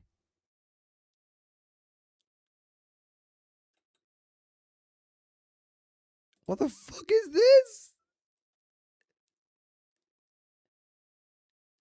Every single one of these models is like, right, okay, let me tell you something right now. Let me tell you something right now, okay? It's not about the cost. You see, this is something that I've said with Konflikt 47. But Mordian, you always complain about the cost of Warhammer, but then you'll go and spend like 40 quid on a Locust mech. Yeah, I will. Because I feel like what I'm getting is sick as fuck. So if it's sick as fuck, I feel like I'm going to pay for it. And I don't feel like I'm getting nickeled and dimed. I don't feel like I don't want to buy it because I'm being forced to because something else got made invalidated, right? This right here is £50. It's in resin. And yet, I want to buy it.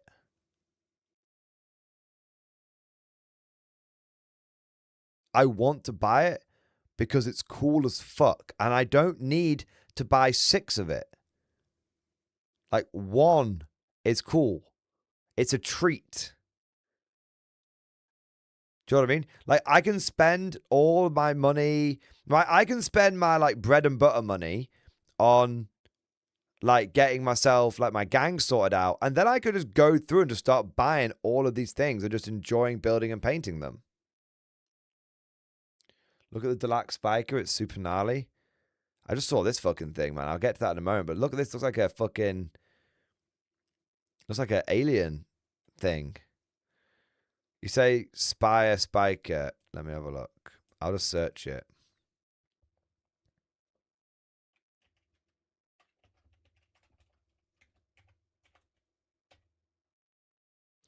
Oh, that's the big brain guy. You dare challenge Megamind? Yeah, amazing model. Absolutely amazing model. Yeah, I would pay that. I'd have this guy as a Primaris Psyker in my Imperial Guard army. I should read Karl Jericho. You are right. Look at this fucking thing.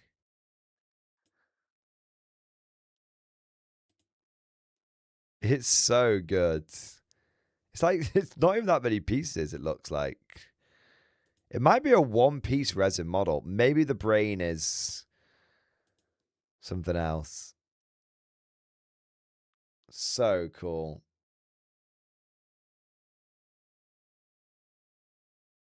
Yeah. So cool, man. Amazing. Yeah, like, I really should get into Necromunda. I like... Did we just become a Necromunda channel?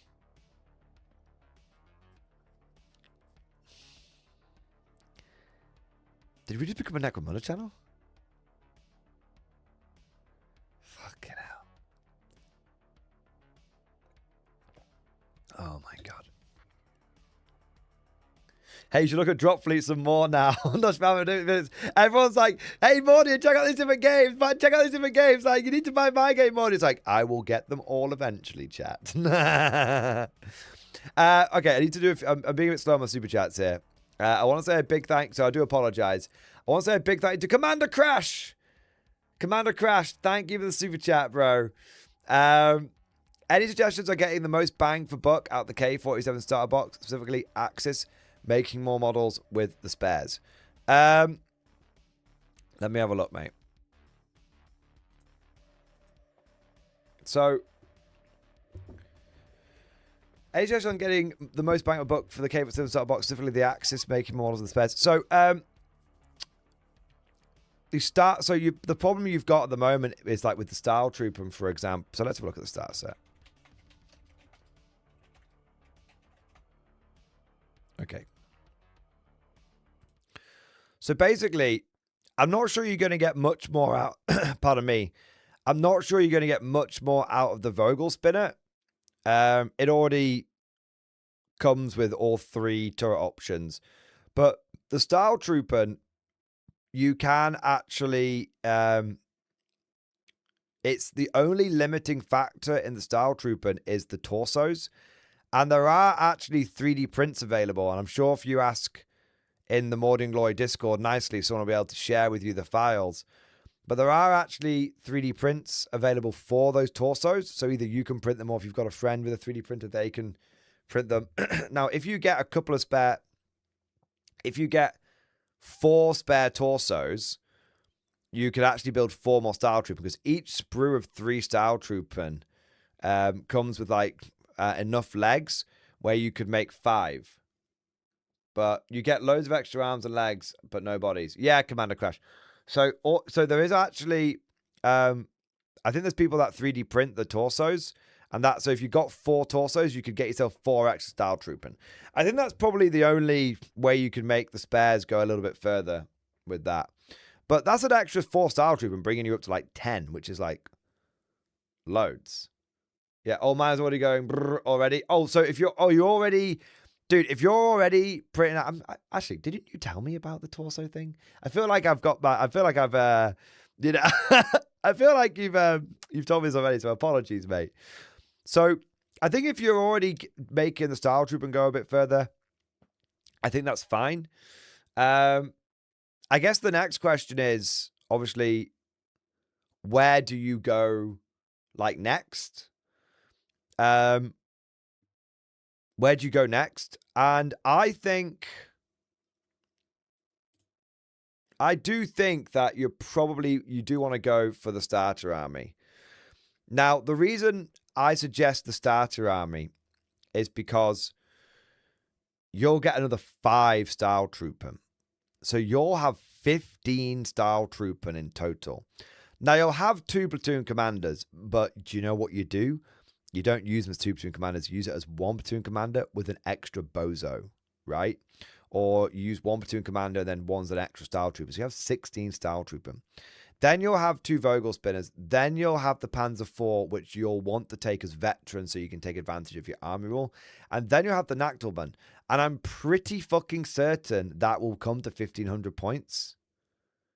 In fact, I'm going to work it out right now. Give me a second.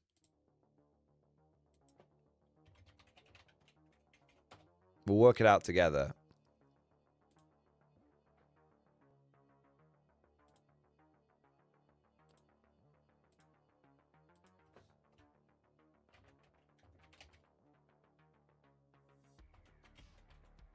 There you go.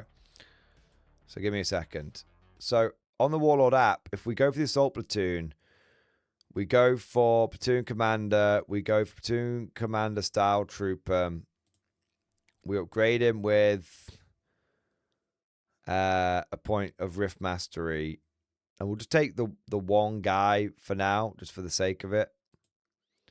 And then we take a Nachtelbahn squad. And we look at you give one the LMG, and then you give them just the options they've got in the squad. So Panzerfaust, which I don't think are a bad choice for them at all. And then they've got the STGs, right? So you want 1, 2, 3, 4 of them, right? So you go like that, and then we go for. So we've got 16. Well, we need an extra one for the guy for Platoon Commander, don't we? We do need an extra guy for Platoon Commander, so we'll give him an extra guy. All right. In fact, do I want to go 6? 40. You can actually give him 2 extra guys based on what I'm planning for you.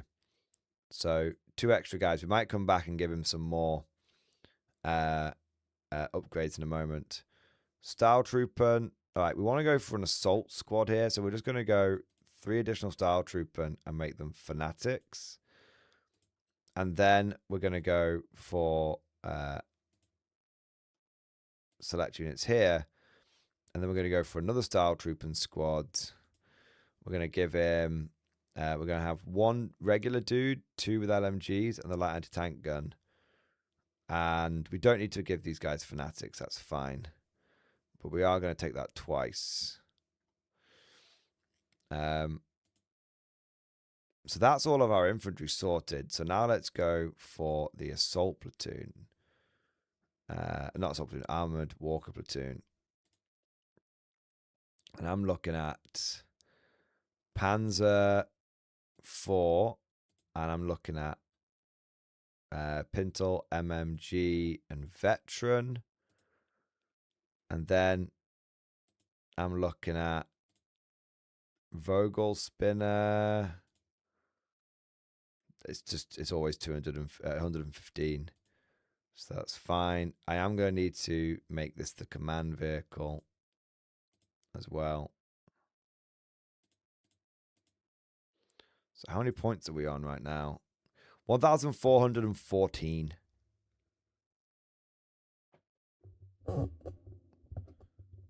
Oh, it wasn't you, Commander Crash. Okay, if you've already got a 3D printer, then you can easily get the extra 6 torsos that we're talking about here to get you up from 9 to 15. So this is literally 1,414 points. So it's kind of up to you what you mean. You could add something else to this. Mobile infantry made me the man I am today. I know what I'd add.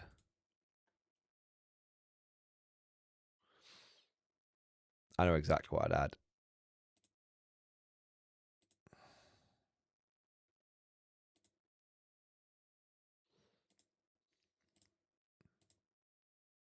There you go. And then I really wouldn't worry about the last 4 points. You know, you'll be able to find 4 points to spend stuff on. Anti-tank snipers are really good. So, yeah, literally, bro, if you want to get your 1,500 points Axis army, buy one. So if you want to get 1,500 point Axis army, that's actually good. Like, all the units are fucking good. Then what I recommend is you buy the Konflikt 47 Axis starter army. You buy the anti-tank sniper. Let me find it. Where's he gone? I feel like I've gone past him. There he is. Anti-tank sniper. And then you basically 3D print yourself 6 extra torsos. Thing is, you can go for the German heavy sniper team here, but I reckon we can get you something slightly better. I reckon we can do it slightly better.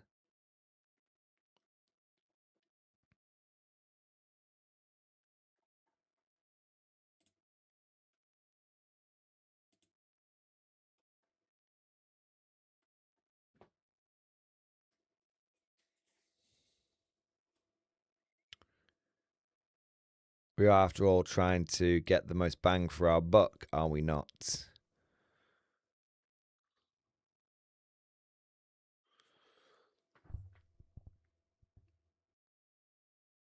Do you get 2? Oh, they're LMG teams. Oh, that's cool.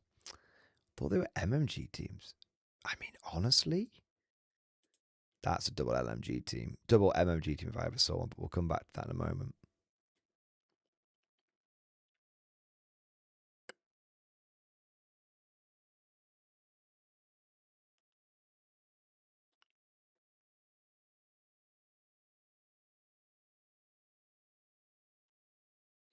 Maybe that anti-tank rifle is the best option. Yeah, well, I mean, you've got some other options. So you can spend £10.50. You can spend £10.50 on the anti-tank rifle. Or you could spend, right now it's on sale, £13.60 and get 3 weapon teams. So technically, if you only want the 1 weapon team, it's cheaper to get the K47 heavy anti-tank rifle, heavy sniper.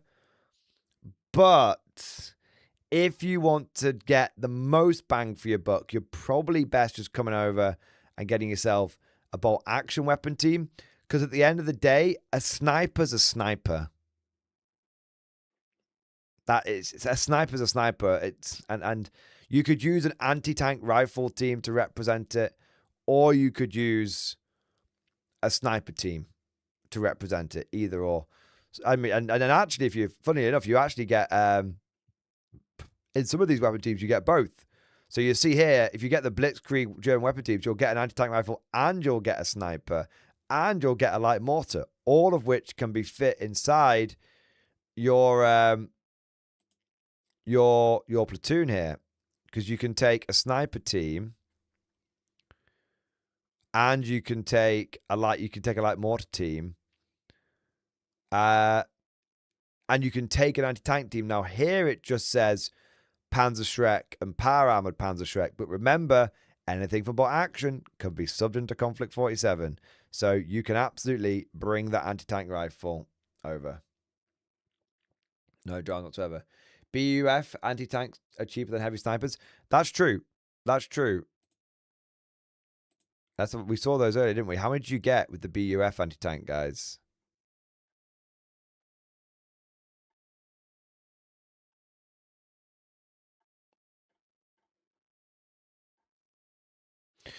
You get one anti-tank rifle here, and then you get I've no idea. It's like a homemade light mortar, isn't it? Yeah.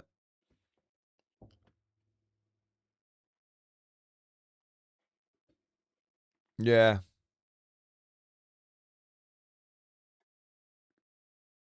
So technically you could get it cheaper, but you do have to have some guys running around in woolly pulleys, which you might not want to.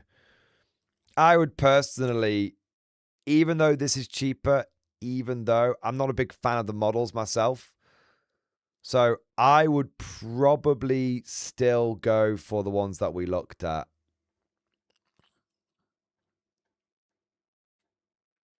You know, I go for one of these.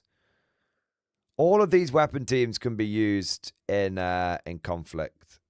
Yeah, and they're all better bang for buck, frankly. So yeah, there you go. So Commander Crash, I hope that helps. We've talked about how you can make your models go further, and we've talked about what you could buy to get yourself up to 1,500 points. Either way, you're looking at a starter set, a starter army, a few weapon teams. Very, very solid. I think, you know, if you take the cost into account, you're looking at 40, we'll say 50 quid. Well, it's £47.50 for the Axis half of the starter army, Axis half of the starter set, plus the Axis starter army. So you're looking at £157.50, plus getting the weapon teams, which could be £10.50, could be £13.60. You're looking at about that'd be £168 or £171.10. So either way, for well below the cost, of 2 combat patrols, even from a discount retailer, you can buy, you know, new in box, all that stuff direct from Warlord Games if you want to, or you could probably find, you know, some of that shit will be available from like Wayland Games if you're in the UK, Commander Crash. If you're in the UK, but not to keep going, but if you are in the UK, Commander Crash, you'll find Wayland Games has everything we've talked about for a good discount, even the bolt action stuff. I might just have to. There we go. Well, I'll tell you what I'll do. Why don't we look for. I think the. You get the sniper. Any of these would do. So we'll just go for. What's the one that I think would look well best with the Axis? The Blitzkrieg one's pretty good. The anti-tank rifle, but you probably, if you wanted to do the least fucking around, let's go for the like the winter German one here. That looks pretty good. Or go spicy with the Waffen SS one. But these are all the same, so it doesn't matter. So we'll just do this one.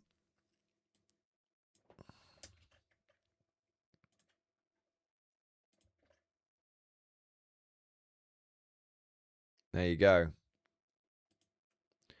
So it's currently on 20% off, which saves you a little bit. It doesn't save you that much because obviously Warlord Games has already got a sale on the moment. That'll save you 80p. But the one that'll save you the most is obviously if you buy the starter army from here, because they have that on for a £22 saving. Oh, yeah. So you already use, yeah. So if you bought, yeah. I mean, honestly, if you bought your Axis starter, I mean, dude, you're looking Axis starter army from here plus one of those weapon team boxes, and you are looking at 100 quid, 100 quid and 60 pence or something, 80 pence. But yeah, you're looking at 100 quid, and you'll have a full 18. You have a full 1,500 point army. So, yeah. Does any of the German plastics have the anti-tank rifles? The Afrika Korps does, and the Rattenkrieg German veteran teams do. German veteran infantry does, if you wanted to go that way. Yeah, both of those would be really good. The Rattenkrieg German veteran infantry box is actually perfect for Konflikt 47 for the Germans, because one of the best things you can do with your Germans, one of the best you can do with your Axis basic infantry is take a 6-man squad with a flamethrower, or take a 6-man squad with 2 LMGs. Both of those are really good, and both of those are very well accommodated in the Rattenkrieg box. Yeah. So I think Rattenkrieg is slightly better than Afrika Korps for if you're trying to get the most out of your basic infantry. Afrika Korps is apparently not sure if I should say this in this context. All right. Jack Handsome, thank you for the super chat, man. How much do you get to try the rules, Mordian? Which rules are we talking about? Are we talking about Qua? I know, Jack, this is from a little while ago, the super chat, so I do apologize. I've been trying to give longer, more detailed answers, but I feel like I've been just falling behind further and further. Yeah, Jack Handsome, how much to make me try any rules? Dude, you don't need to pay me to try any rules, man. In fact, I'd rather you didn't pay me to, like, try rules, because then I'll feel like, oh, I've got, like, an obligation. I have to do it. Just tell me about a cool game, and if it tickles my fancy, I'll get into it. It's that simple. It's that simple. Achtung Panzer. Oh, bro. Like, yeah, you don't need to pay me to get into that. No, that's happening. That's happening. Yeah, you don't need to pay me to do that one. That's happening. All right.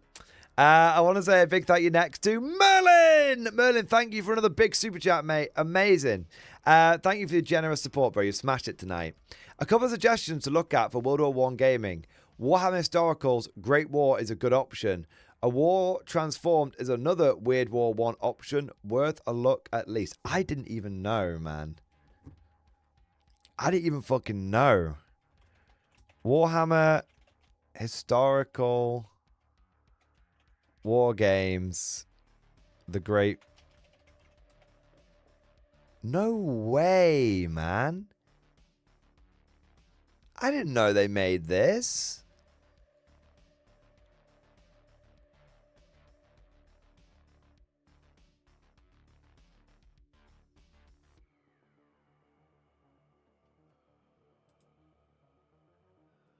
This must be old now. Yeah, it's £87. I wonder when it was released.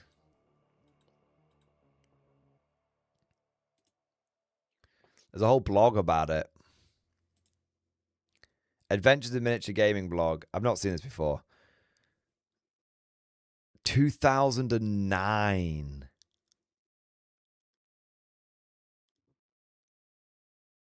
This is an old blog post. This is the old internet.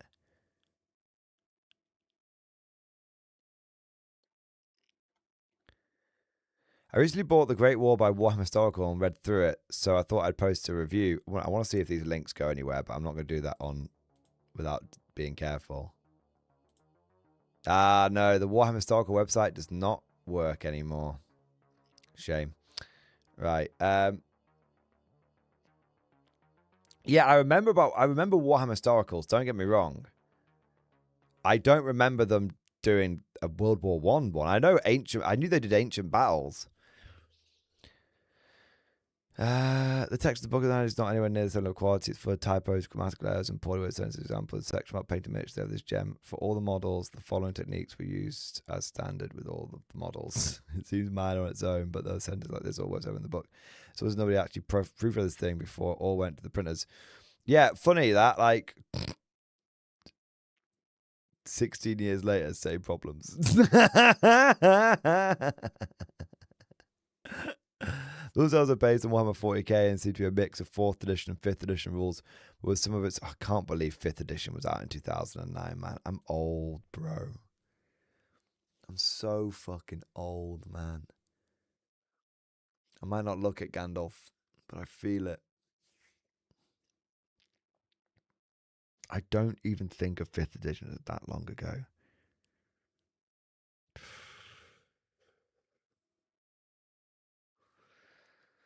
Yeah.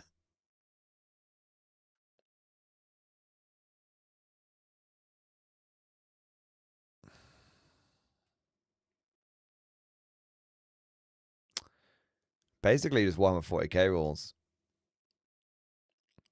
Interesting. So this guy is saying they basically based it on 40k, but he thinks that they didn't need the to wound roll because he was like, if you get hit by a, there's no big monsters or anything like that. So if you get hit, you're probably out of it, right?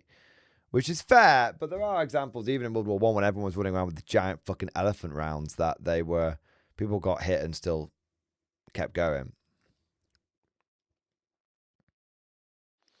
Heavy machine guns to work the way armies are organized into companies and several platoons.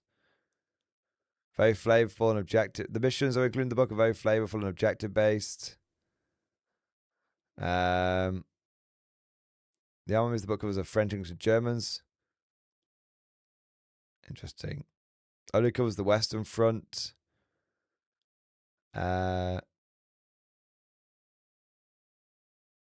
Yeah.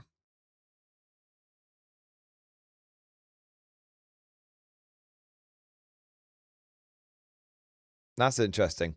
Another thing I should note is that it takes a lot of miniatures to play a game. At a minimum, for each army list, you need at least one command unit and 2 core companies, each of which consists of a company command unit and usually a minimum of 2, though sometimes the minimum is higher, platoons, each with some number of models. So you just want to play the bare minimum playable army with none of the fun support choices, and you pick the list with the lowest minimum. It comes out to needing about 40 models just to play. The sum of the list, that's like, it sounds like this game was made for me, and I'm just thinking, fuck you, you stupid blog posting bastard, because I want more models. It's World War One, you fucking cretin. 40 models is not a lot for World War One. Sorry, but I thought by a lot of models he was going to say 100, and even then, that got me frothing.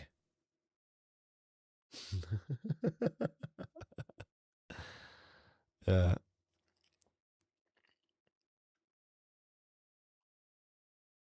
Yeah. Anyway. That's cool, though. Merlin, you are a repository of knowledge. You're a repository.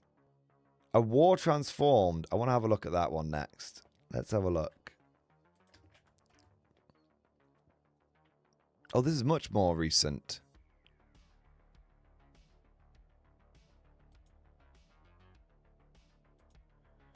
Oh, this is actually currently sold. World War One on the Doggerland front.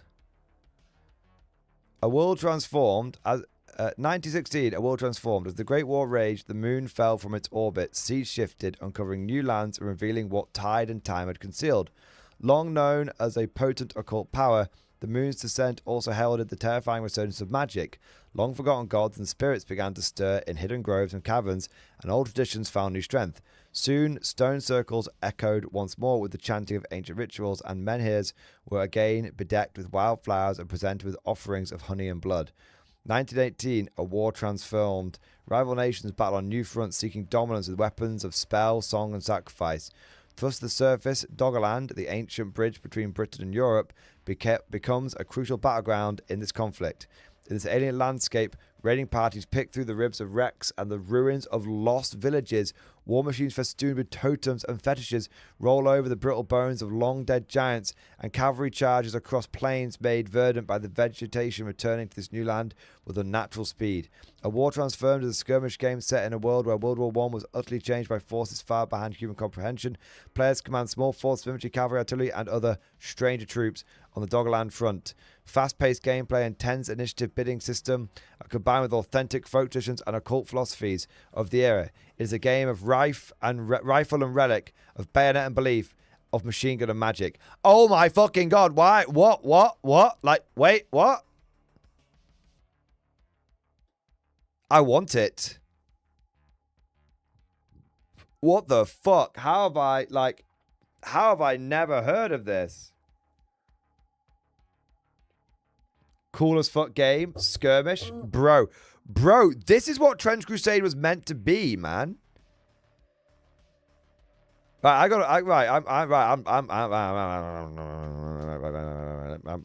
what the fuck is this?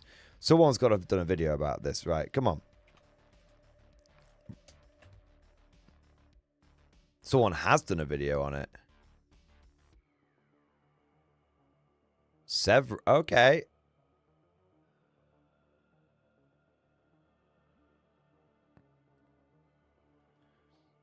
A semi-reputable source has done a video on it. 50 models is pretty good to me. Right, Guerrilla Miniature Games has done a fucking video on it. Let's fucking look, man.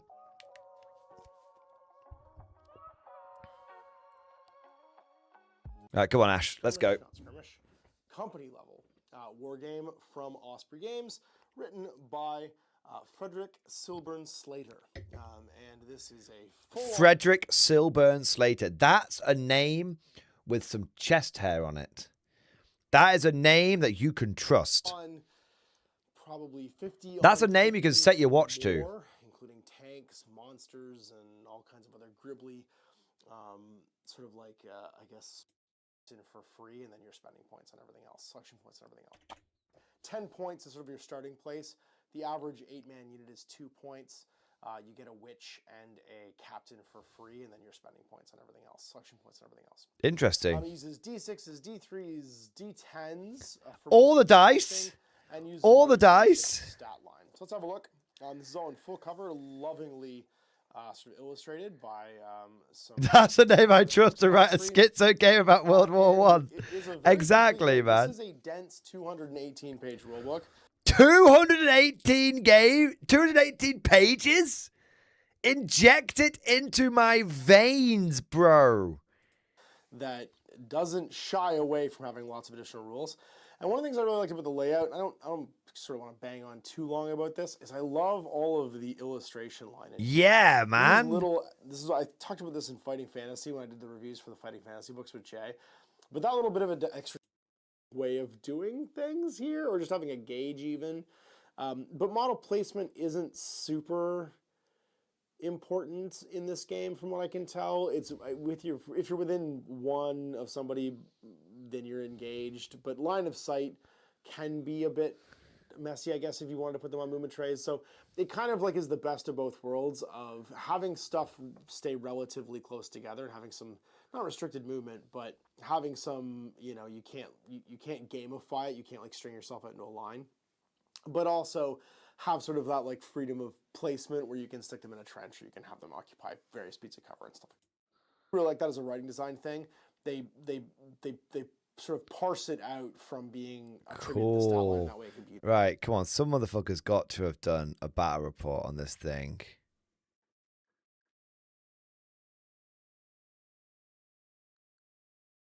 Come on, man.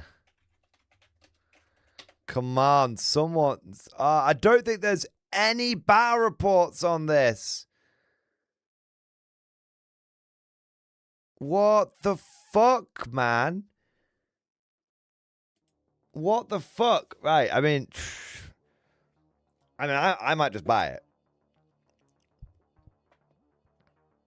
I can buy it right now. It's £17.50. I get the PDF for £10.50, but I kind of want the proper version. I wish there was a way of seeing how the game played. I wish there was like, I'd like to see it played before I committed. But I'm pretty fucking convinced, bro. I mean, this is a cool picture, right? Look at this, like, bunch of British troops in a trench. Dog's got a gas mask on. And then there's a fucking pagan shrine in the trench. Oh my God, we're bringing the pagans back, boys. Oh my God. Merlin, what have you done to me? What have you done to me, man?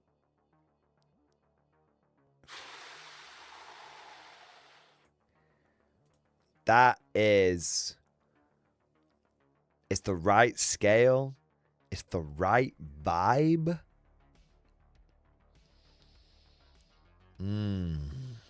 I've favorited that page. I've bookmarked it. Peachy covers it occasionally, as 52 miniatures. Alright, let's have a look. Come on, Peachy.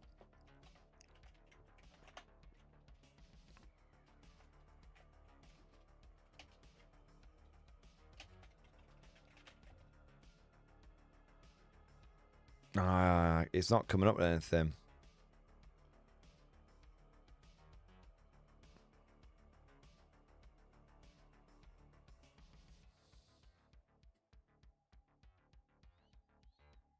Crazy. Yeah. It's crazy. That looks really interesting. I've always wanted a World War I skirmish game, and no one's ever made it for me. And Trench Crusade said they were going to make it, and then they fucked it up. So now I'm like, if it's the right base sizes, I'll buy. Dude, it's 28 mil. As far as I can tell, it's 28 mil. The section, when I was looking at that video from Guerrilla Miniature Games, the section on models says, use whatever fucking models you want. In not so many words.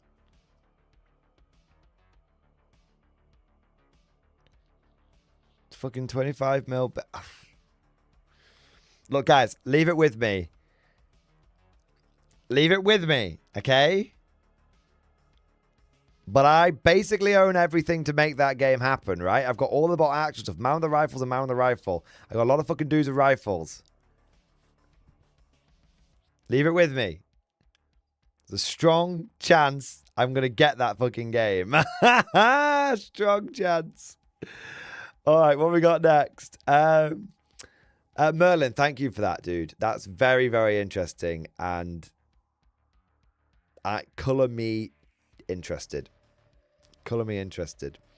Dark Knight Curon, thank you for the super chat, man. Sorry it took me a little while to get to you. £42.50 for 5 dudes. 5? Wow.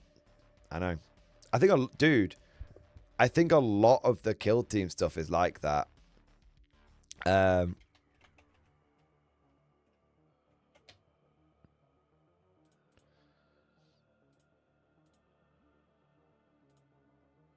Yeah, if you have a look, all the kill teams are basically, well, this one's actually £47, £44.50, £50 for the 10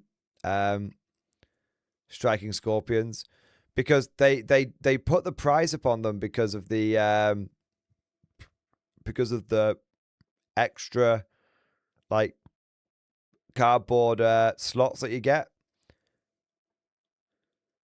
These ones aren't as expensive, but I don't think they come with the cardboard bits. They might do, though, to be fair.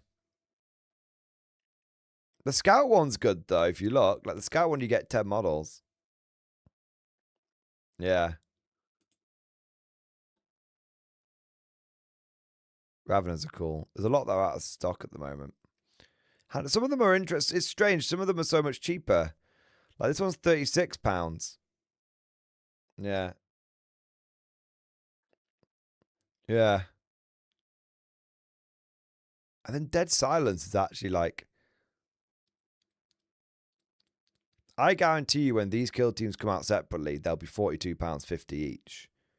Both of these will be £42.50 each. So Dead Silence being £67.50 is actually really good. That's actually, holy shit, GW released a box. That was actually a good deal. That's actually a good deal, man. Yeah, Dead Silence is legit. I think it's a shame it's probably FOMO. Yeah, it's FOMO. Fuck's sake. Yeah, it's a really, really good box. Shame it's FOMO. Yeah. Genuine shame it's FOMO as well. But that is the way GW is these days. They just love FOMO. FOMO is their fave. Fave mode. That's what it should be called. Fave mode. Yeah, yeah.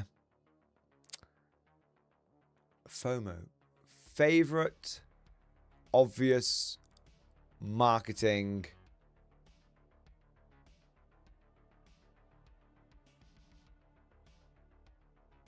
Awful. Favorite, obvious marketing awful. There you go. Merlin, game has werewolves, witches, tanks, and other things, and plenty of army variant lists like German Empire and Freikorps.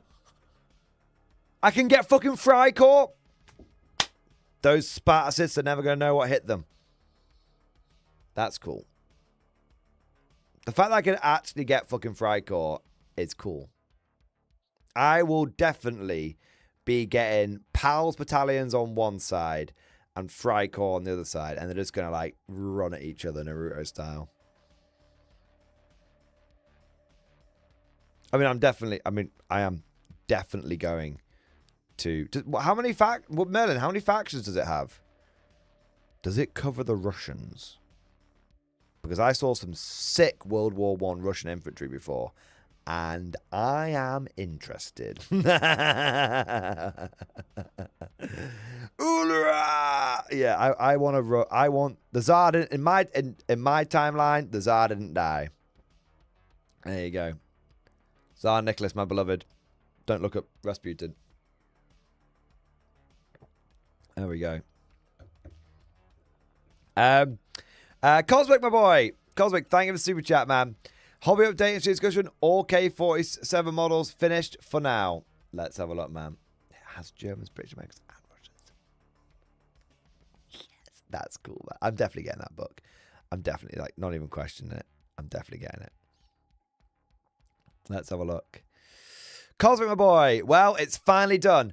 My file was finished, and every single K-47 model I have and dedicated is painted, and it's done now. Time to get more for the Americans and maybe start those Germans. But the Mud Skipper Kong is ready to go because pumping a giant gorilla full of rift energy and technology, increasing its intelligence to handle firearms, and making them swearing the oath of allegiance to Super FDR America can't possibly go wrong. Freedom is the duty of all living things. Liberty is non-negotiable. That's cool, man. Let's have a look how Kong's turned out. Hey! He looks like a big fucking angry fucking big ape. He looks great, man. He looks great. Considering where he started off. So we had the pictures before when he was in the box, right? He looks solid, man. Hey, there we go. That's cool, man. That's cool. Yeah, I think he's turned out really nice. Yeah. Yeah, yeah. It's a 30-second delay at the moment, guys. Yeah. Cosmic, that looks cool, man. We need a family photo. Yeah, it's a 30-second delay because I forgot to change it to ultra low latency. That's my bad. You can just lambast me. Cosmic, we need a family photo. We need all the linebackers. We need the Mud Skipper ape. We need all the fireflies. Cosmic, we need the family photo, man. We need it. But, dude, honestly, so impressive. So well done. Getting your Riftbuster Mega Bundle completely done, mate. And Riftbuster and then some, right? And then some. That's awesome. Excellent work, buddy. Very, very good work. Oh, we got another thing here, Cosmic. Sorry, mate. I have about 2 to 3 of both of these boxes with a whole bunch of Proxy Creek. I'm just saying it would be hard to build up my infantry for the Axis. I mean, not all, mate. Yeah, I mean, you could build a whole bunch of basic infantry here, and these guys could be your power armored guys. Yeah, easy. Easy peasy. Honestly, man, and Cosmic, I say this, obviously, I don't want you to spend, be careful with money, obviously. I'm not trying to get you into a financial bind, is what I'm saying. But if the finance, if the treasury can bear the cost, as it were, I think just getting 4 for 3 tanks and just, getting that Puma, Panzer IV, and Panther, and then a 4th one of whatever the fuck you want. Maybe a King Tiger. You love big tanks, so maybe a King Tiger. I think it would be crazy not to do it. Especially when right now the tanks are at 15% off. And then you... the tanks 50% off, and then you get the 4th one for free. I mean... yeah, it's pretty mad. Yeah, it's pretty fucking mad. So yeah, Cosmic, that's what I would do if I were you. All right, what do we got next? Commander HHL, thank you for the gifted membership, baby. Yes, thank you for the gifted membership, sir. Thank you for the support. Thank you for keeping us freshly stocked with new conscripts. Yes! I also want to say a big thank you to Mike P. Mike P, thank you for the Giga Chat. Yes, it is the Giga Chat. For a World War I game, check out Blood and Valor by Firelock Games. A mate and I decided to do Gallipoli, Anzacs, and Turks. Dude. Oh, okay. I'm interested. Let's have a look. Is there a video on it? Just to make my life a little easier. They have French as well. That's cool, Merlin. Infantry, sir. Good for you. Mobile infantry made me the man I am today. War Games Illustrated covered it.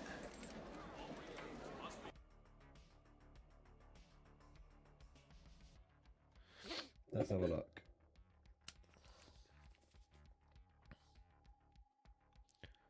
So these guys covered it again. This Let's Play was supported by these awesome hobby companies.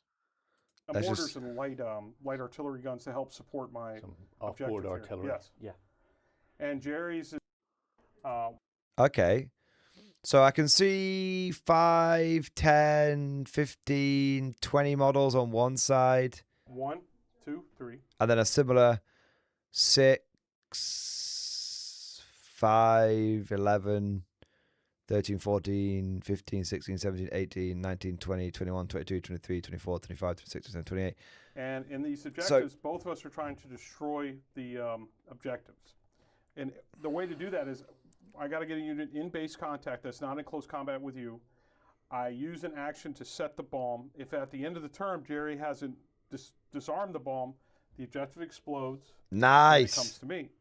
So if I gain 2 of them at the end of a round, I'm going to win because you can't catch back up. At the end of the 6 turns, if neither one of us have more objectives or any objectives, then we go to kill points to see whose army's been, killed or who's killed more of each other's armies. Okay, now are we still seeing Germans versus British? Yeah. Yes, we're playing with the same armies as before. These are 150-point armies, which is basically the 3x3 size. Because remember, this is a 3x3. We should be playing on a 3x3 space or a 3x4 space for the little bit bigger games. These represent basically the starter armies, so it's 150 points. You want me to go over what they're made of? Yes, please. So we have my German army has a command unit right here, which has a commander and 2 riflemen with him. I have 3 core units, which are made up of riflemen. I have a flamethrower unit, which the is Star Swipes kind of getting me. Stormtrooper unit over here on my left flank, and then I also have an artillery bombardment, which is a light mortars and light artillery guns to help support my off-board artillery. Yes. Yeah. Off-board artillery. Is made up, not exactly the same. It's not a mirror force, but it's close. He's got 3 core units of riflemen. He's got a sniper, which is different than me, obviously. He's got a little bit bigger unit of close combat guys, and he has a commander, which is over here, which is basically the same as mine, commander with 2 riflemen. And our commanders are the basic level 0-point commanders. Yeah. Obviously, in the game, there's better commanders. There's name characters that you could use, and you can make all kinds of different combinations. Let's see some fighting happening. Basically, what I will. I'm going to start popping the fatigue on these guys. Oh, we'll see if I get it. No, okay. So just them? Land just on them. the stormtroopers down the front. Okay, so I'm looking for. Am I within 8 of this? Of your leader, you should be because he ground maneuvered. Yep. So I'm within. So I'm looking for 4s. Because I'm normally 5, but he's bumping it up to a 4. Ooh, 3 casualties. Oh no! You gonna bite that bullet? Yeah. Oh no! I don't like these dice. Not 3 1s. That would be terrible. Oh wow! Still 2. 2, good. These are the ones Mike told you to use. So perhaps there's a reason. Muy malo. That's very bad. 2 dead. Yeah. Oh no. Just 2 fatigue. Yeah. I got excited. 2 fatigue, which is not good. No. Yeah. Down 1 action. But that's going to mess me up because I can't activate and then set the... Yeah. Shame that, isn't it? Okay. I love the way Jerry kills you with kindness. I do. I'm very, very decent that way. So... 3. Ooh. That's nice. a dead sniper. That would have worked. That would have worked. If he rolls his bat again. It may still work. It might still work, I know. So there's like 2 layers of saves. No, perfectly fine sniper. And why that would have worked is bringing up. Interesting. There's how much is left by the end? If there's so much fucking saving going on, there's a lot of models still left at the end. So it feels like maybe your guys get fatigued first and then they get killed, which is interesting.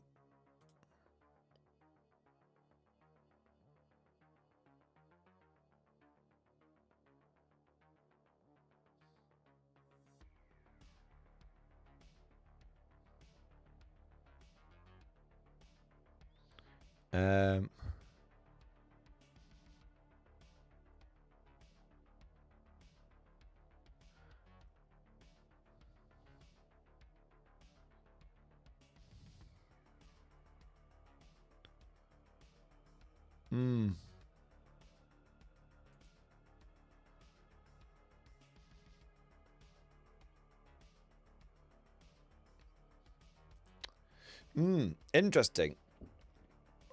So that is called what's it called? Blood and Valor. So Mike P, it sounds interesting. I'd love a bit more information if you've got it, mate, on like how I'd love a bit more information on what size game it is. Like, is it like is 150 points like what they had pretty normal, or is it like can you get bigger armies? Because like I said, it's World War One.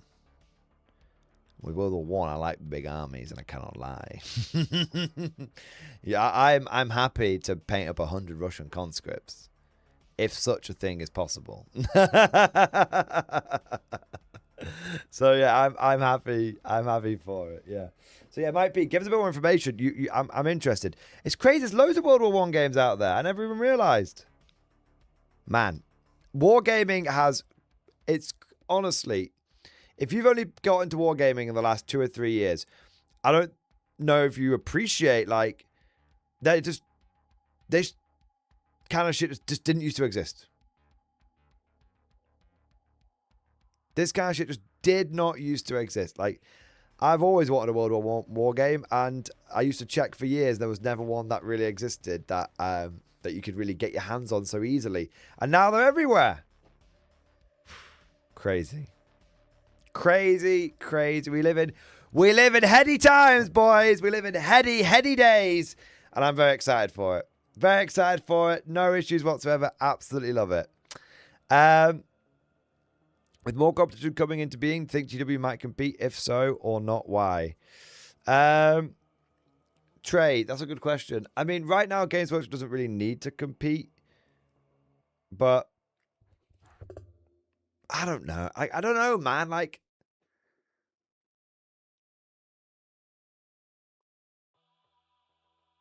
I lost my 40k model mojo about 2 years ago. I did a video on it and everything. 2.5 years ago.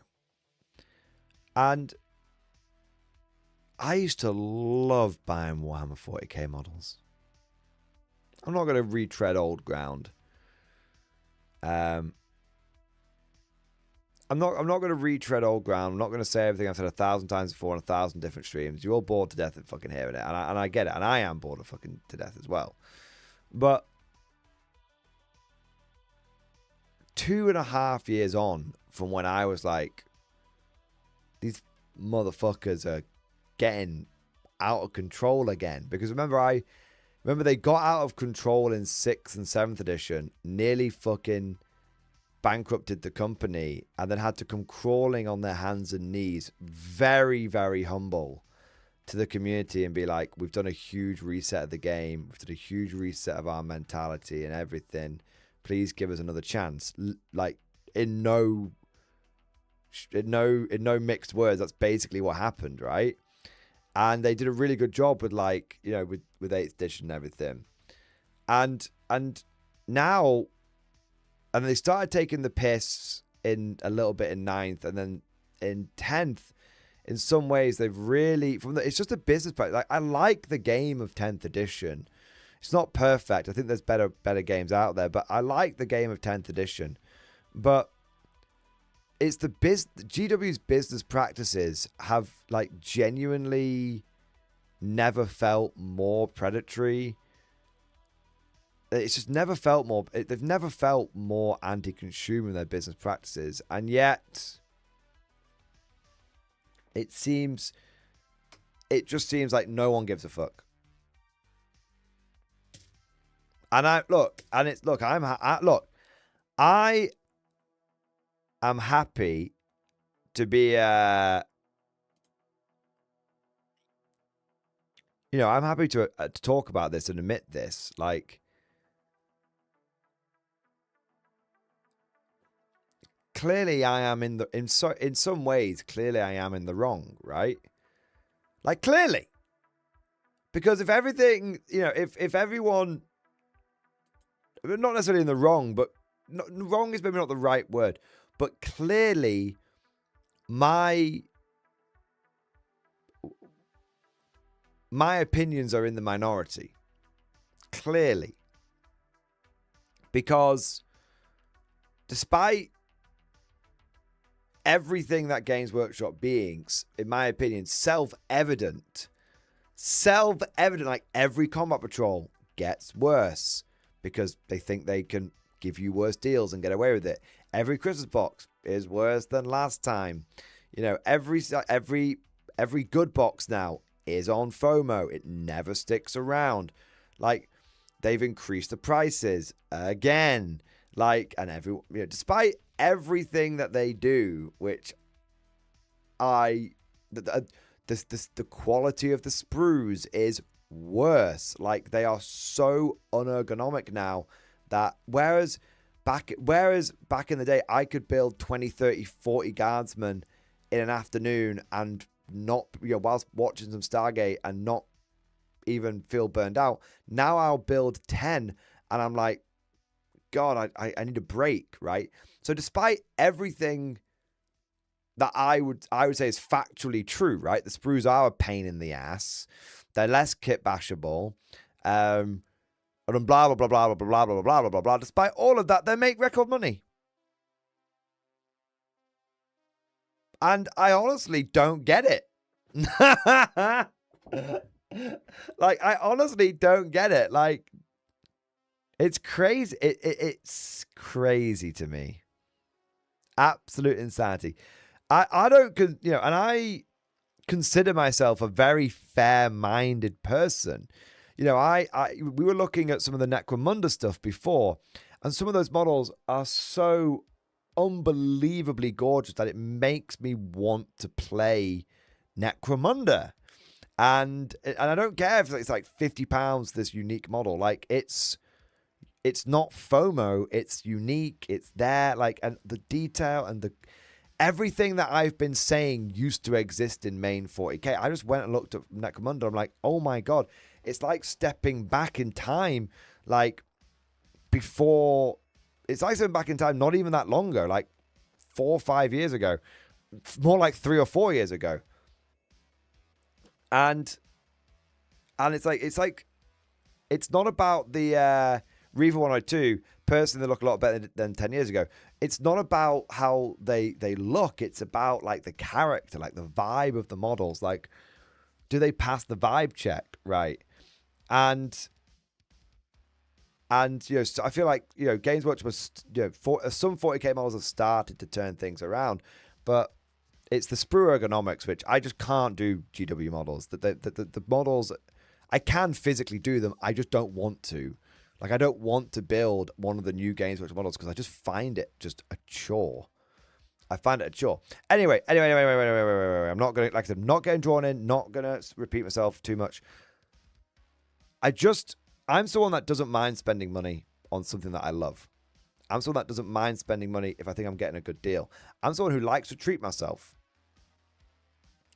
I feel I'm a relatively fair-minded wargamer, and I just find it, in some ways, just strange that so many people out there see everything that Games Workshop does, and they still are like, I'll buy from, they'll still support it. Like 2.5 years ago, I thought things had gone a bit too far. And 2.5 years on, I think they've gone way too far. And people, but then it seems to have no impact. I don't know. It seems to have no impact, man. You dogs to victory!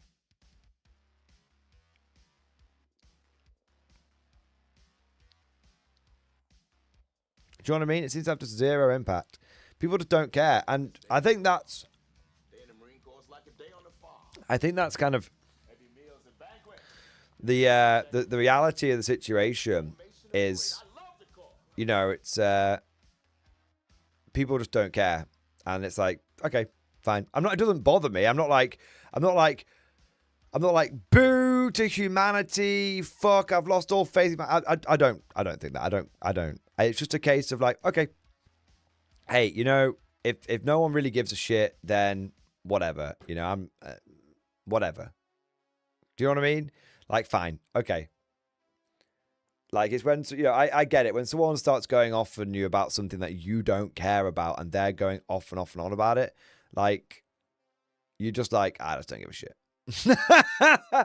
And I guess there's loads and loads and loads of things in the world that I don't give a shit about, that a lot of people give a shit about. And I'm just like, nah, I just don't care. And I guess I have to sort of take that sort of perspective and turn it in on this situation and be like, that's it. So I find it very, very strange, but I suppose I don't find it surprising would be a way of putting it. Yeah. I don't know. So yeah, we'll like I said, we're not going to go off about it, but because I've talked about it to death. I've talked about it to death, boys, and I've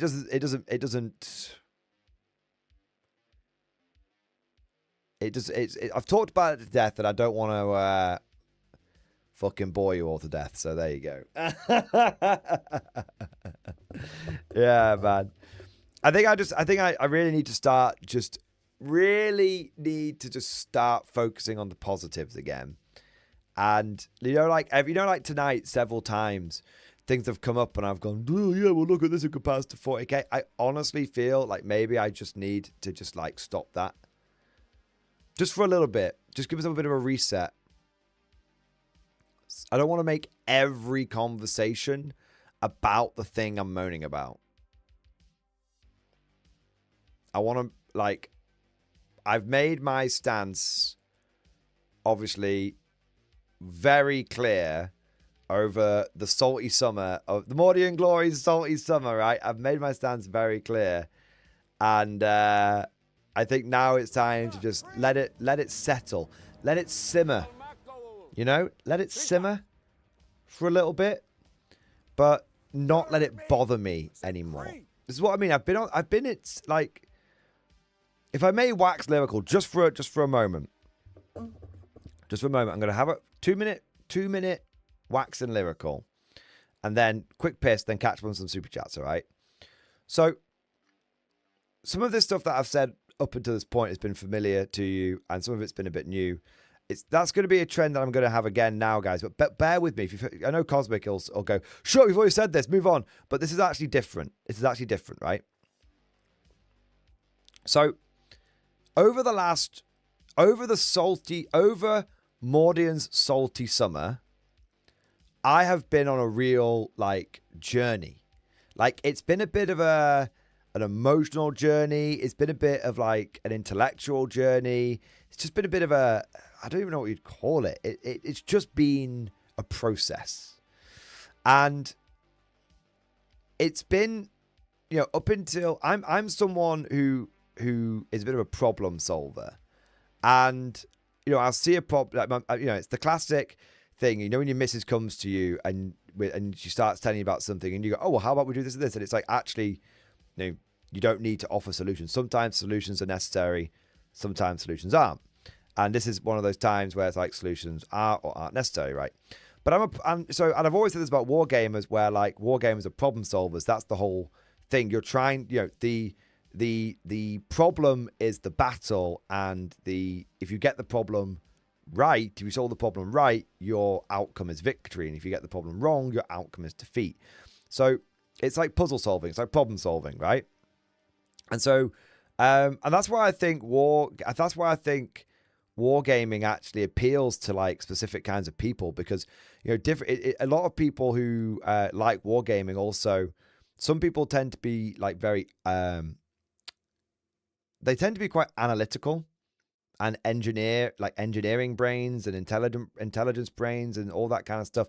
Like there's a lot of people who play war games who you tend to find actually, if they tell you what their job is, you're not surprised that that's their job, right? Like, oh, okay, yeah.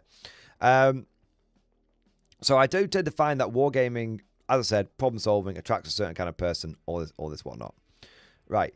And I've been on this kind of like, as we sort of got the Imperial Guard 10th edition codex, I very quickly reviewed all the data sheets on that, played loads of games of that, took it to loads of tournaments, analyzed it from basically every single angle, and I got to the end of it and was like, oh, okay, well, I've basically solved this now. And so because I'd been looking forward to, we've been working everything out before the codex came out and didn't massively shake things up.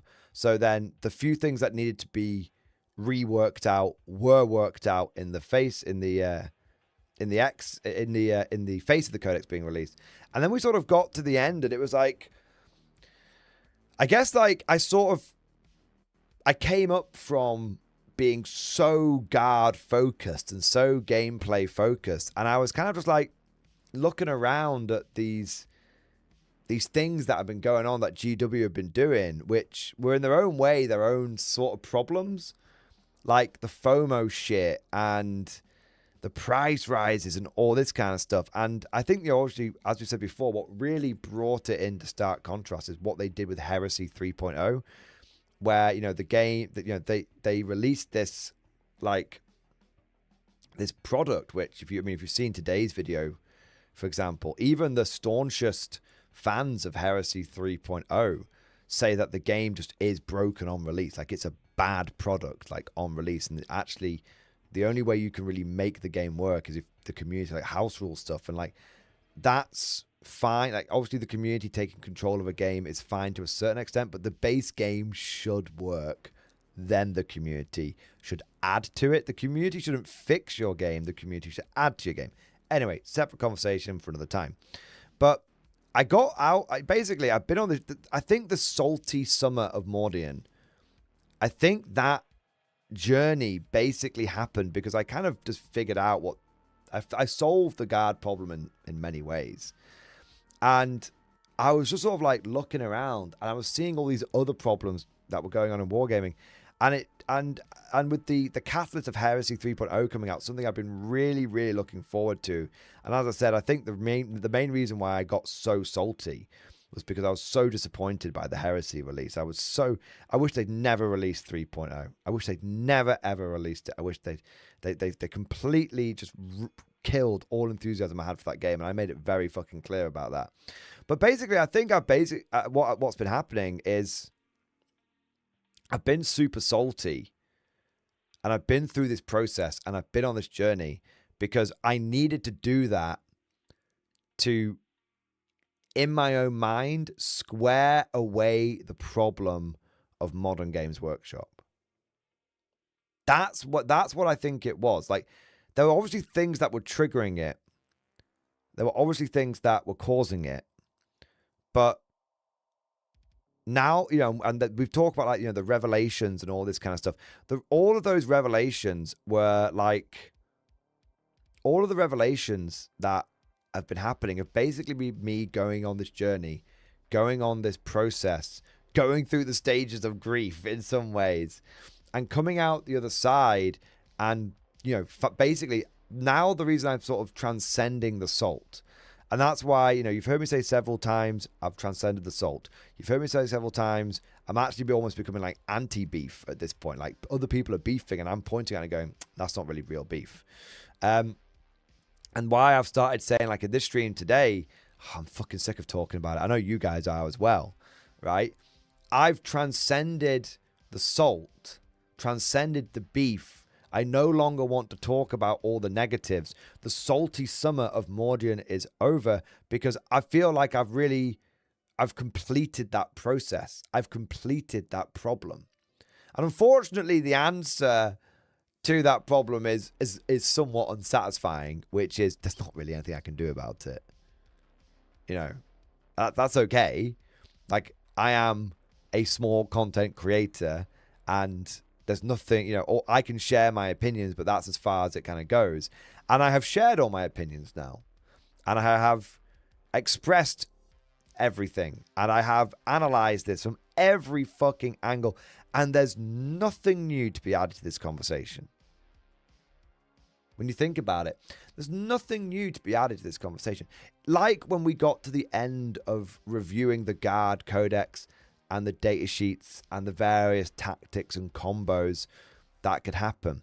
There's nothing, you know, between all the videos and all the streams and all the stream highlights that I've done, there was nothing new to add to that conversation around the Guard. Just a few like, oh, I haven't tried Pure Ogrin yet, or I haven't tried like Recon Baneblade yet and all that kind of stuff. There was nothing new to add to that conversation.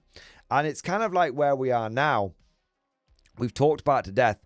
This problem has been solved. There's nothing new to add to this conversation. We've analyzed it every which way, which is why now I am like, I have transcended the salt. I have transcended the beef. I've become a being of pure... I've become a being, not like, I've ascended, like Daniel Jackson, I've ascended, you know. But I become a being of pure open-mindedness. That's what's happened. And that's why, like, 2 years ago, if you had shown me that World War I, that Konflikt 19, as it were, game, World War I Konflikt game, I would have had zero interest in it. And now I'm like, that's amazing. I want to try it out. I no longer want to talk about the salt. I want to talk about things that make me happy. Whatever those things may be, I want to talk about the things that make me happy. And I think that's, yeah. You're like Mr. Burns when he would get high on the drugs and just float along. I bring you love. Wait.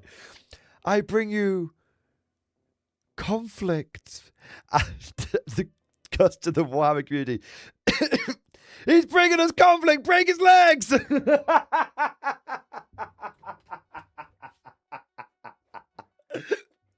That's literally the meme, man.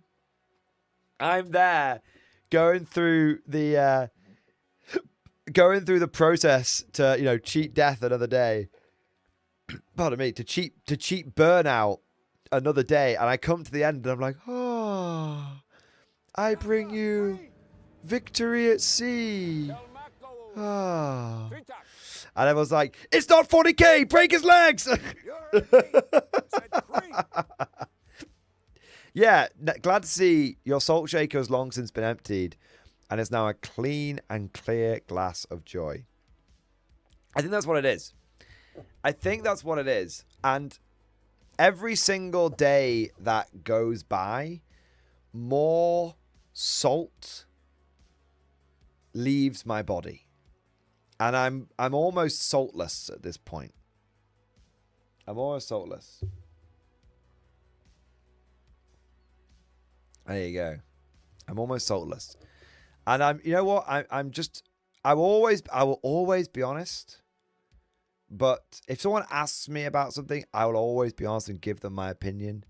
But I'm no longer going to just like inject this salty bitterness into like all the conversations. It's gone. We've transcended. That's it. We have transcended. So that's and I think that's the why you know, why we've said everything we're going to say. There's no need to bitch, moan and whine about anything else. Let's just look to the positives, and now that we understand the situation, if anything changes, we'll talk about it. But if it doesn't, it doesn't. Now, I will say one thing right here. I have transcended the salt. However, I have a lot of stream highlights coming out between now and the end of the year where I will be very salty. So, you know, it's a delayed effect. It takes a little while for the injury on the Diplodocus's tail to make it to its brain. And I'm not throwing away that content because it's good content. So...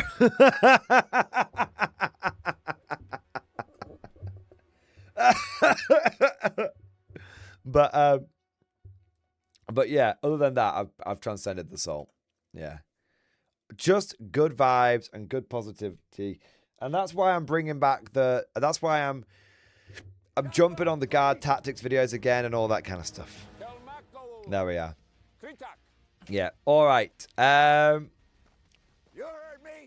am going to go for a quick wee.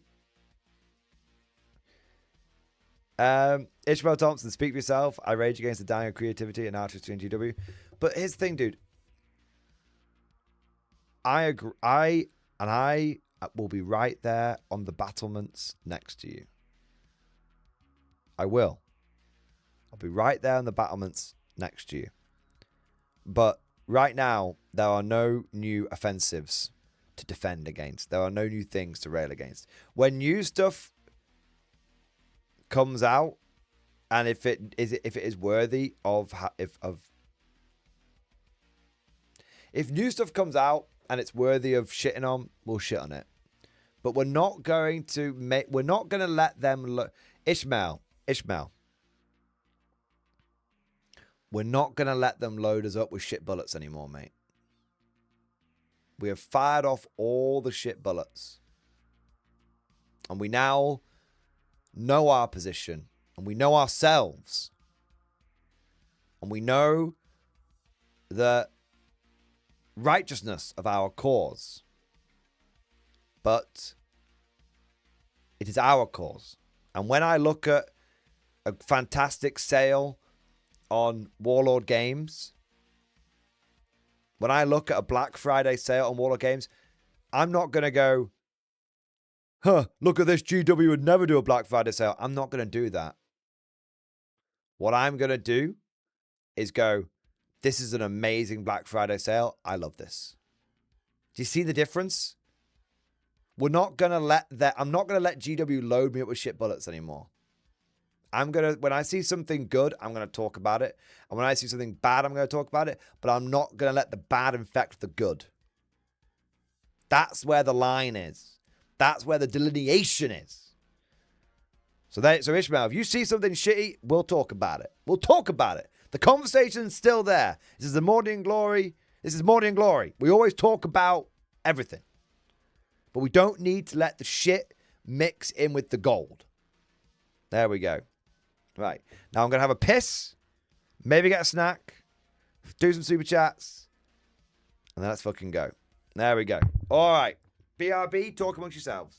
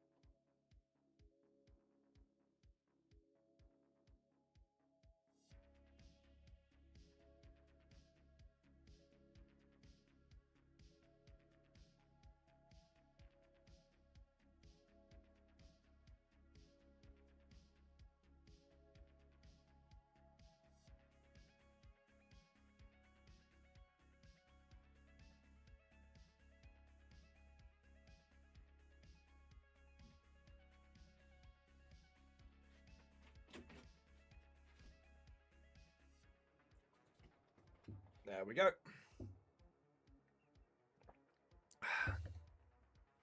All right.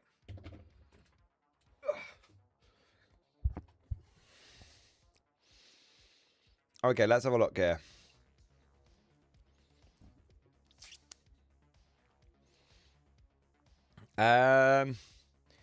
Lewis P, thank you for the super chat, man. They asked for a meme. I gave them a meme. Check stream discussion. Let's have a look.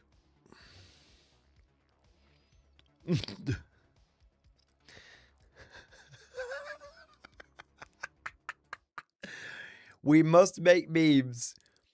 Should I make salty or sloppy content today? Yes, meme format, baby. Amazing. That's actually a utterly peak meme. I am going to recommend Evan post that.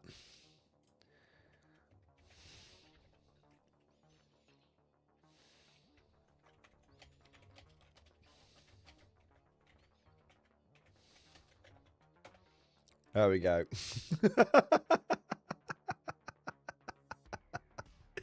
Should I make salty or sloppy content today? Oh, that's so good. That's so good, man. Love that. What have we got next? We've got Ishmael, my boy. Ishmael, thank you for the super chat, bro. It's the general slop effect. Slop gets sloppier and more popular, and masses gobble it up until it's not cool anymore. Puddings out to the average person is pearls before swine. Look at D&D.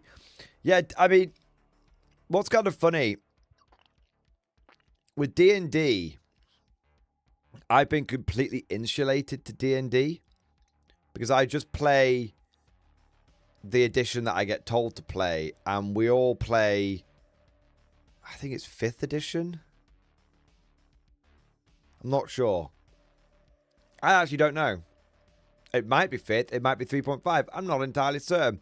But because literally, if in 20 years' time, D&D could be on a 1,000,000th edition, and we'd still be playing the edition that we play. Yeah. So that's obviously a specific thing. So I think the problem is with the thing with D&D is that it's inherently the same. It's a group thing. It's a cooperative group thing. But 40K has become a global community, and so because it's become a global community, when the edition changes, it's very hard to stay in the old edition. It's really hard to stay in the old edition because when the edition changes,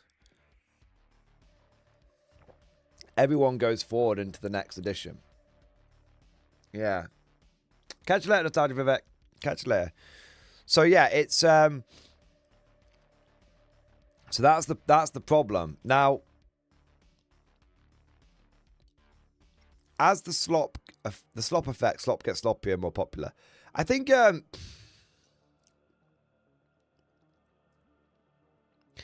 thing is,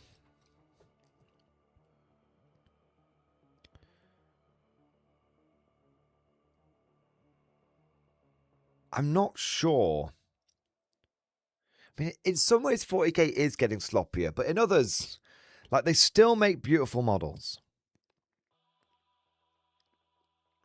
Blood Angels to one side.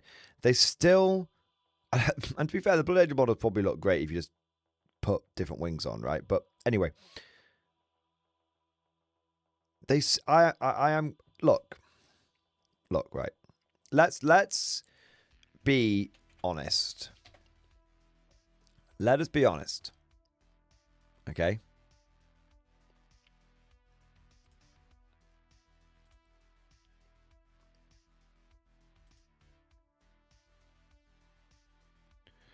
Like, Games Workshop can still make absolutely gorgeous models. They know how to do it. Space Wolves prove that they know how to do it. And if you actually go and look at a lot of what, not the Space Marines, but let's have a look at some of the guard stuff, right? Like, the Cadian Command Squad is actually really good. Like, that's a really, really high quality kit.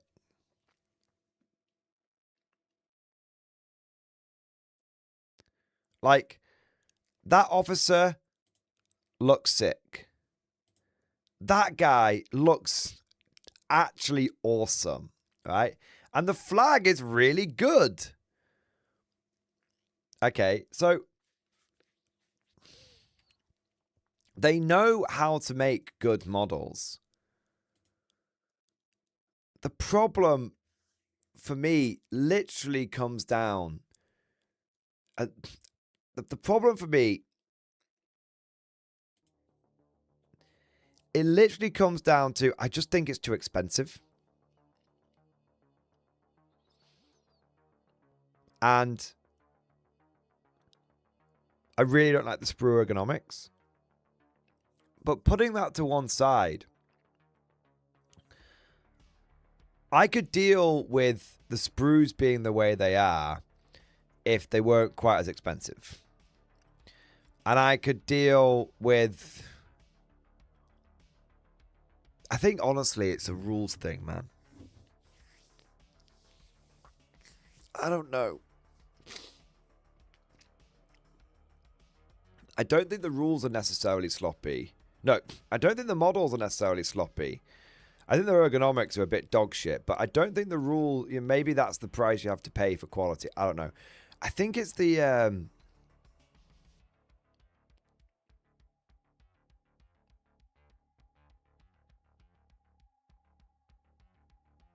I just think that the game is just a bit basic.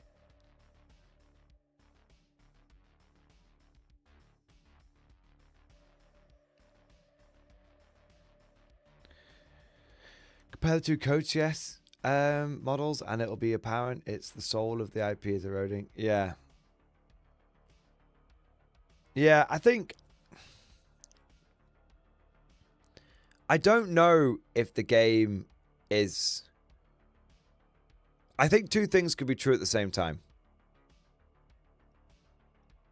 I think Games Workshop has never made more incredible, detailed models. And yet, I think at the same time, the Games Workshop has never made more incredible, detailed models. And Games Workshop has never made a more balanced rule set. But at the same time, Games Workshop models have never been less fun to build. And Games Workshop models have... And Games Workshop rules have never been more easy to solve. I think that's the... I think that's where it comes down to. I think there's a yin and a yang to every part of this. On the one side, very detailed models. On the other side, very difficult to build. Like, GW models now are in the same camp to me as Italiari models. On the one hand, 40k 40k relatively well balanced. On the other hand, 40k but 40k rules are too simplistic. I think that's what it comes down to. Yeah. I think that's what it comes down to. I think there's a lot of different things going on. But that's where I'm sort of that's where I've settled with it now.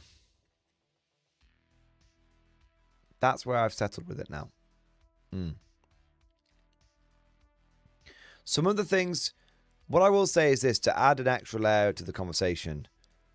What I think is going to be interesting in the future is if and how Games Workshop addresses any of these problems. Will Games Workshop make a more in-depth rule set for 40k? First question. Second question, how will GW... Will Games Workshop make a more in-depth rule set for 40k? Will Games Workshop make more ergonomic sprues for 40k?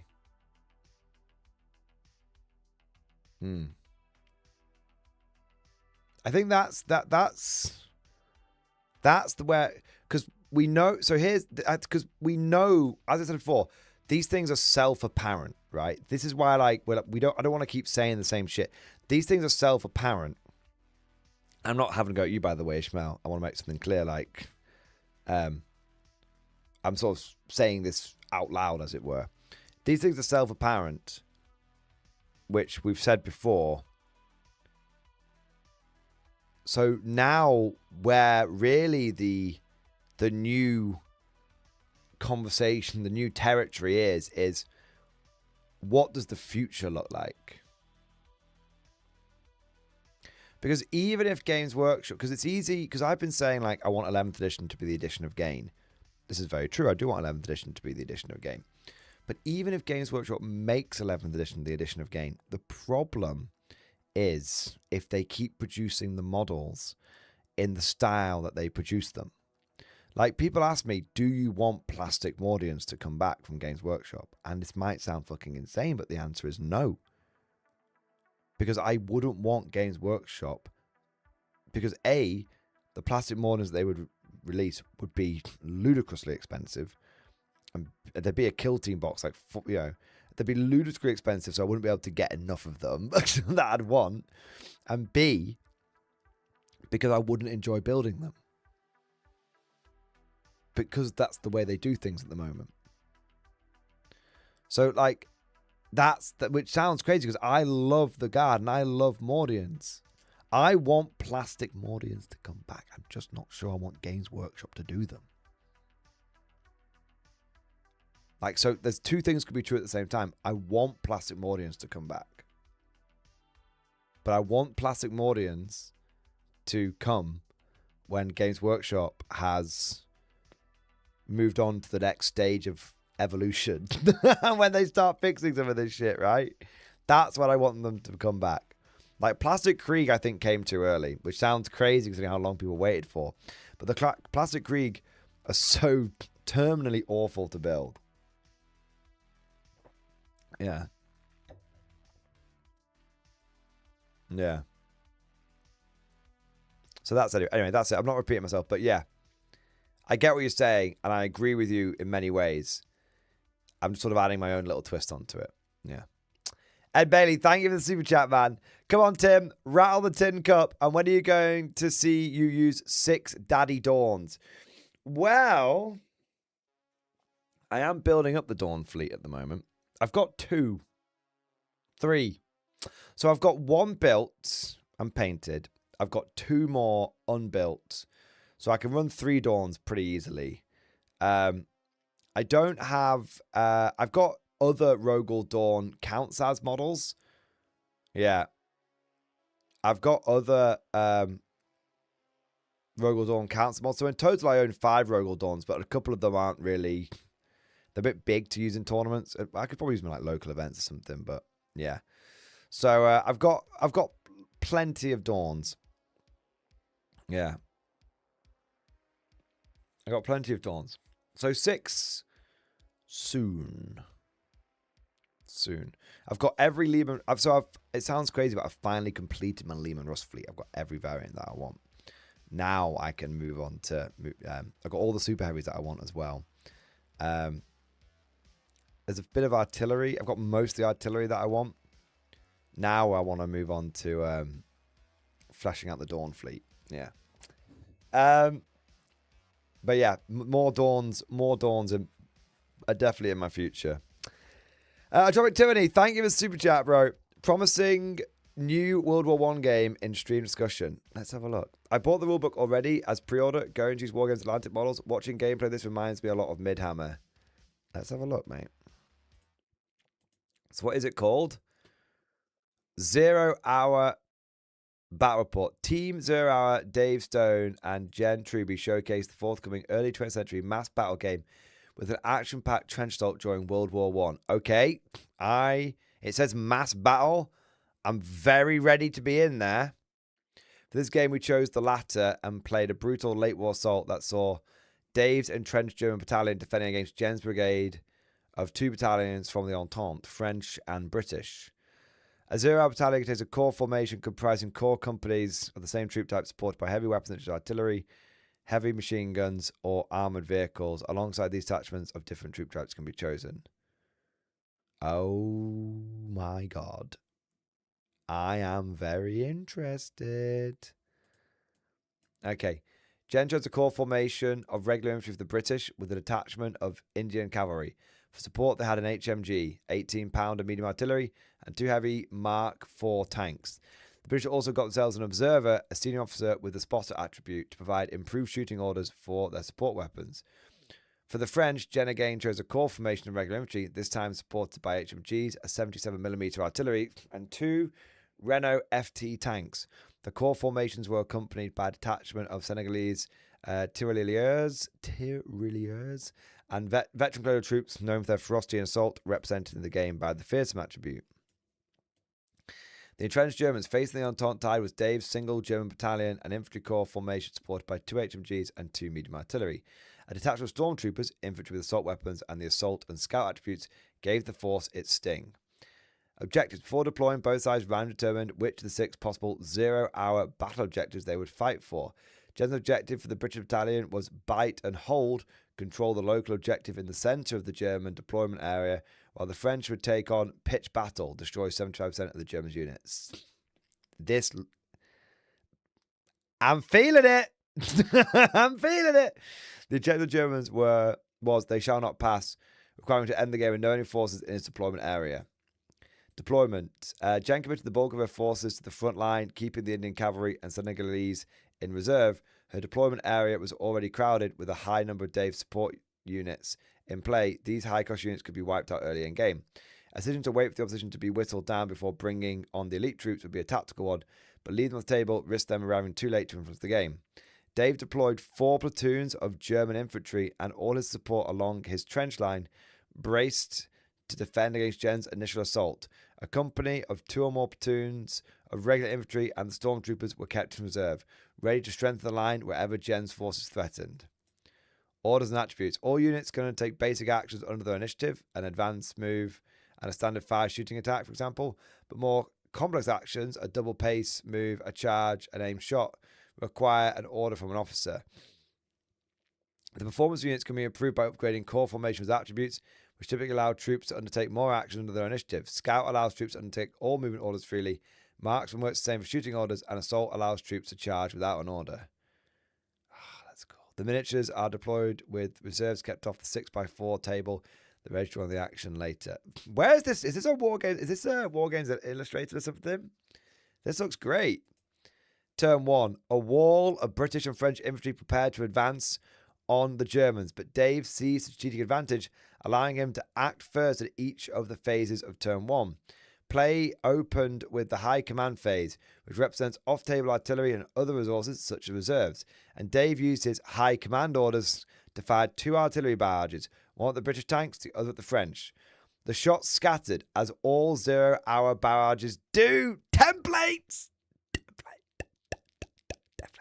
But Jen's deployed area was so tightly packed with troops that both strikes caused casualties. Perhaps with the greatest consequence that her observer was left disordered and unable to contribute to his turn's shooting. So artillery can like break your guys up. I am getting, my inner Krieg is breathing really hard. Jen responded by directing her own off-table artillery at the reels of barbed wire that would slow her advance, hoping to punch holes in those defenses. Holy shit, you can use artillery to blow up barbed wire. Like, destructible terrain, advanced tactics. Oh, how do I deal with this barbed wire? This is wargaming! This is it. This is what I'm talking about. Oh my god.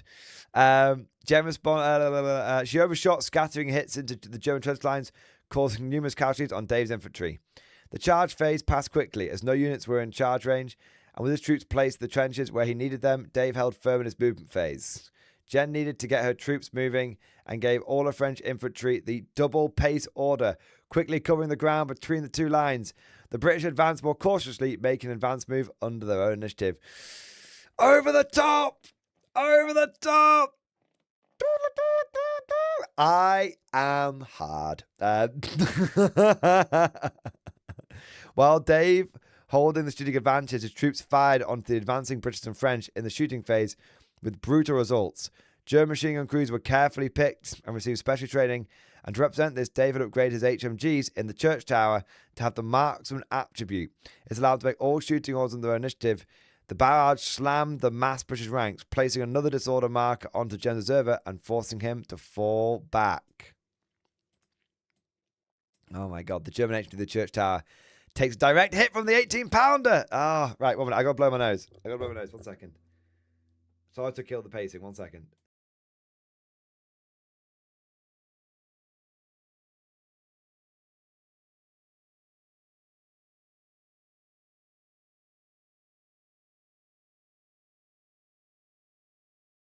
Let's go.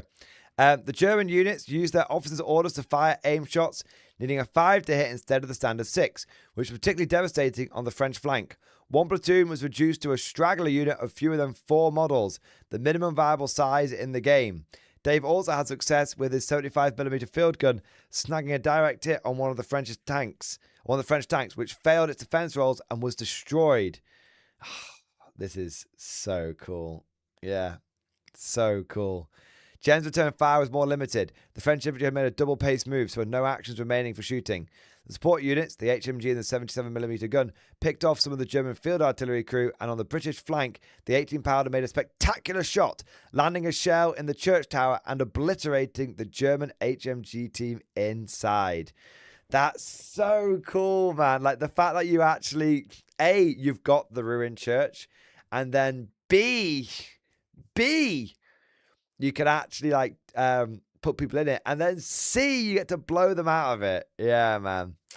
A cinematic blow and very disappointing for the Germans, but vengeance for the Alliance. The British infantry had advanced more cautiously and were still able to fire, but having already moved this turn, they were not able to enhance their shooting with orders. That meant 6s would need to hit targets in cover, making their shooting mostly ineffectual. Whilst the shooting phase complete and no need for an up-close and personal combat phase, the players went straight to the end phase and tied up the battlefield.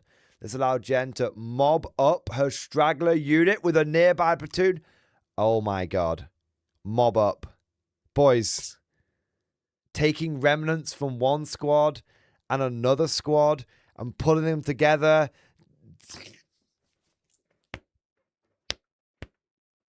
I need it! Oh my fuck, boys.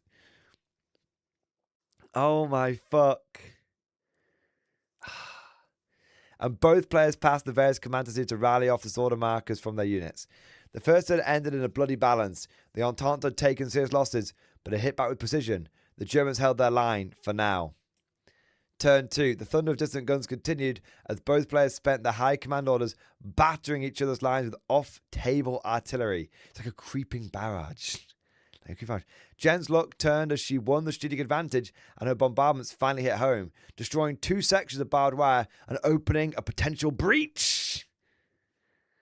Dave kept his focus on the French and British tanks, but both barrages scattered again, landing amongst French and British platoons, taking out 2 platoon commanders and with them access to orders. Although the company commanders could still pass orders to platoons in their company, this would stretch Jen's senior officers and limit her tactical flexibility. Oh man, this is so cool. This is so cool, man. During the game, units may be forced to take a morale test, usually due to casualties or being hit by a fearsome weapon. And if a morale test is failed, the unit receives a disorder marker.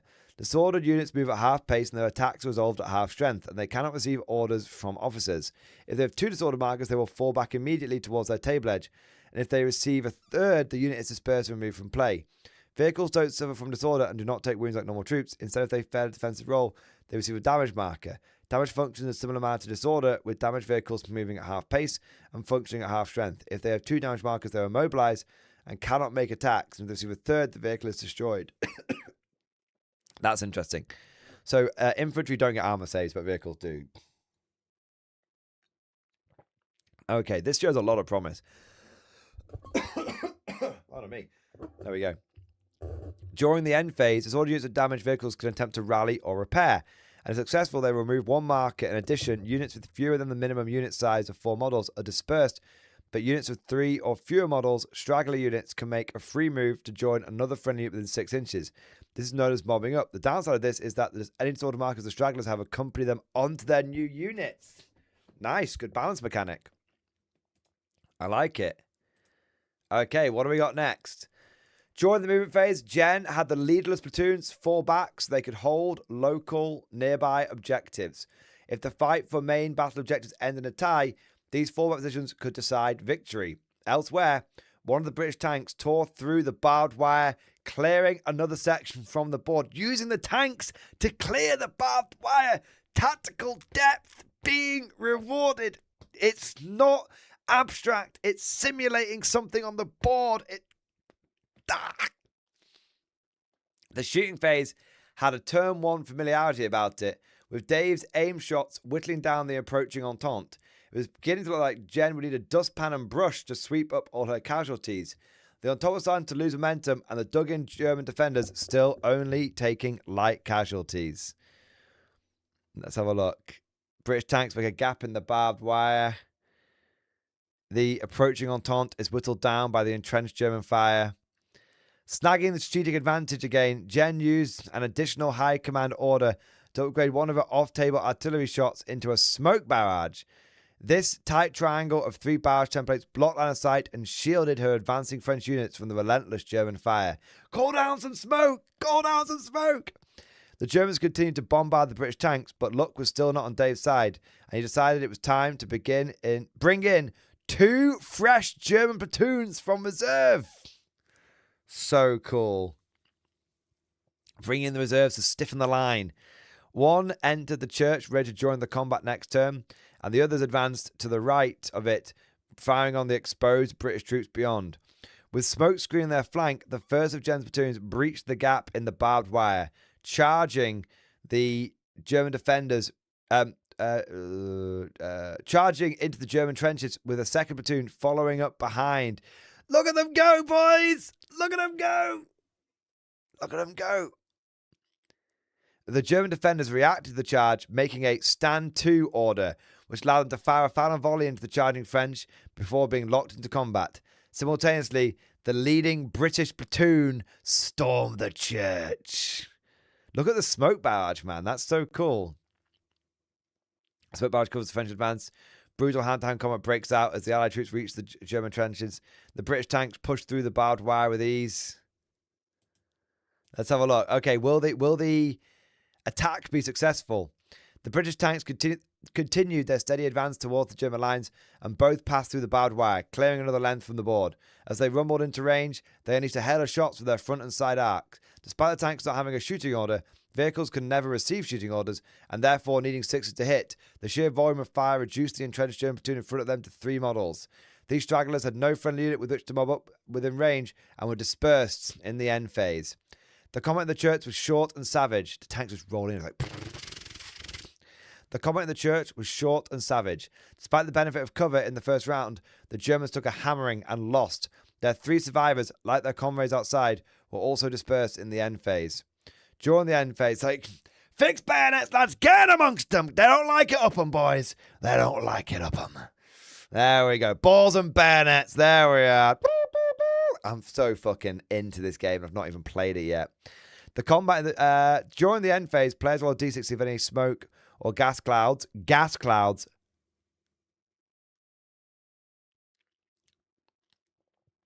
Don't judge me, but I'm definitely going to gas attack people every opportunity I get.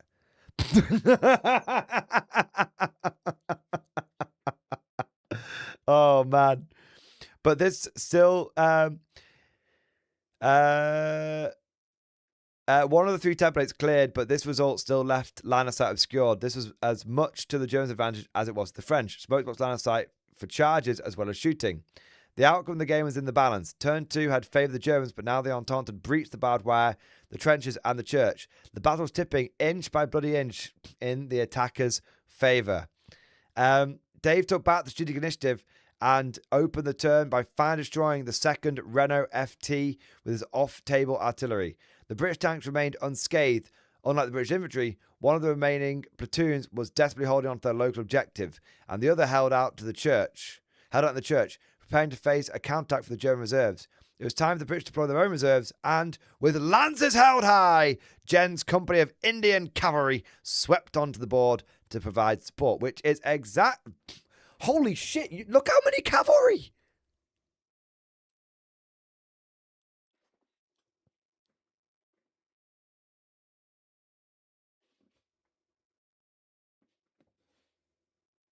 I'm in.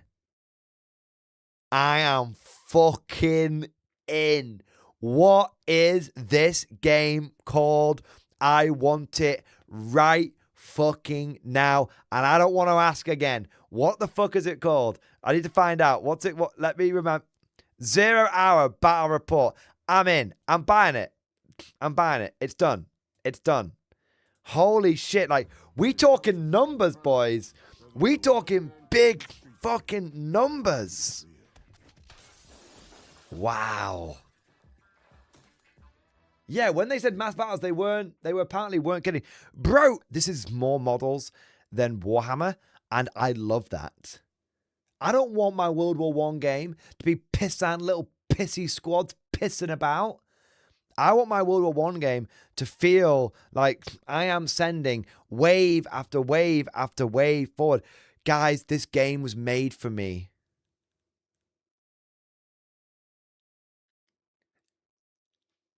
I am the infantry guard commander.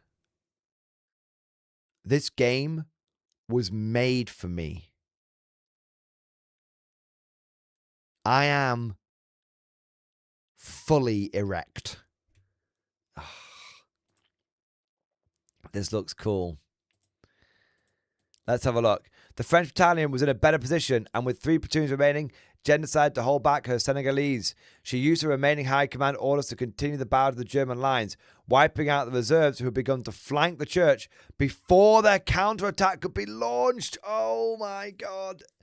So the British stormed the church, and just as it looks like the Germans are going to retake it, the off-map artillery fucking slams into them. The charge phase saw both players go on the offensive. A 2nd French platoon surged into the ongoing trench combat, and the engaged Germans had no opportunity to stand to. Meanwhile, the remaining German reserves crashed into the British of the church, hoping to turn the tide on that flank. More French is piling in. Oh my God. The shooting phase saw... Pardon me. The shooting phase saw another missed opportunity for the Germans as their 75mm gun squandered its chance to destroy either advancing tank. In retaliation, the tanks wiped out the 75mm gun's crews in a spray of light machine gun fire. In the church, the German assault destroyed the British platoon, but at a cost. Only 3 Germans survived, and they were dispersed in the end phase. So basically, Germans countercharge the church, everyone dies. The few people left are just too exhausted to be able to keep fighting. That's crazy. On the French flank, the combat in the trench went downhill for the Germans. With no cover bonus from the second round, all combatants are assumed to be intermingled. And disordered from losing the previous round of combat, the Germans had to fight this round at half strength. The addition of Jen's 2nd French platoon made the outcome inevitable. The defenders were wiped out, and the French took the trenches. What I love about this is the French didn't take the trenches because they just banzai charged across the trenches. The French took the trenches because they used smoke, tanks, and artillery, like proper late war tactics. At the start, and you're being rewarded for that. At the start of the turn, the game had hung in the balance. Now the Germans were in a desperate state. The French held their trenches, the British army was still in play, and the cavalry were galloping up in support. German hopes now rested on a timely intervention from their stormtrooper reserve.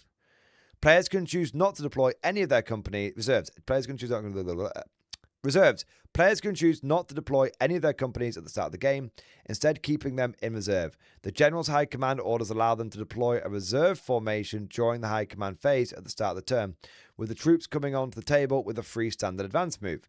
Once deployed, they can act as normal, but as their officers are not deployed with order markers, the unit can only act under their own initiative. It is therefore a good idea to use formations with attributes that allow them to move or charge under their own initiative as reserves, as there are far more options available to them when they arrive. In the case of assault troops, they can even charge into combat that turn, which is a very powerful action that can turn the tide of battle if you time it right. Turn 5.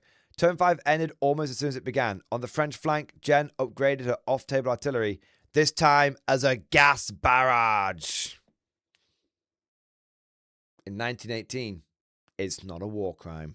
And her uncannily accurate aim placed a choking cloud over the last remaining German platoon on the French flank. The unit became instantly disordered, and although gas is not as damaging as high explosives, the Germans still took a casualty from the attack, failed the morale test, and received a second disorder marker, which meant they were forced to fall back immediately. Which makes sense, right? Because at this point, everyone's got gas masks, so it makes sense. But it's not that it's powerful in the damage, it's powerful in the disruption. All right. The players paused and took stock of the situation. The French had achieved their battle objective, destroying 75% of the German battalion. They still had a strong reserve of Senegalese, unspent and now unnecessary. The British cavalry were poised to claim another local objective. Deep in the German deployed area, their own battle objective, and 2 British tanks still roamed at will. The German forces on the board were all destroyed or dispersed, and though they still had their powerful stormtrooper reserve, who could deploy and charge under their initiative with the assault attribute, where exactly could they make a difference? The only viable targets were the British tanks or the French troops already in the trenches. These attacks wouldn't stop the British cavalry from galloping in to claim their battle objective, nor would they enable the Germans to claim their own objective. None shall pass. The players declared the game a major victory for the Entente, and the church bells rang, not for mourning, but for triumph. The German line had crumbled under the relentless pressure of the Allies' numbers, steel, and will to win. Huzzah! Huzzah, men! Huzzah! Aggression, well-placed barrages, and effective smoke and gas launches, and some lucky dice rolls won the day for Jen's Entente Alliance. Winning the game. At the start of the game, players randomly select a battle objective for each battalion played. Players also place local objectives, 2 on each side of the board, and 1 in the centre in attack and defence scenarios. 1 goes in the centre of the defender's deployment zone. If at the end of the game 1 player has completed their battle objective, they have won a major victory. If neither or both sides have completed their battle objective, then the player holding the most local objectives is the winner, and a minor victory is declared. If both sides control an equal number of local objectives, the game ends as a stalemate. 0 Hour, published by Gripping Beast, has a planned release date of November 2025 and will be available from grippingbeast.co.uk.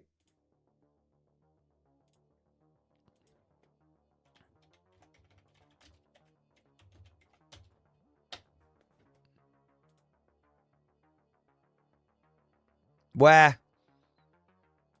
I'm buying it now. Where? I'm not even. Where? I need it.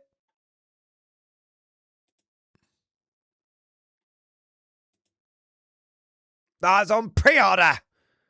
It's November now. It's November now. I want it now.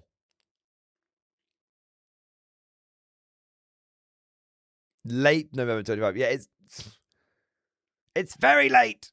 I want it. I want it now.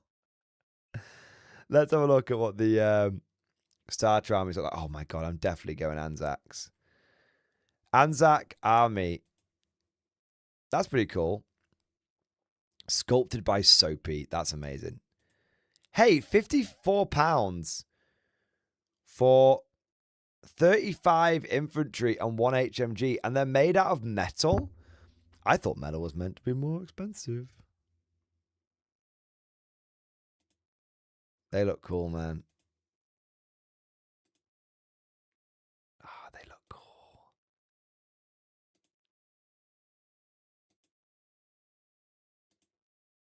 They do look good. Well, that looks amazing. That looks... You say promising World War One game. Entropy activity. Very, very fucking promising. Very, very fucking promising, man. Holy shit. That looked perfect, bro.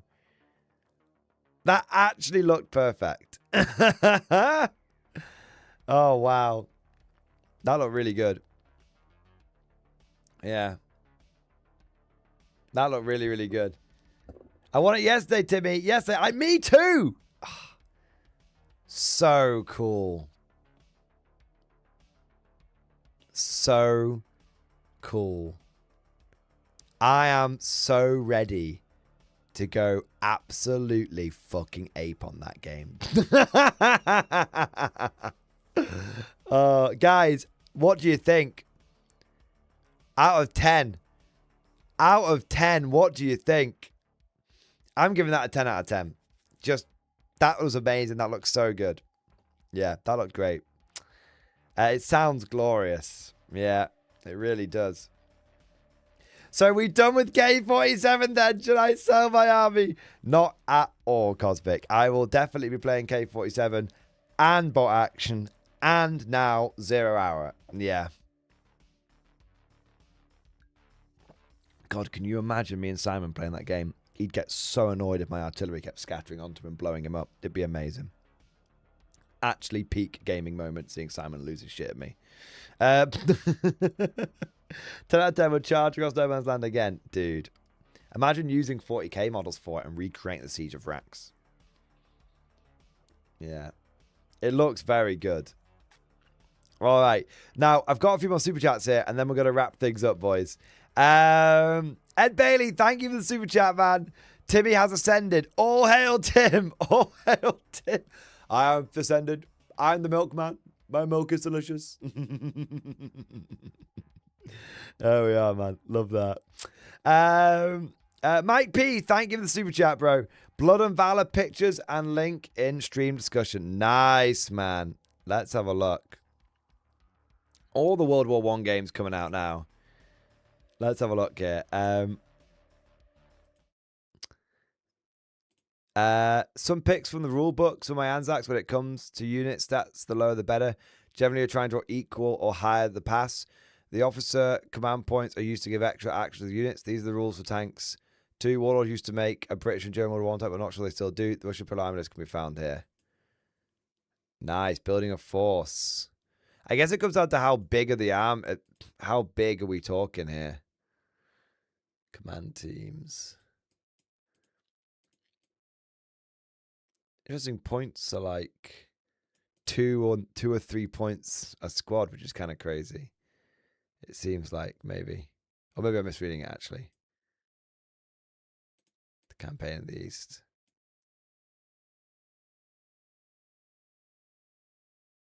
British close combat specialists. Scottish soldiers. Scottish soldiers! That's cool, man. Hey, they look cool, bro. Full Gallipoli engaged. Yeah. Love that. Those models look really good, and you're doing a great job on painting them as well, man. I can't quite read that page, unfortunately. And that just goes to the skill test. Interesting. By counting how many shots are being fired at each weapon, has a shot value in the weapon description. Add up the shot values for all the weapons shooting of all that many d10s. Target number for this test is the shot skill value of the unit after any relevant modifiers. And apply. So use a d10. Interesting. Okay. I like it. Yeah. I like it. That's cool, man. I like it. 0 hour says for 100 models. 0 hour, I definitely can see it being 100 models. Yeah. I am so, yeah. I am so ready for... Thing is, I can get... Here's the thing. I can get 0 hour ready and then use the same models in Blood and Valor. So it's like, why pick? Why not both? There you go. There you are. Mike P, that's cool, man. A Silent Warrior, thank you so much for the Giga Chat. Good evening, sir. I found official evidence of throw multiple dice per model versus vehicles in close quarters in Konflikt 47. Picture in stream discussion. From Warlord Games article discussing basic infantry uses in Konflikt 47. Armor Hunters. This one may seem like more of a reach, and they're going to be challenges to pulling it off, but you know that 655-point veteran Wotan that sat dominating the center of the board with its Shining Cannon and front-shaped armor 12, and it's reducing your shape charge down to half pen. It really doesn't like being mobbed by 156 points worth of inexperienced, tough-fighting tank hunters. Sure, it's going to hit you first. You're likely going to lose 3 models on the way in, but that's still 18 attacks. As long as the Wotan hasn't moved and you're hitting on 4s. It gives you a chance of landing a pen +9 hit against its damage value 11. When it's Soviet block, force charging the Wotan with a single point of guts, and here's Soviet block rule, make it even nastier as you can modify your dice to ensure you land the blow.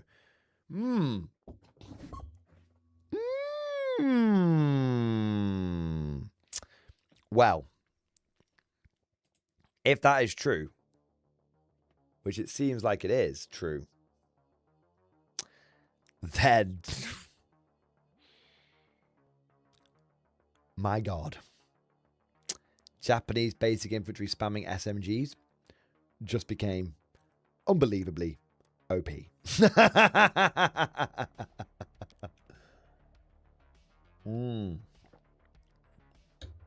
That's cool.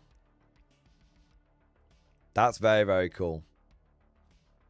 I'm sure that'll get covered in the FAQ, which might be coming out very soon.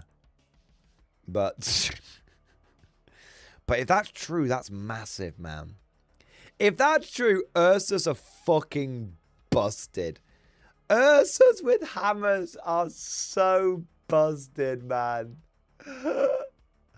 Oh my fucking God.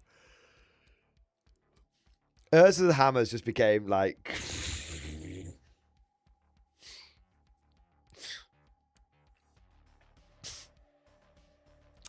I'm going to need to buy some more Ursus. Oh, Johnny's going to lose his fucking mind, man. That's crazy. Silent Warrior, very, very good to know. Thank you for the support, man. I want to say a big thank you to Trooper, my boy. Trooper, thank you for the super chat. Sa07, finish the models, pictures, and stream discussion. Let's have a look. There, look at this goofy bastard. Look at this fucking thing. I don't know why. It looks like some sort of strange alien penis thing, and I love it.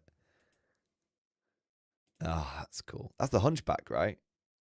Yeah, that's cool. Hey, that's like a Spartan, I think, is it called? It might have a different name. That's a cool mech. That's a cool mech, man. You know what? After you've painted it up, it looks way less dated than it did. When it was bare metal, and it was like from like 1987 or something crazy. Like, I was like, yeah, I can fucking tell it's from then. Now it's all painted up. It actually doesn't look... It looks odd. You know? Like, it looks odd. But it doesn't look dated. Which is kind of interesting. Yeah. Trooper, as always, mate. Fantastic models. And Battletech, baby! He's back on the Battletech. There we go. He's back on it, baby. Cosmic, thank you for the super chat. Does this mean you'll actually use the Krieg? I said, you know what, man? You know what? It could do.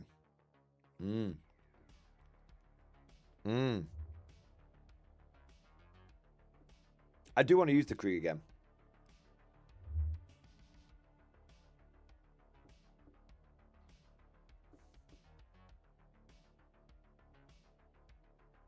I do want to. Like, I want to go to a... I might go to a... I want to get another artillery team finished. And then when I finish the artillery team, I can run 3 fobs, 3 artillery teams, like maximum Krieg, and just have that as my list or something.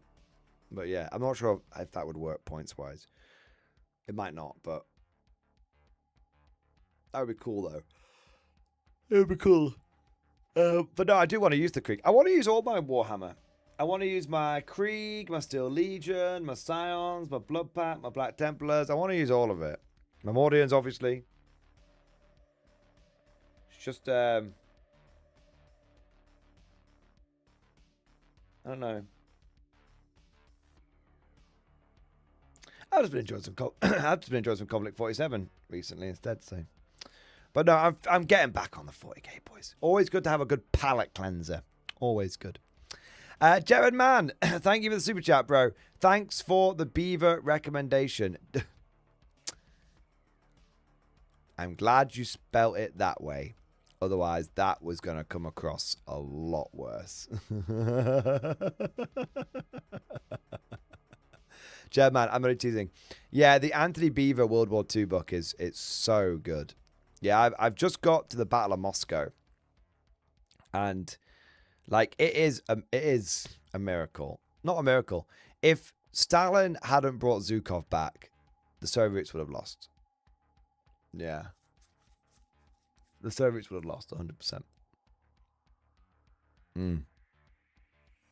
So yeah, like it's such a good book, and I can't wait to keep reading it. Well, keep listening to it. But yeah. Jared Man, you're most welcome, so I'm glad you're enjoying it. I'm looking forward to this one.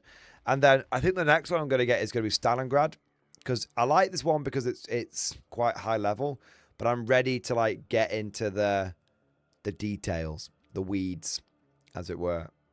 Yeah.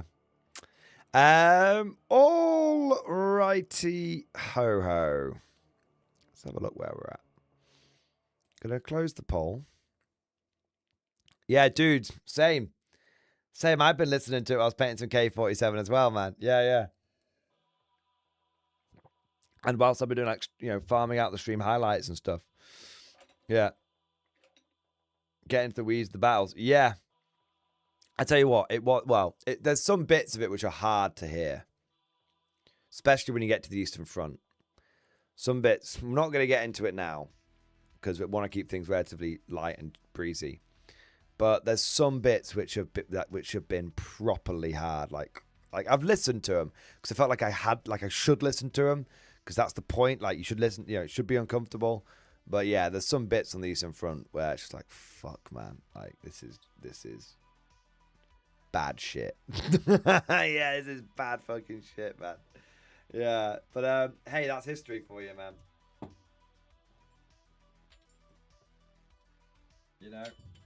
That's the history. All right. Yeah, all the Eastern Front and Pacific Asian Campaign, Grimdark. Yeah, every time it goes over to the Pacific, it really does.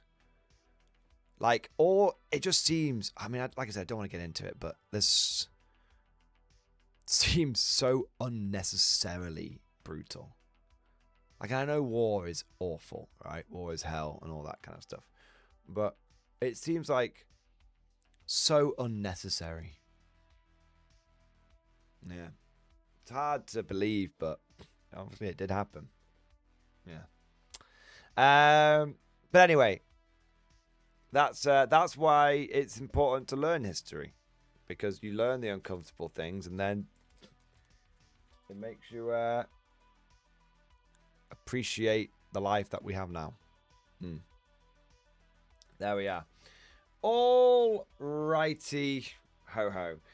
Gentlemen, I think I'm going to wrap things up, I've been streaming for 6 hours. I started on time today. And we've talked about a lot of different stuff. There was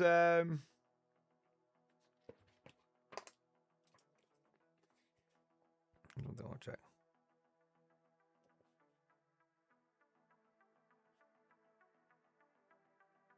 Yeah, there we go. Just wanted to make a note. I don't think there's anything else really to talk about. I had a few topics to maybe go over, but I think we've covered a lot of them, to be honest, just by chatting.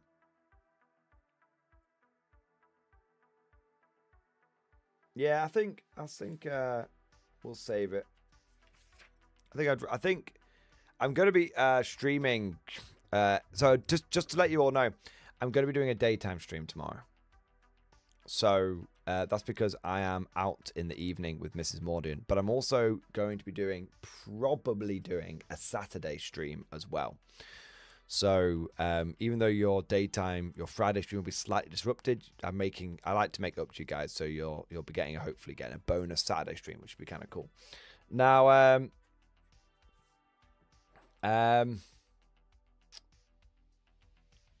I think tomorrow's stream's just going to be a bonus, just chatting stream.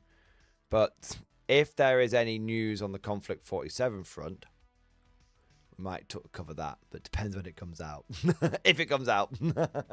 It is an if. But yeah, we'll see. But yeah, I think we'll cover it there. We'll call it there. But before I rush off, let me, as always, take a moment to say a big thank you to all of you who have joined today's stream, to all of you who liked the stream. If you haven't liked it, please remember to go ahead and like it. Even now, towards the end, it does help. And if you're watching this and you want to see more of this kind of content, don't forget to subscribe. But most importantly, I want to say a huge thank you to all of you that have joined, liked, subscribed, and of course, all of you who went above and beyond the Call of Duty. It's thanks to the generous support of you guys in these streams that I'm able to do it full time. And also, it's thanks to your support that I'm able to consider covering multiple different war games and just being able to get excited about a new war game, knowing that there's a strong chance I'm going to get into it for sure. And yeah, I'm just want to say thank you. You guys are amazing. The company is always fantastic. The vibe is always awesome. And the it's always fun. It's genuinely always fun, boys. So love every single one of you, you crazy motherfuckers. And I want to say a big thank you one last time to all of you for being the best goddamn community on the internet. All right. Let's get the... Oh, I did say I was going to go shopping tonight. Do you guys want me to do the shopping now or off stream? I was going to do some shopping. I was going to take advantage of the Black Friday sale.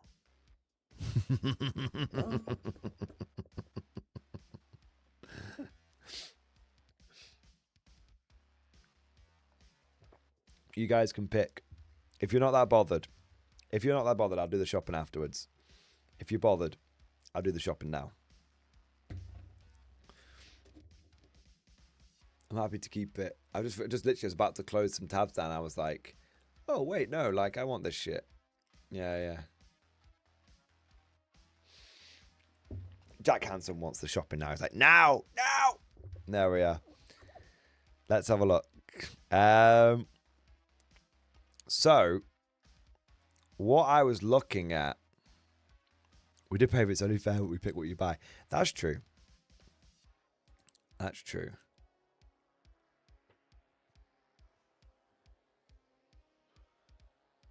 So, let me show you what's kind of going through my mind. So, it's the Warlord Games Black Friday sale. And there's a few... Let me just check something here, actually.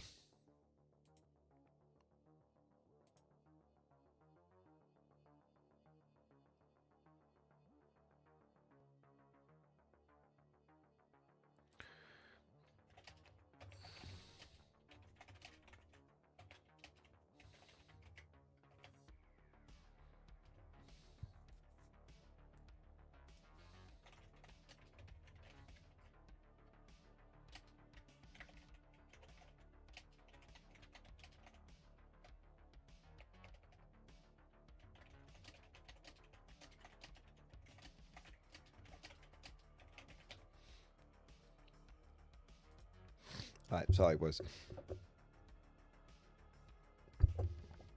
All right, sorry. So, I just had a message I had to get back to.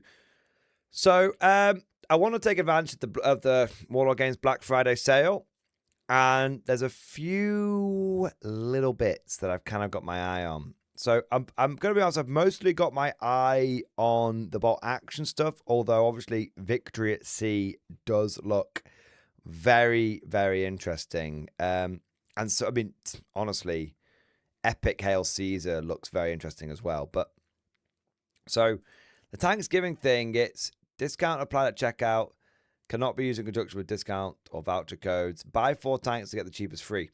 So I'm kind of curious if this applies to all tanks or just the ones that are part of this like page. Because there's a particular tank I do want which isn't on that page, which is the Tyrann. Because I'm getting Hungarians now. I'm getting Hungarians. I'm just going to. The only thing that's holding me back on the Hungarians is literally the green for the uniforms. So if I show you guys more axis, and we find like this Hungarian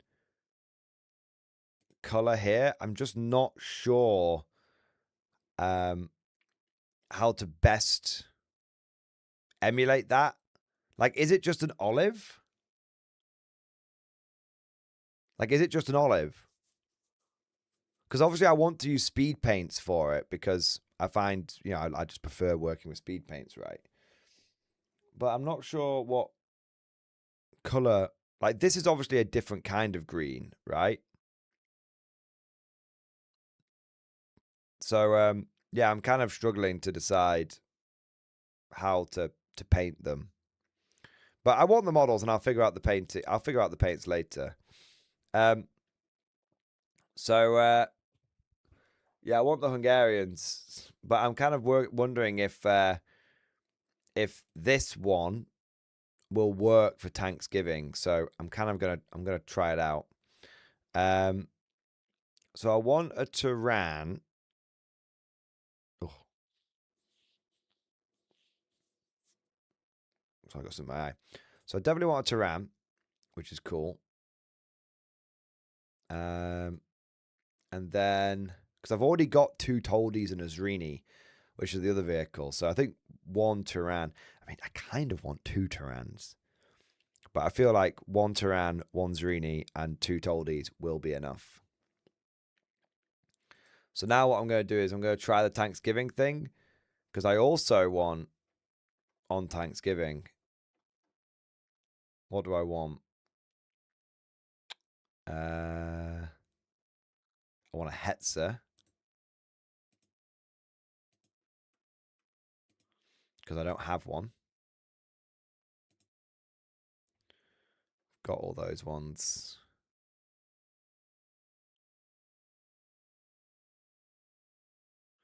I want a Panzer 38T. Because it's fucking goofy.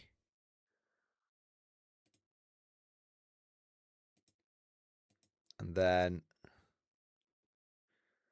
kind of want a 222 armored car, but I kind of want a Stug.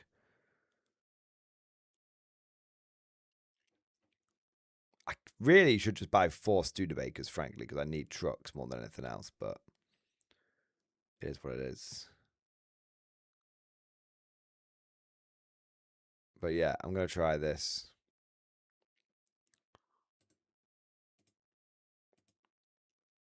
Because that's just cool. You can build it in all sorts of different ways, right? So I'm going to try this. And that camo cloak is the most similar speed paint for Hungarian uniforms. Entropic Dooney, that's very good to know. Because I have that. So I'm going to see if this works now. So.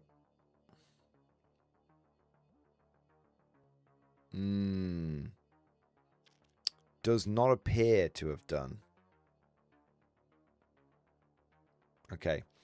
So I'm going to go back, get rid of the Tyrann, and put the Stug in. And see if that changes it.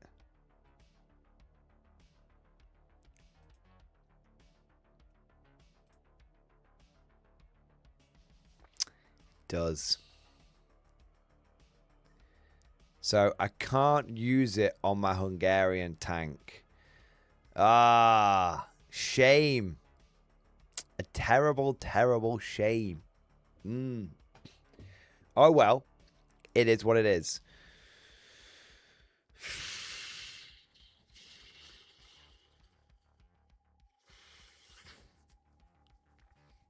You see, I want the Hungarian stuff more. So how it works is just to show you guys. It I won't have to turn. Oh no, I can. Yeah, I have to turn you guys the screenshot off for a second. So if you let's get rid of the stug for a second, right? Get rid of that. If I add the Turan, add to cart, doesn't do anything. If I get rid of the Turan and then add the stug, you can see it does the discount. Long War Battles, thank you for the super chat, man. Hungary uniform stuff in stream discussion chart for you. Is that it? Let's have a look. Maybe it's in here, mate. Let's just have a look here. Nice, man. Thank you. Base uniform color: green, brown, drab, distinct from German field grey and Soviet green. Best paint matches: Vallejo green, brown. Highlight German camo beige. Okay, so this is really helpful, but I'm not sure it's going to help me. This is really good. I'm not sure it's going to help me just because I want to use speed paints for it. So rather than like traditional paints, because I'm going to be painting a lot of them. So thank you, but I'm probably not going to be able to use this, unfortunately. But it's very helpful for other people who might be interested. So, dude, amazing, man. So I'm just saying that because I don't want you to send this information and then if I don't use it, think I'm being weird with you. I just want to be honest with you. Still cool, man. Yeah, it's because, dude, I used to paint in traditional paints. And now I just paint too much stuff to use traditional paints. So I need to be able to paint very quickly to be able to churn the armies around and stuff like that. So, but dude, thank you for the support, man. And I do really appreciate the information. And I'm sure even if I don't use it, I'm sure other people will find it very very helpful. So thanks, man. 07, buddy. Appreciate the support. All right. So I kind of want the Hungarian stuff more. Like, I do want all of this, but I'm trying not to be too silly.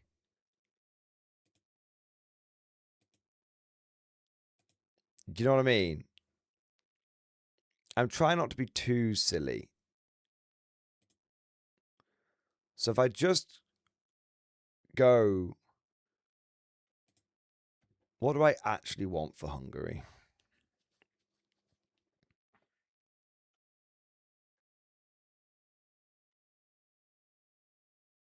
So I already have 2 tanks and an assault gun.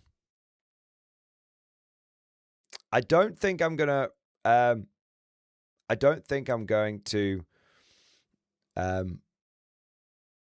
any of the infantry, because if you look at the infantry for the Hungarians, they're literally just wearing style helms and greatcoats. So I'm just going to use my existing winter infantry, which I'm going to be repainting anyway. Yeah, because, like, is it me or is I want to check something. Like, it feels like the Hungarians had a slightly different style of style helm, but I feel like I'm going mad on that one. Because surely a style helm's a style helm, right? I think it's just because they're metal models. Have we got these ones? I think it's, yeah, if you compare the two. No, they are the same. They are exactly the same. They're just painted a bit differently, and they're originally hand sculpted, so it's a little fucky. Okay, that's fine. Okay. Okay, let's have a look. So, 1 minute. I've got too many tabs open here. I'm going to start again. I got too much open. Done.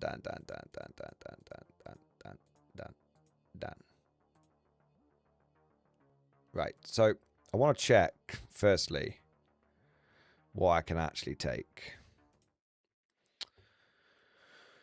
I can take the mace thrower. I can take Nebelwerfers. I don't own any Nebelwerfers.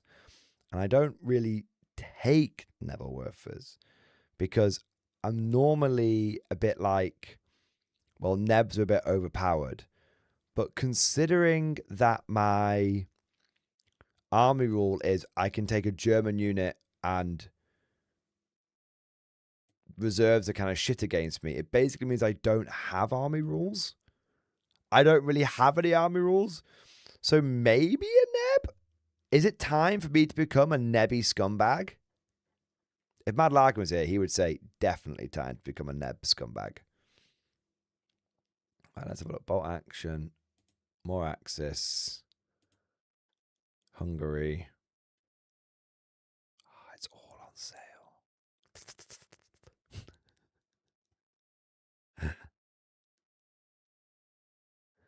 Oh, what's this? Ah, shame. I don't want it. Okay. The Hungarians got loads of shit, man. They got loads of shit. They got the pack gun. They can take this mental Fiat thing. What the fuck is the Fiat and Saldo? See, is that a thing I can take? Oh, it is.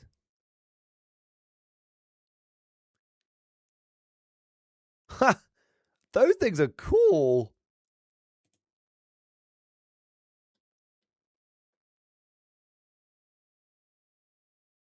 There's some cool stuff in here, to be fair.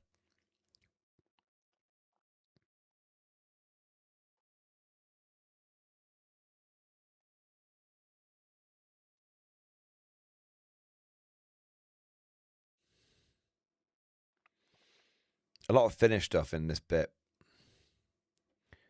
which I'm not that bothered about. When it comes to fighting crime, there's only one man keeping the streets The safe. Fiat. I kind of want that stupid fucking Fiat tank now. Do you know what I mean? I kind of want it. I said, okay, I said to myself, I wasn't going to get the 39M Saab armored car. I said I wasn't going to get it because I said I said to myself that I thought it looked stupid and that it wasn't very good. And I still stand by that statement, chat. But if I know anything about you guys, the moment you see some derpy ass goofy vehicle, you're going to tell me that I need to buy like 3 of them.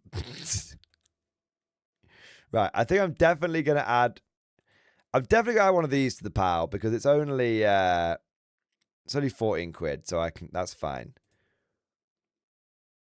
Yeah. And then, but it could be baller. It's almost guaranteed to not be baller. Like, really, really quite likely to be not baller. Where's the fucking Turan, man? It was here a second ago. Or is it further down? Oh, that's why.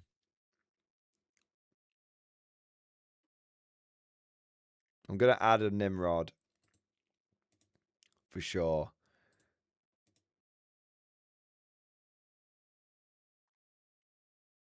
Yeah, I think I'm just going to get myself some Hungarian tanks.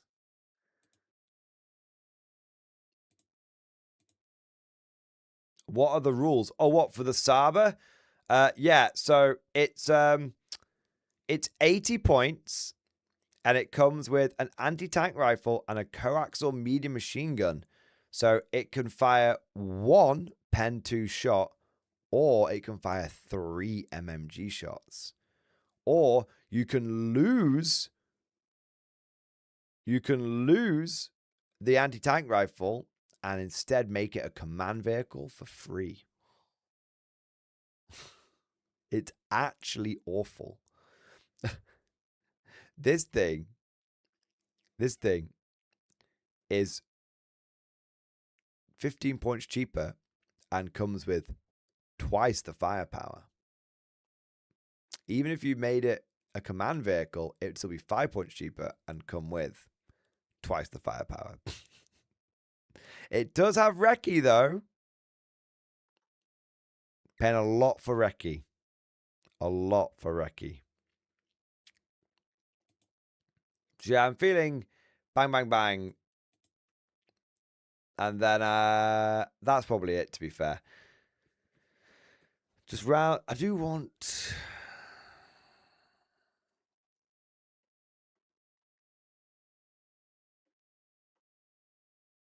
I do kind of like the idea of the weapons teams as well. Yeah, dual direction steering isn't that good. Yeah, I think that's probably what I'll do. And then I'll just paint the infantry up in you say, oh, Long War Battles, Museum, thank you for Super Chat, Museum Army Painter for Hungary in stream chat. Let's have a look here, man. Let's have a look. 6 drops orc skin, 6 drops hardened leather. Mix equals green, brown, drab base uniform. 2 drops sand golem optional. Add only if you want a brown and late war tone. Highlight, dry brush of 2 drops of sand golem and 1 drop of skeleton bone. Helmet, 5 drops orc skin, 3 drops of hardened leather equals olive green helmet with brown tint. Leather gear, 8 drops of hardened leather, 2 drops dark wood. Now this is very helpful. All right, I'm saving this. I'm putting this in a Word doc. Now this is helpful. Thank you 1,000 times, man. Because I basically have all those colors, bro. Holy shit.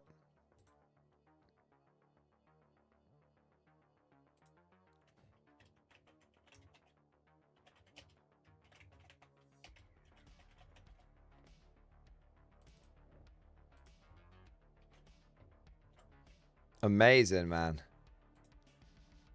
Really, really, really, really helpful. Really, really, really helpful. Right, well, I think I'm going to have a little think on it with the whole Hungarian thing, because there's a chance I might just want to go fucking ape and buy a bit of everything. But I suppose I should probably work. Do you know what I need to do? I need to work out a 1250 point list. I need to work out a 1250 point list. And then I can work out how I want to, what I want to buy. There you go. That's what I need to do. All right, that's what I'm going to do, boys.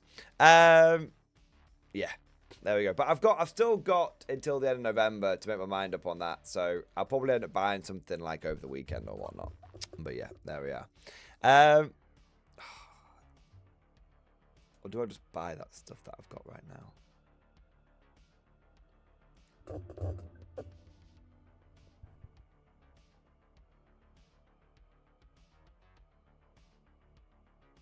Or do I just buy the stuff that I've got right now?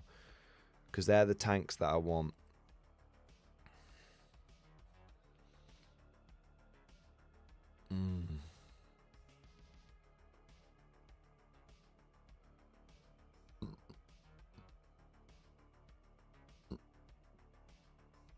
I'm not sure.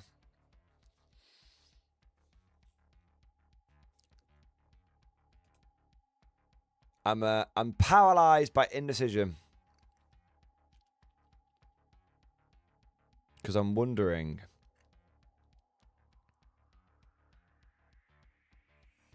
I could use my German infantry, but I might do them in a different colour scheme. I'm going to sleep on it. I'm going to sleep on it, and I'm going to decide tomorrow. There you go. There you go. I'm going to sleep on it, and I'm going to decide tomorrow. All right. All right. All right. All right. Chat, thank you for your support. Thank you for staying up with me a little bit later. Let's wrap this bad boy up. Everyone's going to be like, boo, Mordian, boo, boo. I'm sorry. I'm going to be a good boy. And I'm going to have a little sleep on it and then decide what I want to do. All right, gentlemen, we're going to wrap things up now. I said my thank yous before, but I'll say it one last time. Thank you for joining, liking, and all that amazing stuff. And thank you for all of your incredible support. Remember, tomorrow's stream is a daytime stream, bonus stream on Saturday. Thank you all for watching. Hope you enjoyed it. And of course, as always, I'll see you guys next time.